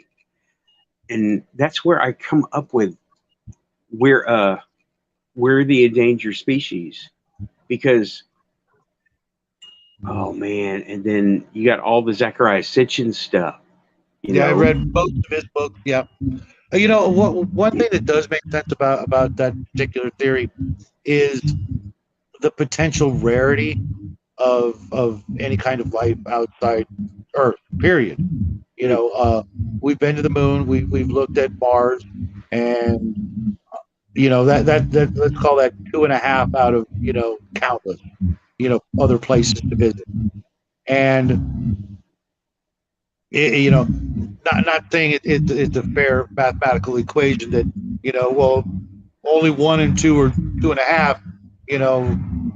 Yeah. If we we leave this solar system and go elsewhere, the odds are still pretty damn slim. The things have to be right for any kind of life to exist. Period. But at the same time, if it happens once, it's really a lot more likely that it'll happen again.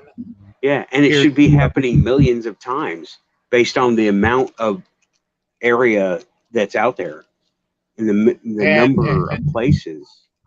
And the other cultures here on Earth that have talked about this very subject thousands of years ago, especially like India, their ancient stories are chock full of talking about this sort of thing. is you know I know a lot of people just want to go, who's their version of science fiction or the gods or mythology, etc. You can't really take it for real, but yet a whole bunch of people over there do in India. Yeah. That's just their ancient history or religion or whatever you want to call it, because I'm not exactly sure. I don't want to piss anybody off. I don't think anybody in India is actually watching us right now, but you never know. A couple years down the road, they find it. They find this video and it's like, what the hell, man? You got it all wrong. Sorry, I'm working with what I got. Almost any answer that, if it were to become common knowledge and true, wouldn't surprise me that much, and wouldn't take away from my particular belief system at all. Well, yeah, to me, that's a null point. I mean, take away from someone's belief system, that's a null point. It won't. It just won't. It's just going to add to it. So, well, some people who don't have as much of an open mind or actual information on some of these things, I can see it where it would be devastating or harmful or hurtful or difficult for them to wrap their head around. Okay, there's people like me. There's a whole lot of things I can't do.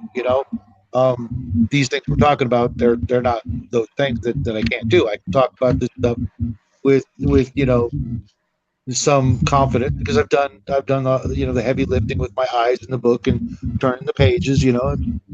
For some people, I hate to read. Well, I hate to think about programming my VCR. So there you have it. Nobody's perfect, and we can't all do everything. If we could, but I get it. We could definitely be, considered a valuable commodity at the very least. Whether it be for our benefit or detriment, that's yet to be seen. But I know from our perspective of looking out, anything else out there is going to be a pretty rare occurrence until it's proven that it's just the opposite and quite common. Yeah, and everything they're finding physically to get from here to anywhere else is basically impossible, knowing what we know how to do it. And I think we just don't know everything yet. I'm pretty sure we don't know everything yet. Well, here's the thing.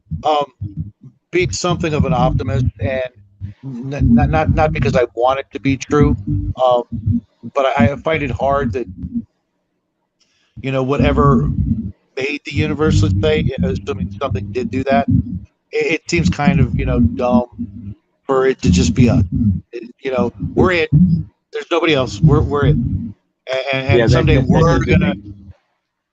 That's just boring. I mean, it's just boring, and it's just it could be what's out there could be greater than we can imagine, or it could be more terrifying than we could deal with. And until we have some real proof, and I murder an alien in my backyard, because that's what it would be. I can't assume that they got my best intentions on their mind. See, that kind of thinking, that's our monkey brain kicking in. Fear. That's, I mean, I have learned it takes a lot of effort. I have to suppress fear and just suspend fear.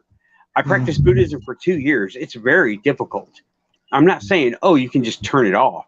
No. It's really hard. And for me, it's not so much fear as opposed to, while there are stories of like the good aliens out there that mean good, there's also stories of the bad guys out there, right? Yeah. Good aliens, bad aliens. Okay.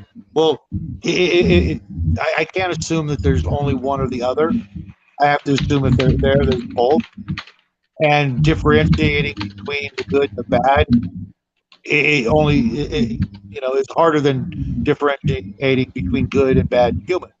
You can't judge it by just pure face value. Although I'm inclined to think You know, if I see, you know, reptilians in my backyard, yeah, I'm gonna shoot them.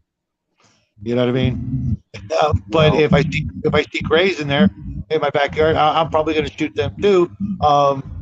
Not so much out of fear, just out of being, you know, now I know. Now I can go poke them and go, what the hell are you? You know what I mean? Oh crap! I killed a kid in a costume. Oh no, I'm going to jail. No, because I know none of those situations are ever going to happen. Considering where I live, you know, if an alien, you know, unless the UFO came over with full-on stealth technology and wanted to mess with, you know, me and my family, you know, all these things are, you know, wild, you know, goofy, you know, Yeah. not going to happen in a million years situation. You know, just seeing them with my own eyes, I think that would pretty much work. But you know, no one's ever going to believe me, and you know, it would be nice. If either one of us, anybody here, ever saw an alien and went to talk about it, no one would believe us. So talk about it. No one's going to believe it. I'll believe you. Right. No, but you know, being the guy who shot the first alien, you know, that's going to be a toughie to cover up. You know. No. Yeah. Then Black show up. Well, yeah, right. And sweep all that under the carpet. But at least, you know, I would have much more proof than anybody else has ever had. And again, that's never going to happen. And that's why I kind of bum out on the whole subject is to be, you know, if I was the captain of the alien spaceship and I came to Earth, I'd be like, I don't care what your government say. We're here. Welcome us. You know, let's you know. Oh, what do you mean you got to hide it from the general population? I'm not hiding a damn thing. I'm here. My crew's here. We want to hang out with you Earthlings. You know, let's go on TV. You know. Oh, what do you mean we can't? Oh, so you guys are hiding something. You know, right? What are you hiding? What are you hiding? Well, the obvious is that we can't handle it. That's a bunch of bullshit. Sci-fi movies and things like that are more popular than, you know, the Men in Black originally could have ever imagined, unless this is what they're trying to accomplish. You know, we're not afraid anymore. You know, maybe there's some parts of the world that are, but I think there's something way more involved than them worrying about us. You know, losing our collective minds and going, you know, all, you know, Orson Welles' Orson Welles' War of the Worlds. You know, people committed suicide that night over it. Yeah, you know, I remember. But okay, a lot of that is on the context that we're thinking of each other as equals, and they will not be. I give it the context of they think of us as animals in a preserve. We're the Bigfoots, right? We're the things out in the woods, and how are they going to treat us then? And that's the context I go at it. And so I'm like, okay, if I want them to contact me somehow, I have to not act like that animal that they expect me to be, and at least towards them, and suspend my fear. And I have tried years to do that, and I'm still working on it. And I kind of think, though, that we've kind of, in a way, proven ourselves a little bit more capable than, you know, from, let's just go from, like say 1947. From 1947 to now, we as a species have kind of proven that we're way more ready. Maybe not totally ready, but way more ready. Ready enough. Sorry about that. I didn't hit the button fast enough. Way more ready than, you know, we were, you know, in the 40s. Right. And we've come to a point where, you know, I think we've gotten to the point where we've proven ourselves to be more than just, you know, the animals or ants, you know, under their feet type of thing. We're doing things that are pretty sophisticated, and we may be doing a bunch of really, really crappy things to one another, etc. But they have to know by now that their appearance could be the very thing that would do one of two things: fix all the issues that they're worried about, or accelerate the things that they're worried about. Right. I hear you. You know, because no one are there. We could then suddenly unite and become a horrible force in the galaxy of absolute, xenophobic, Nazis or whatever, Yeah, space going, Nazis. or we could prove ourselves ready to, interact with all the other different beings out there, Right. people and whatever. And yeah, we may be, Federation or mirror, mirror. right, exactly. We're either ready or we're not, and nothing silent is not helping the matters at all. I think that they should be ready to take the stand, because worst case scenario for them, push the button, problem solved. Yeah. Okay, doesn't it seem like something has changed since, the sightings and the reports and everything from 40s, 50s, 60s up until recently, right? CE5. Okay, I bought the book and it's very I'll find it sometime. Do you know what I'm talking about? The CE5 method? I thought you were talking about Close Encounter. No. CE5, help me out, chat. Who did it? I can't remember. It was not Bob Lazar, it was the other guy. Travis Walton? Who? Travis Walton? No. This is Whitley Strieber. No. He was a science guy. Oh, okay. CE5 meditation. Let me just it's keyword searching. Hopefully I can come up with something. CE5 by Stephen Greer. Oh! I was afraid you were going to bring him up. Okay, I'm not saying he's right. He is okay.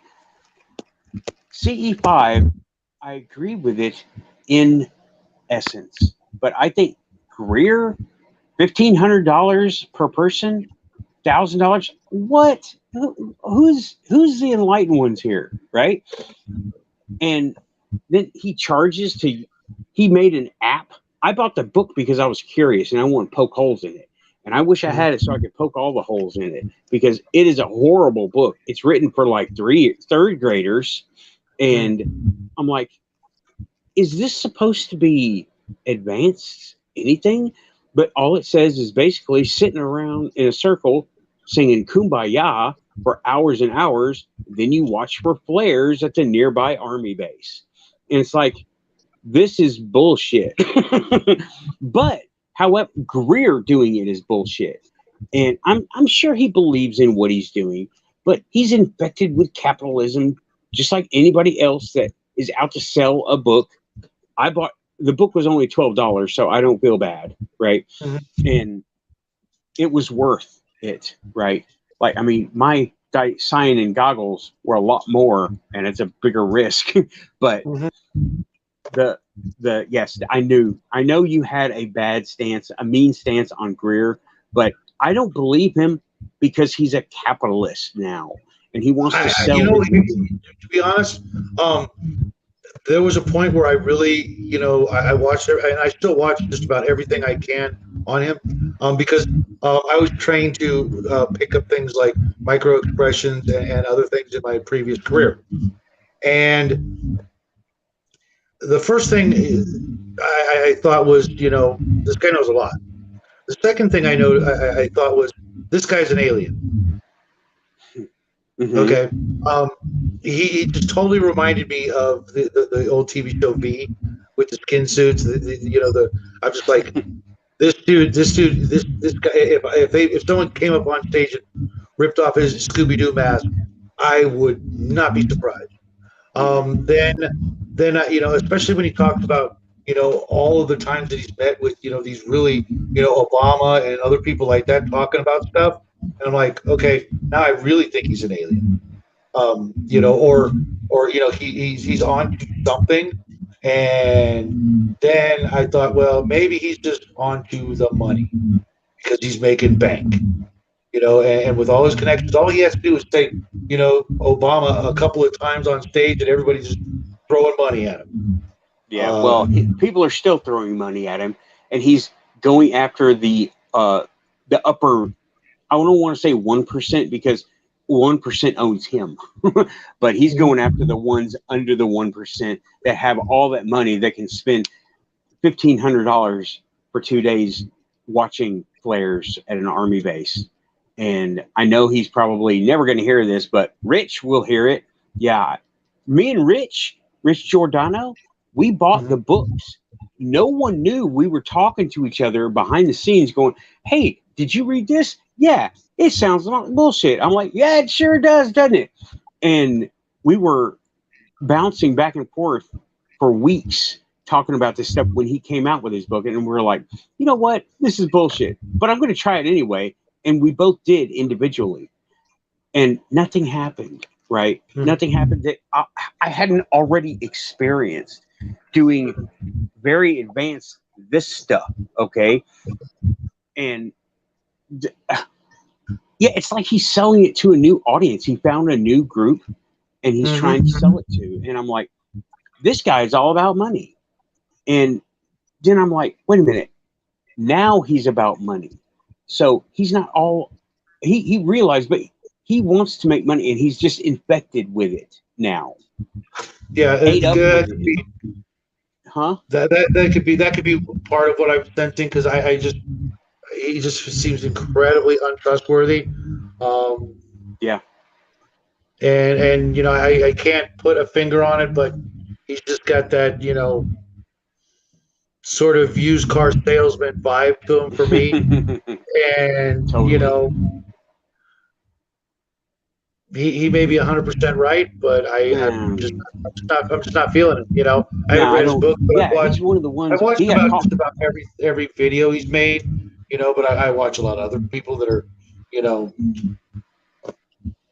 got different agendas, I guess. Yeah. And I don't know, man. I don't know. No, Stephen Greer, but the CE5 thing, the method is right. Now, I have achieved one time, I didn't even know who Stephen Greer was. I was in the Army and I was practicing Buddhism, and I was able to meditate that deep one time, and it lasted several days. Hope you're still with us. Yeah, I'm still here. Okay.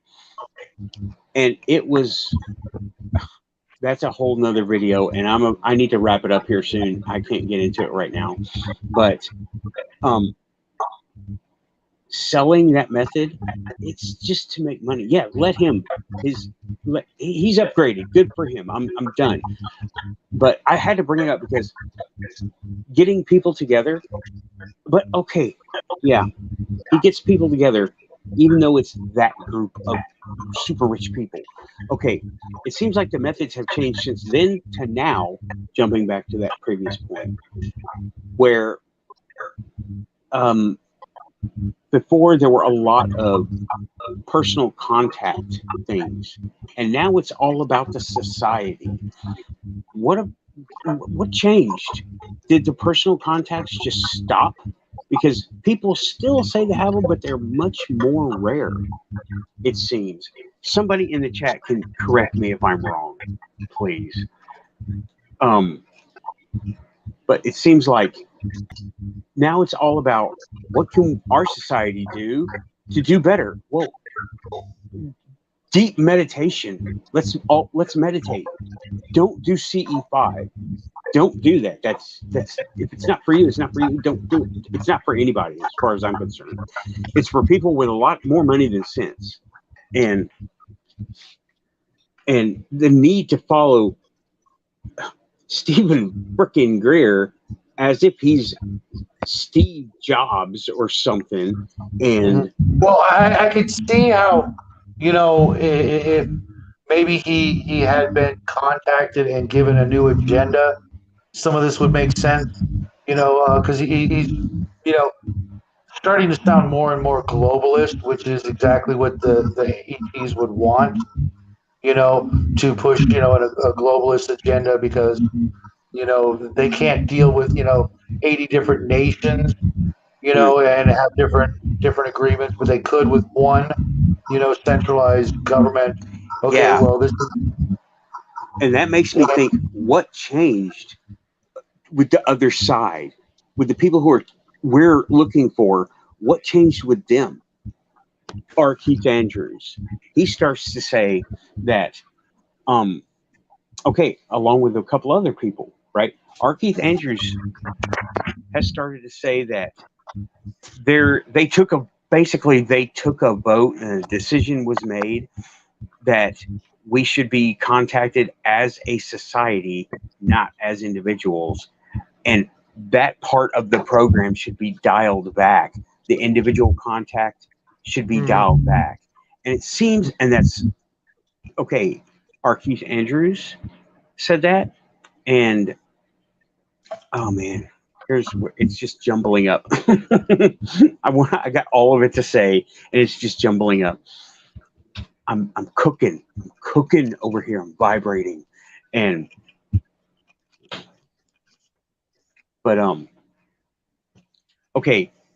It seems like things have changed out there, and he says something did change, and that there was a reorganization or some kind of programs were dialed back to where there were less personal contacts, and they want us to all come together because of something. And then he said, there's something out there. And I brought up the Sunspot Observatory, SOHO satellite images, or SOHO telescope images, and how there's deletions. People say, oh, it's a giant cube. Yeah, it's a deleted image. It's a deleted block of pixels. But what are they deleting?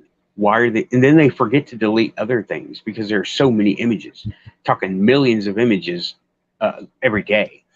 And I guess their computers were defragging or some shit because they missed the giant orbs coming or going from the sun.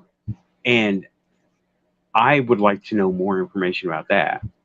And I went to R. Keith Andrews and says, hey, have you seen these pictures? And I actually sent him little pictures of big giant deletions out of SOHO images. Do you know what I'm talking about, SOHO? You do? Yeah. Okay. And he's like, yeah, they don't want us to see the ships. I'm like, why are the ships there? And on another program that he was on, he was talking about, well, there's something passing by, something coming through, and they're here just in case they stop and cause problems. Because, and he went on from his interpretation, it sounds like to me, they don't want them to mess with us, the protected species, because we're being conserved. Or That's just what it seems like. Or groomed. Or groomed, whatever. We're cash cows. You know, I mean, from the government perspective, from alien perspective, we are some sort of money crop. Commodity, You know? yeah, absolutely. And We are, out of all the things that we know of, life is the rarest. yeah, And when something's our rare, life. Yeah, we haven't seen any trace of life like ours. Okay, speaking of science fiction, why haven't we found some other species, Voyager probe, or that sent it out 10,000 years ago, or space junk floating around? We haven't found anyone else's space junk flying around. Well, I think we're in a certain frequency or box that's what makes us rare. We're able to exist here and now, how we are, and we're one of the few things that can do it.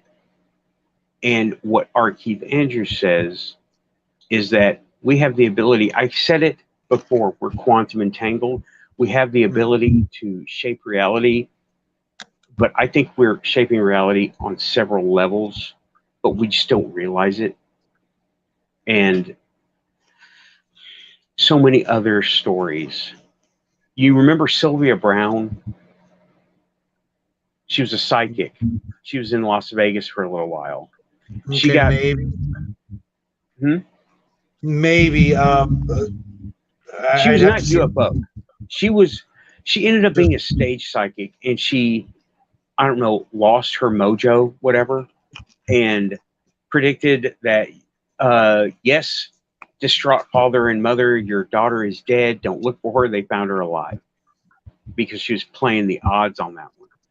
And she confided into her family that, yeah, she can't hear her spirit guides like she used to because she got greedy. The dark side took her. And that's a rule, that's a magical rule, okay? You cannot be greedy because that will cut you off from whatever it is, the force, okay? Yep. Whatever. That'll cut you off from the force. And the dark side don't want you neither, because but You've lost whatever it is that they were right. looking. You've gone to the dark side, gone monkey brain, whatever. But okay, oh man. See, I need to this is the kind of rant that I get going on. Sorry, bro. Not sorry. Don't even sweat it, man. I'm digging it. I'm kind of bummed that James didn't come back. But, well, he said his tablet crashed. oh, okay. Yeah, mine's on very low battery, but I plugged it in. I had to charge back in. For the past 30 minutes, I've regained 1%. I left it unplugged when I went to get my coffee and didn't realize it got way down. I was like, "Oh crap! Okay." Yeah, That's I normally when I'm up at the studio, I can be charged, but people are trying to sleep, so well, I brought my charger down here when I got the book. When I got the people book, are sleeping, battery's dying. It's all good. It's been 5 hours. Yeah, I meant to say something earlier. 5 hours works real good for us because, if we do it every Saturday, 5 times 4 is 20, and that way we don't, we can go over the 20. Like last week when I went, it was I was on my 20th hour, and then went extra hours. They won't cut you off midstream, but the next time you do, you can't because you have to wait a month. So if we pace ourselves and do just 5 hours, then we can make sure we can do. You and I can each do a 5-hour show on Saturday. I know that's 10 hours. Okay. And not 5 hours. I was planning on 3 max. Well, yeah, exactly. And who knows? Maybe James isn't listening. Maybe we get him to have a show, and we just pick a different day, and that way we can have 3 shows a week or whatever, because this is so much fun. I could go longer, but I really can't because I get you. We all but I feel bad because my son was hoping for the other show where we could talk about other stuff, but I don't really feel like talking about politics or anything, ugly. We touched on a few things that are, kind of ugly, but yeah, but we didn't debate. No, that's a different frame of reference totally that I did not want to go to. And that's one of the great things James brings to anywhere he goes is his amazing positivity and, it's just, upbeat. Everything about him is just, he's a nice guy. I wish he lived in the States, that way I could visit him. Because I'm not getting in a plane flying over that much water. That scares the crap out of me. But that's, did it. It's scary, but I did it. Yeah. I Twice. can't do it. Nope. I just. I hear you. Okay, But I am going to wrap it up. It's been cool, man. awesome. I love this. I'm telling you, man, you're a natural for this, and don't give it up, man. I mean, unless something really bad or really weird happens, you're meant. This is your thing, man. You should be doing. Let's see what happens. I've never been a showrunner. I've always been support staff, literally. But but you know what? You did fine tonight. All you got to do is just bring up the chats more often and address those people out there, so they don't feel like left out. And sorry, all 2 of you. No. You know, 'cause I've done it We too. had That's 800 people. That's why I'm saying it. I've done it too. And normally I have my son here as my co-pilot, and he'll keep doing that for me. You know, so that they come up down below, and then we can address them because I can't see them unless I have 2 devices. And you know, Same. I'm doing the same thing. I've Yeah, got the I don't phone. This is the phone. This PC is over here. yeah, I didn't know you could do it on the phone, but that's actually maybe something I need to think about because that way I can actually look stuff up because I'm using my tablet, which I normally look stuff up on, and use the phone for the chat. But maybe I'll think about finding another way to do it, or I'm just gonna have to bite the bullet and buy a computer and figure out where I would put it because I just don't Thrift have shop, the room. I gotta- $20. It's a website, dude. This is easy. No, I mean to get a computer. Yeah, I know. Um, Thrift shop, $20. Get a shit computer, and it's a website. You don't have to install nothing. It's just if you can run a browser. No, I mean I know where I put it. I've got a Oh. 3D printer. I got a 3D printer in my garage. It's brand new, and I got nowhere to put it. You know, I want you to run that thing. I want you to It's a- start printing. You me would too. love Me too. it. My son and I, we said we were going to start doing it this summer, and this came up instead. And it's a snap maker, the original snap maker, filament printer because I can't do resin. No, resin is hazmat stuff. You don't want to fuck with resin. Honestly, resin is hazmat. Resin is gross. Okay. Yeah. Talking gas mask, ventilation, and everything. You got to. Not only that, but the stuff that's made out of resin, like miniatures. I have some miniatures that were resin, and I was trying to paint one, and it started melting in my hand from body. Yeah. Yeah. It's crap. I need something stronger. But You got to know your chemicals. You got to know your chemicals when you're messing with resin. And I spent 2 years learning plastic. I'm going to use that, and I'm using it. Yes, sir. I got you here. Hold on.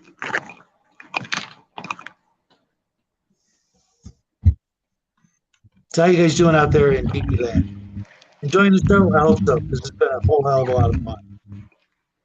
You know I like Final Passion. You know I like Star Wars, right? Yeah. Well, I'm also 1/18th scale general. What do I want to do? I saw that. Oh, you did see this one. Okay. Oh yeah, everything you post I see. Dude. That's Okay. I didn't know it did that too. I just was making sure nobody else has seen it, so there it is. Okay. Well, anyway, that is one of my claims to fame right there. I made the Beetle, the bus walker. I put that in the video I made about you about the 3D, you know, so other people may, you know, come in here and maybe we'll have a shop talk night, you know, talking about, you know, building crap. I'll do toys one night too. I'll do paranormal, quantum, but I will do toys all day. I just got some dinosaurs in. I want to talk about them. I ain't got nobody to talk to them about. Did you ever see our space dinos? or what was it? My son and I made some space dinos. I don't think so. Okay, I'll try to find it. I'll look it up by the number so you can just look it up. We made some space dinosaurs and they turned out pretty good. You know, they're only like this big, but you know they work with our miniatures. So, but yeah, you'll get a kick out of it. It was pretty cute. Okay, cool. I am gonna wrap it up because, dude, I gotta go now. Yeah, I think definitely. about 5 hours is great, man. This has Thanks been everybody awesome. for hanging out with us, and you'll find us again next Saturday, and you know, have a great week, Somewhere everybody. in some point in time or space, we will be here. All right, I'm ending the show. I really gotta go. Talk to y'all. All right, Outta good here. night, everybody. Bye.